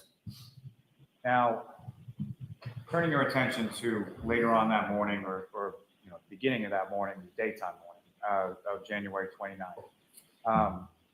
Obviously, at some point you wake up, correct? Yes. And what is it that wakes you up on that morning? I was awoken that morning to my sister-in-law, Jen, had burst into my room. And do you know about what time that was? It was early in the morning, between 6 and 6:30, I would say. And fair to say that's not a normal occurrence? No. And when she burst into your room, can you describe her demeanor or sort of how she appeared when she first came? She was very upset, almost hysterical. And what, if anything, did she say when she came into the room? She said something to the effect, John is dead. Section. Next question, please, Sustained. Did you know who she was referring to when she initially comes into your room? I initially did not. And at some point during the course of that conversation, does Ms. McCabe make reference to going downstairs? Yes. And prior to that, not the content of the conversation, but as far as the length of the conversation, about how long was that length of the conversation that occurred in your bedroom between yourself, Ms. McCabe, and your wife? Probably a minute. And the demeanor that you described as far as Ms. McCabe was concerned is almost hysterical. Was that continuous throughout that initial conversation? Yes. She was very upset. And who, if anyone, did she indicate was downstairs, or why did you go downstairs? She said that the police. This I'm going to allow in with that foundation. Go ahead. She said that the police were downstairs. And so you went downstairs to talk to the police. Yes. And when you go downstairs, what do you see when you get to sort of the bottom of the stairs? I saw a Canton police officer downstairs. So inside your house at that point? Yes. And the door to your house, was it still open or shut or something? I don't remember. And the Canton police officer that's inside your home, did you recognize him? Yes. And who did you recognize him? Last name, Lank. So Officer Lank. Was he someone that you were familiar with? I knew who he was, yes. Did you socialize or were you friends or anything like that? I didn't socialize with him. I knew him to be a Canton police officer. I had met him, multiple times, and I knew him to know my brother Chris. And so knew him is essentially what I'm asking, knew him in a professional capacity, personal capacity, or a little bit of both? I would say more of a professional capacity, and I knew of him, but did not hang out with him socially. And initially, when you first see Officer Lang, is he by himself, or who, if any, other officers are with him? I believe initially he was by himself. Did another officer join yourself and Officer Lang at some point? Yes, I believe another officer came into the house. You know who that officer is? I don't. And as far as them coming into your house, they were welcome in your house? You didn't say get out or close the door or anything like that? No, of course they were welcome in my house. And where did you go with the officer sort of in your house? Where did you spoke with the officer, I'm presuming? Yes, we spoke in the kitchen area. And when you're speaking with the officer in the kitchen area, who is there? So my wife, Nicole, her sister, Jen, and I believe Jen's husband, Matt, arrived almost the same time that I came downstairs, maybe a minute after. And how long a period of time was this conversation that occurred in the kitchen of your house? I don't remember the exact time. I wouldn't want to guess. I don't remember. He was 10, 15, 20 minutes maybe initially. And when you say initially, was there a subsequent conversation that occurred after that? Yes. The Officer Lank returned to the house sometime after that. And when he returned sometime after that, was he alone or was there another officer? I believe that time he was with Lieutenant Gallagher, perhaps. And were you familiar with Lieutenant Gallagher prior to that one? I knew who Lieutenant Gallagher was on a professional level. I had not hung out with him on a social level.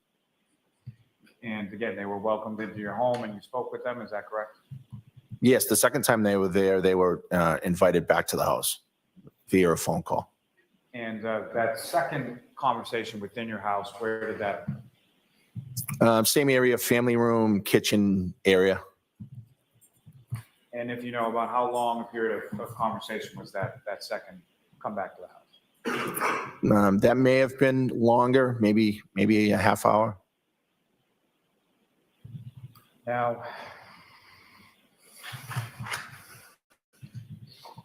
going back to sort of that initial conversation, as far as, so it's yourself, it's Mr. and Mrs. McCabe, your wife, and then the police, is that correct? Myself, my wife, Nicole, my sister-in-law, Jen, her husband, Matt, had arrived, and the police, yes. And in between that first speaking with the police and the second time that the police came back to your house, who, if anyone, did you call or notify in regard to the situation that was going on in front of you? I called Brian Higgins Why did you call Brian? because I think it was important for him to know what was going on and that what had happened. And as far as you knew with reference to Mr. O'Keefe and Ms. Reed, what, if any, relationship, friendship, anything were you aware of between Mr. Higgins and either Mr. O'Keefe or Ms. Reed? I was not aware too much about a relationship with Brian and either person. Brian had mentioned maybe even that night that he was friendly and knew John. I knew of no relationship between Brian and the defendant. And following your conversation with Mr. Higgins, who, if anyone else, came over your house?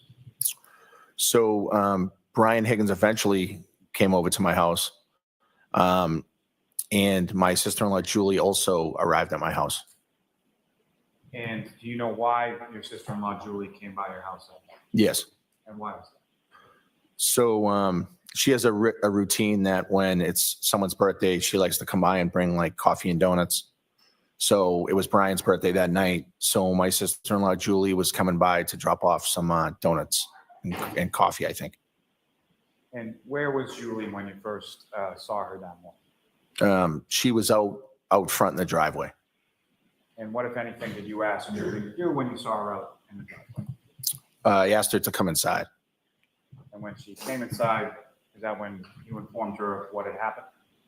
Yes, I don't know if it was necessarily me that informed her, but people that were there were explaining to her what happened. It was a very, very chaotic, unbelievably chaotic morning. And as far as when that was described to your sister-in-law, Julie, how would you describe sort of her demeanor or her reaction to the news regarding Mr. O'Keefe? Shock. That's how I would describe it. Everybody's reaction that morning was utter shock. And she was upset and looked very, very in shock. And so the second time that the Canton police officers come back to your home, who was there at that point? I know I was there for sure. My wife, Nicole, Jen, her husband, Matt. Brian Higgins may have been there at that time. And I'm not sure about Julie. Julie at one point left the house, and I think she came back later in the morning, so I'm not sure if she was there. And at some point when your sister-in-law, Julie, came back to your house, who, if anyone, came to your house with her? Her husband, my brother Chris, who's her husband. Was this before or after the second time that the police had been in your house? I believe they came back after the second time, but I'm not 100% sure. The first time that Julie came with the coffee, the police were not there.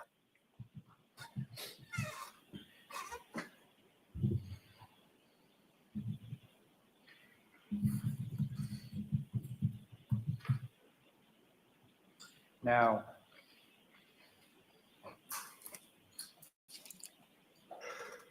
when you first sort of get up and come downstairs and the police they're basically in your doorway, is that correct? Yes.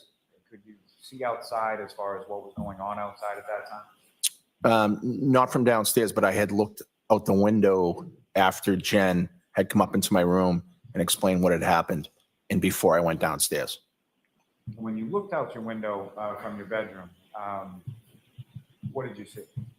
I could see at least one police vehicle. I could see that there was something going on out front, and that was about it. And I just went straight downstairs. At that time that you looked out your window, did you see either an ambulance or a fire truck out there?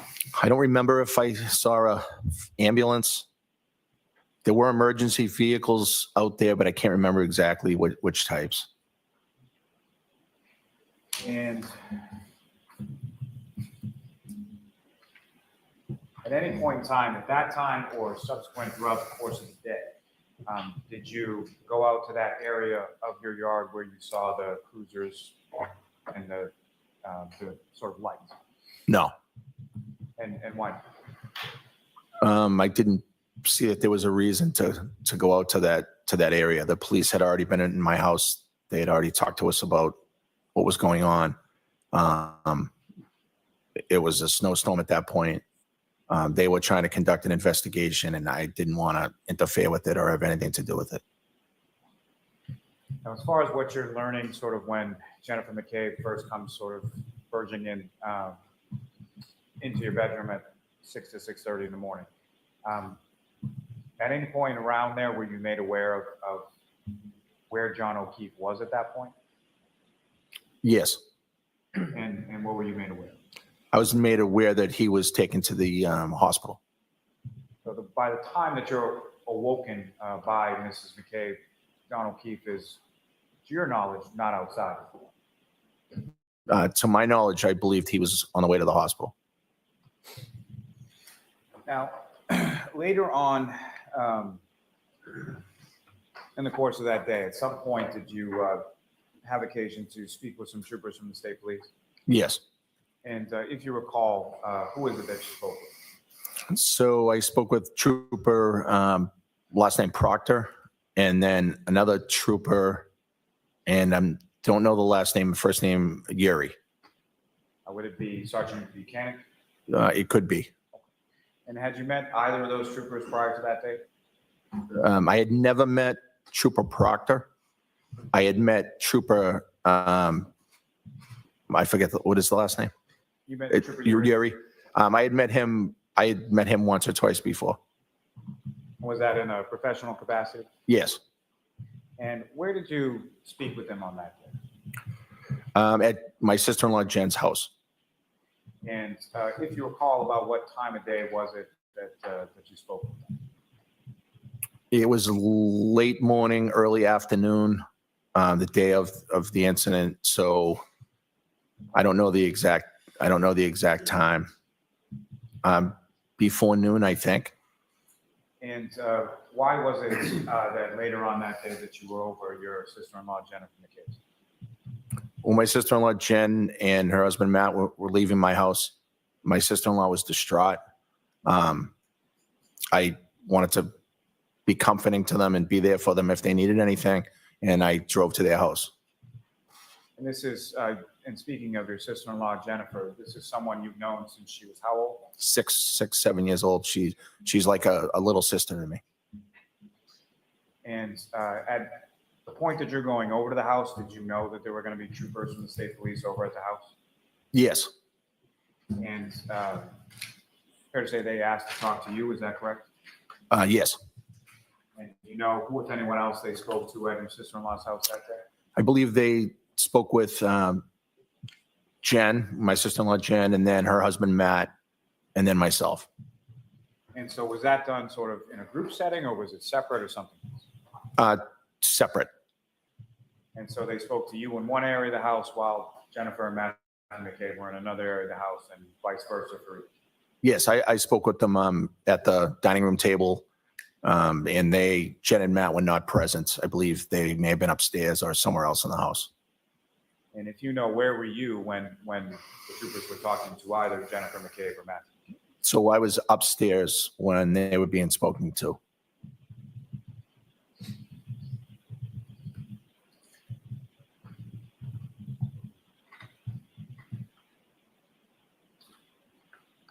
So I may have one moment, Your Honor. Yes.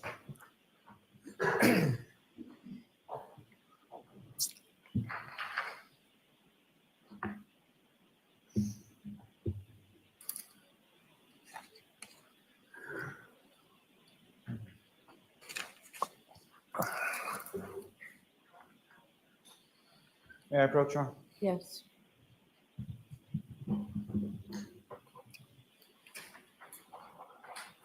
I'm going to show you a series of 8 photographs and ask you to review them and look up. Sure.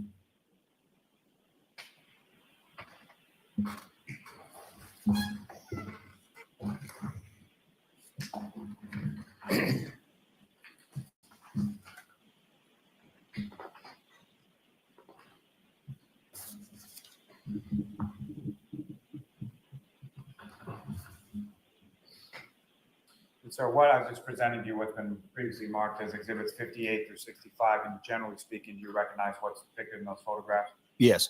And what do you recognize? So the photos appear to be the front yard in front of my old house at 34 Fairview Road. And from those photographs, they appear to be a fair and accurate portrayal of what your house and your yard looked like around that time. Is that correct? Yes. Your Honor, with the court's permission, I would ask to publish those for the jury to discuss with the witness. Hey, you can put them up, Ms. Gilman. Ms. Gilman, if you could start with exhibit 58.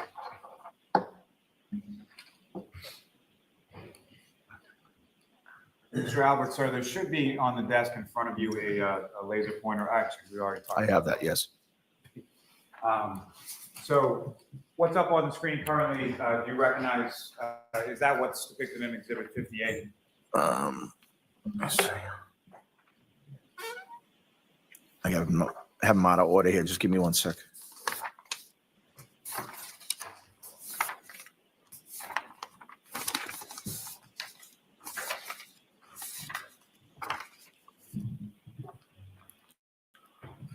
So yes, this looks like the photo exhibit 58 that you handed me.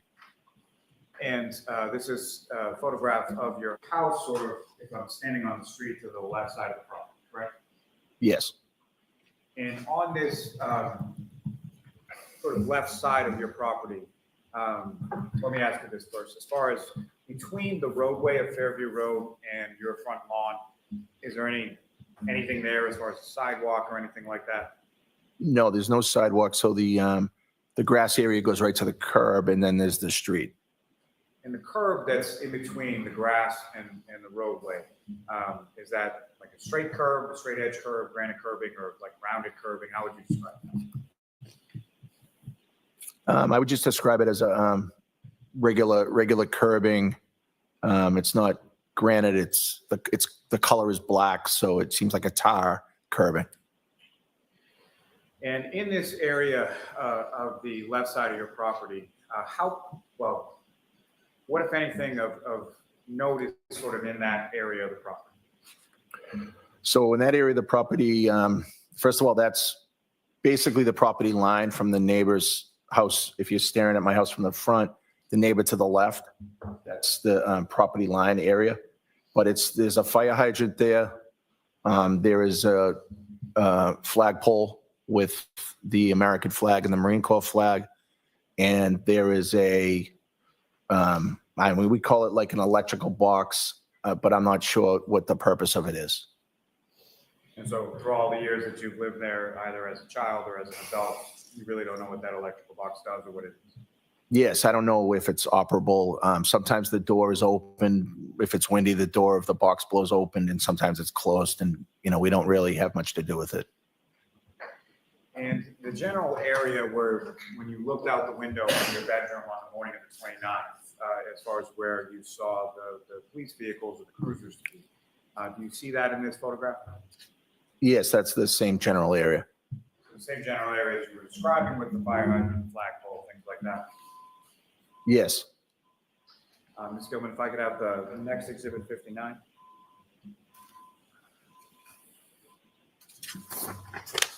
And again, sir, what's up on the screen? Is that what you have before you? What was it, 59? Yes. And from this photograph, sir, this is again a picture of your residence around the time of January 29th, correct? Yes.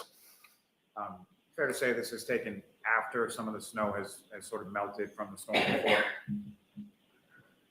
If you can tell. Yes, it appears that there's less snow in the front there.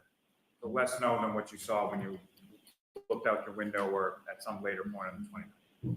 Yes. And from this photograph, if you could just direct the jury's attention to the driveway and the garages and sort of where is that located on? So my driveway was this area right here, and that's the garage doors. And from within this photograph as well, you mentioned that there were sort of two doors to the front of your house, one that leads into a foyer area and the other leads into a living room of some kind. If you could direct the jury's attention to where each of those doors would be on the house. Sure. So the door right here we consider it the front door, and that goes into a foyer area. And then, not from this photo, you can't really see it, but there's a door in this, I guess, breezeway area, and that opens up into the family room.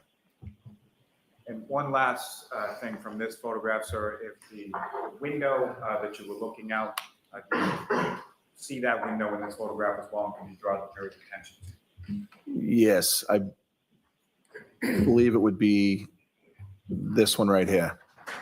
Yeah, in the corner. Thank you, sir. Ms. Gilman, if I could have the next exhibit, number 60. You say 60? 60.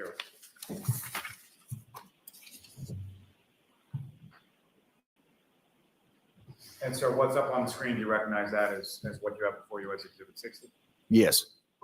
And from this photograph, as far as the roadway and the sort of width of the road from the curb to the double yellow line there, is that generally what it was on January 29th, that's what the roadway looked like? The morning of the 29th?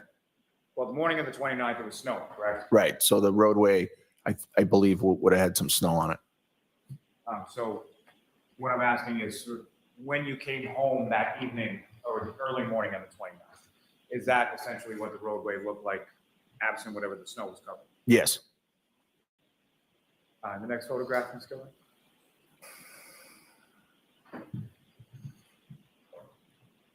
And again, now looking at what is Exhibit 61, is that correct, sir? 1 second.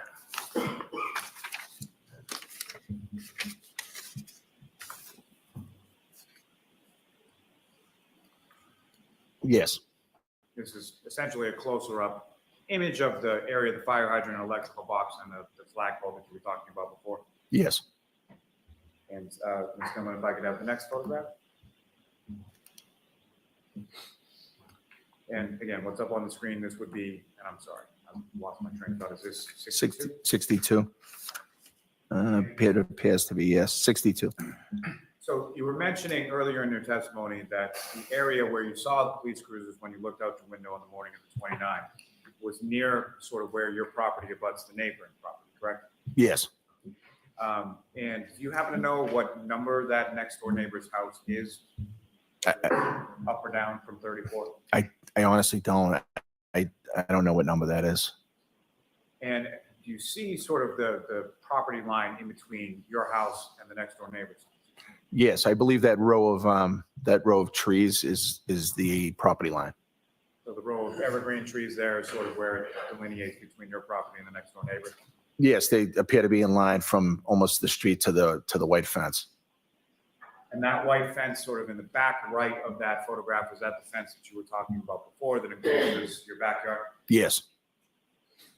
And the next photograph, Ms. Gilman, number 63.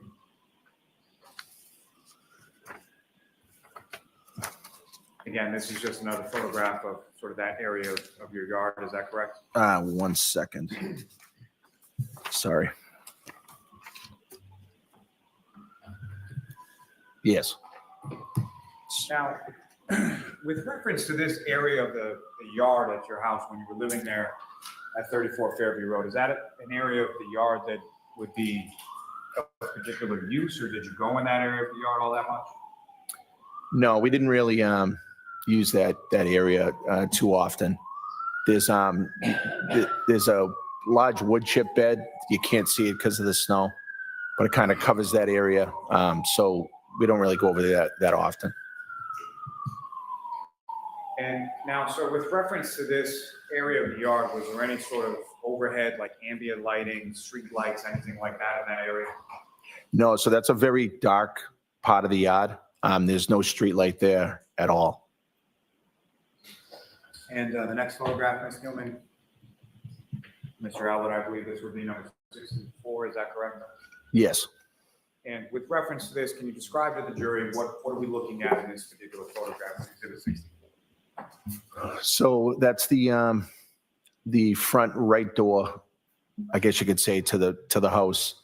And again, you can't see the door, but it's inside that breezeway area to the left. And if you could, just using the laser pointer and direct. Oh, yeah. attention to what you're talking about. So the door would be right in here.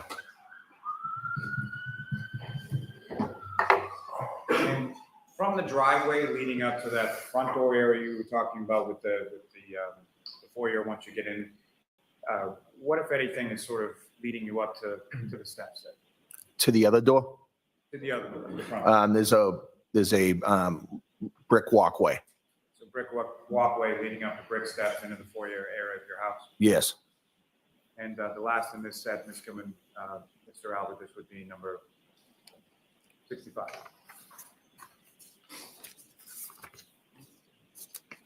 Do you recognize what's depicted in this photograph, sir? Yes. And what do you recognize? So that's the picture of the ground in front of the fire hydrant, which is to the left front of my yard. You can take that down. Thank you very much. Now, Mr. Albert, with the days that sort of followed from January 29th, as far as your home was concerned, what, if any, sort of police presence did you observe or notice sort of in that area in the front yard of your home? So over the course of the next couple of days, there were emergency vehicles and police personnel that day and days following in front of the house. So later on in the afternoon of the 29th and continuing on for days after, is that correct? Yes. And what, if anything, did you observe as far as the weather was concerned between the date of the 29th and the days that the police presence was outside of your house? I believe it rained a few times during that time. And as far as the snow that had been piled up on your front lawn, what, if anything, was occurring with the snow as the days went on following the 29th? I believe so. Some of the snow was shoveled out, I believe, during the crime scene, and then some of the snow was just dissipating due to the fact that it was melting and it had rained a bunch of days. Now, sir, if I could turn your attention to your house, and obviously at some point you moved from the house on Fairview and Canton to Norwood, correct? Yes. And when was that sort of first discussed between you and your wife as far as selling the house? That was discussed in October, November of, it would have been 2021. And what was it that sort of precipitated that discussion as far as selling the house? Around that time, and it was post-COVID, the housing market seemed really good. And my brother, Chris, had sold his house, was in the process, and ultimately sold his house around that time. He got a great deal on it. I had known some other people that had sold around that time. And it was a little early for us because our children weren't all necessarily gone yet, but it was close and we thought we could get a good deal for the house. So that's when we started exploring it. And who, if anyone, did your brother Christopher put you in touch with? So he put me in touch with a realtor that ultimately sold his house. And at some point you sold the house? I did. And when was that? So we didn't end up selling until April of 2023. And as far as prior to selling the house, what, if any,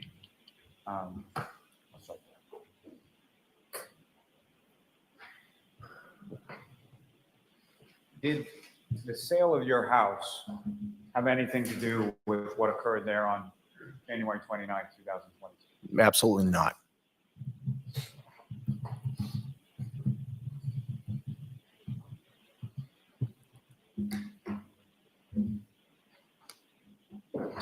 May I have just one moment now? Yes.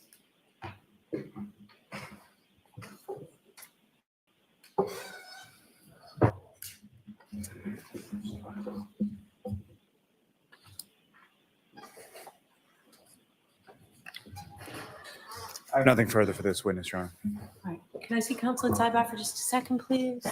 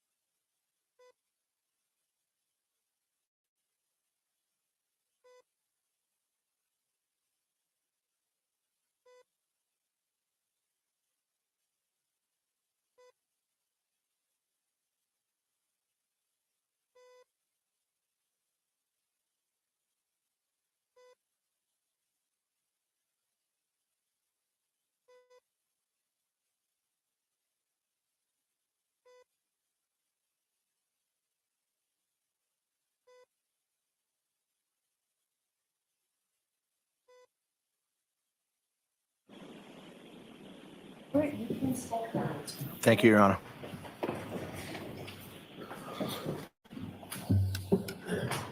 All right, so Joyce, rather than start cross-examination of Mr. Albert, we're going to let you break for the day. And I did want to give you some scheduling updates because there have been questions from you folks and requests.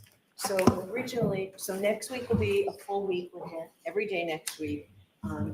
Again, Monday, Wednesday, Friday will be full days. I'd like us to pick up the pace a little bit here, no repetitive testimony so that we can move things along, but we are moving things along. So Monday, Wednesday, and Friday will be full days. Tuesdays and Thursday next week will be half days. The week I wanted to address with you, where we were already going to be off the 29th and 31st of that week. There's been a request and it makes sense. We will now take the 29th, 30th, and 31st off rather than have you folks come in. So you'll get 3 full days, sort of maybe in the middle of this trial, to be able to just kind of regroup. And I figured everybody would welcome those days, but I am going to ask you to give us a full day on the 28th. So think about that this weekend. So the Tuesday will be a full day, and then Wednesday, Thursday, Friday, you'll be down, okay?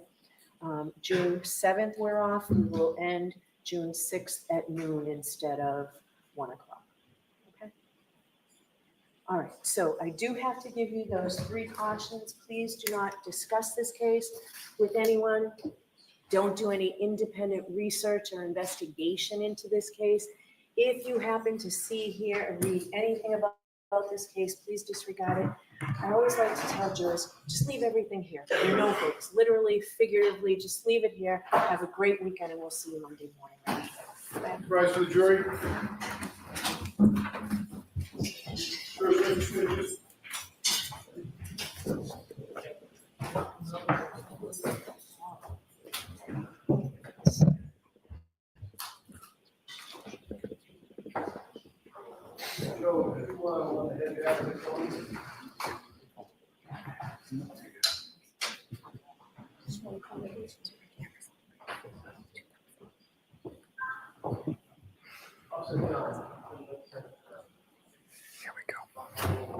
Thank you.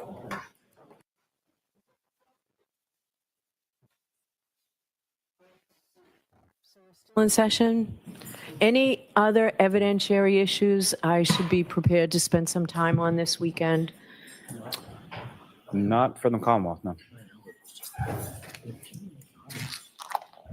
No, we can wait on that.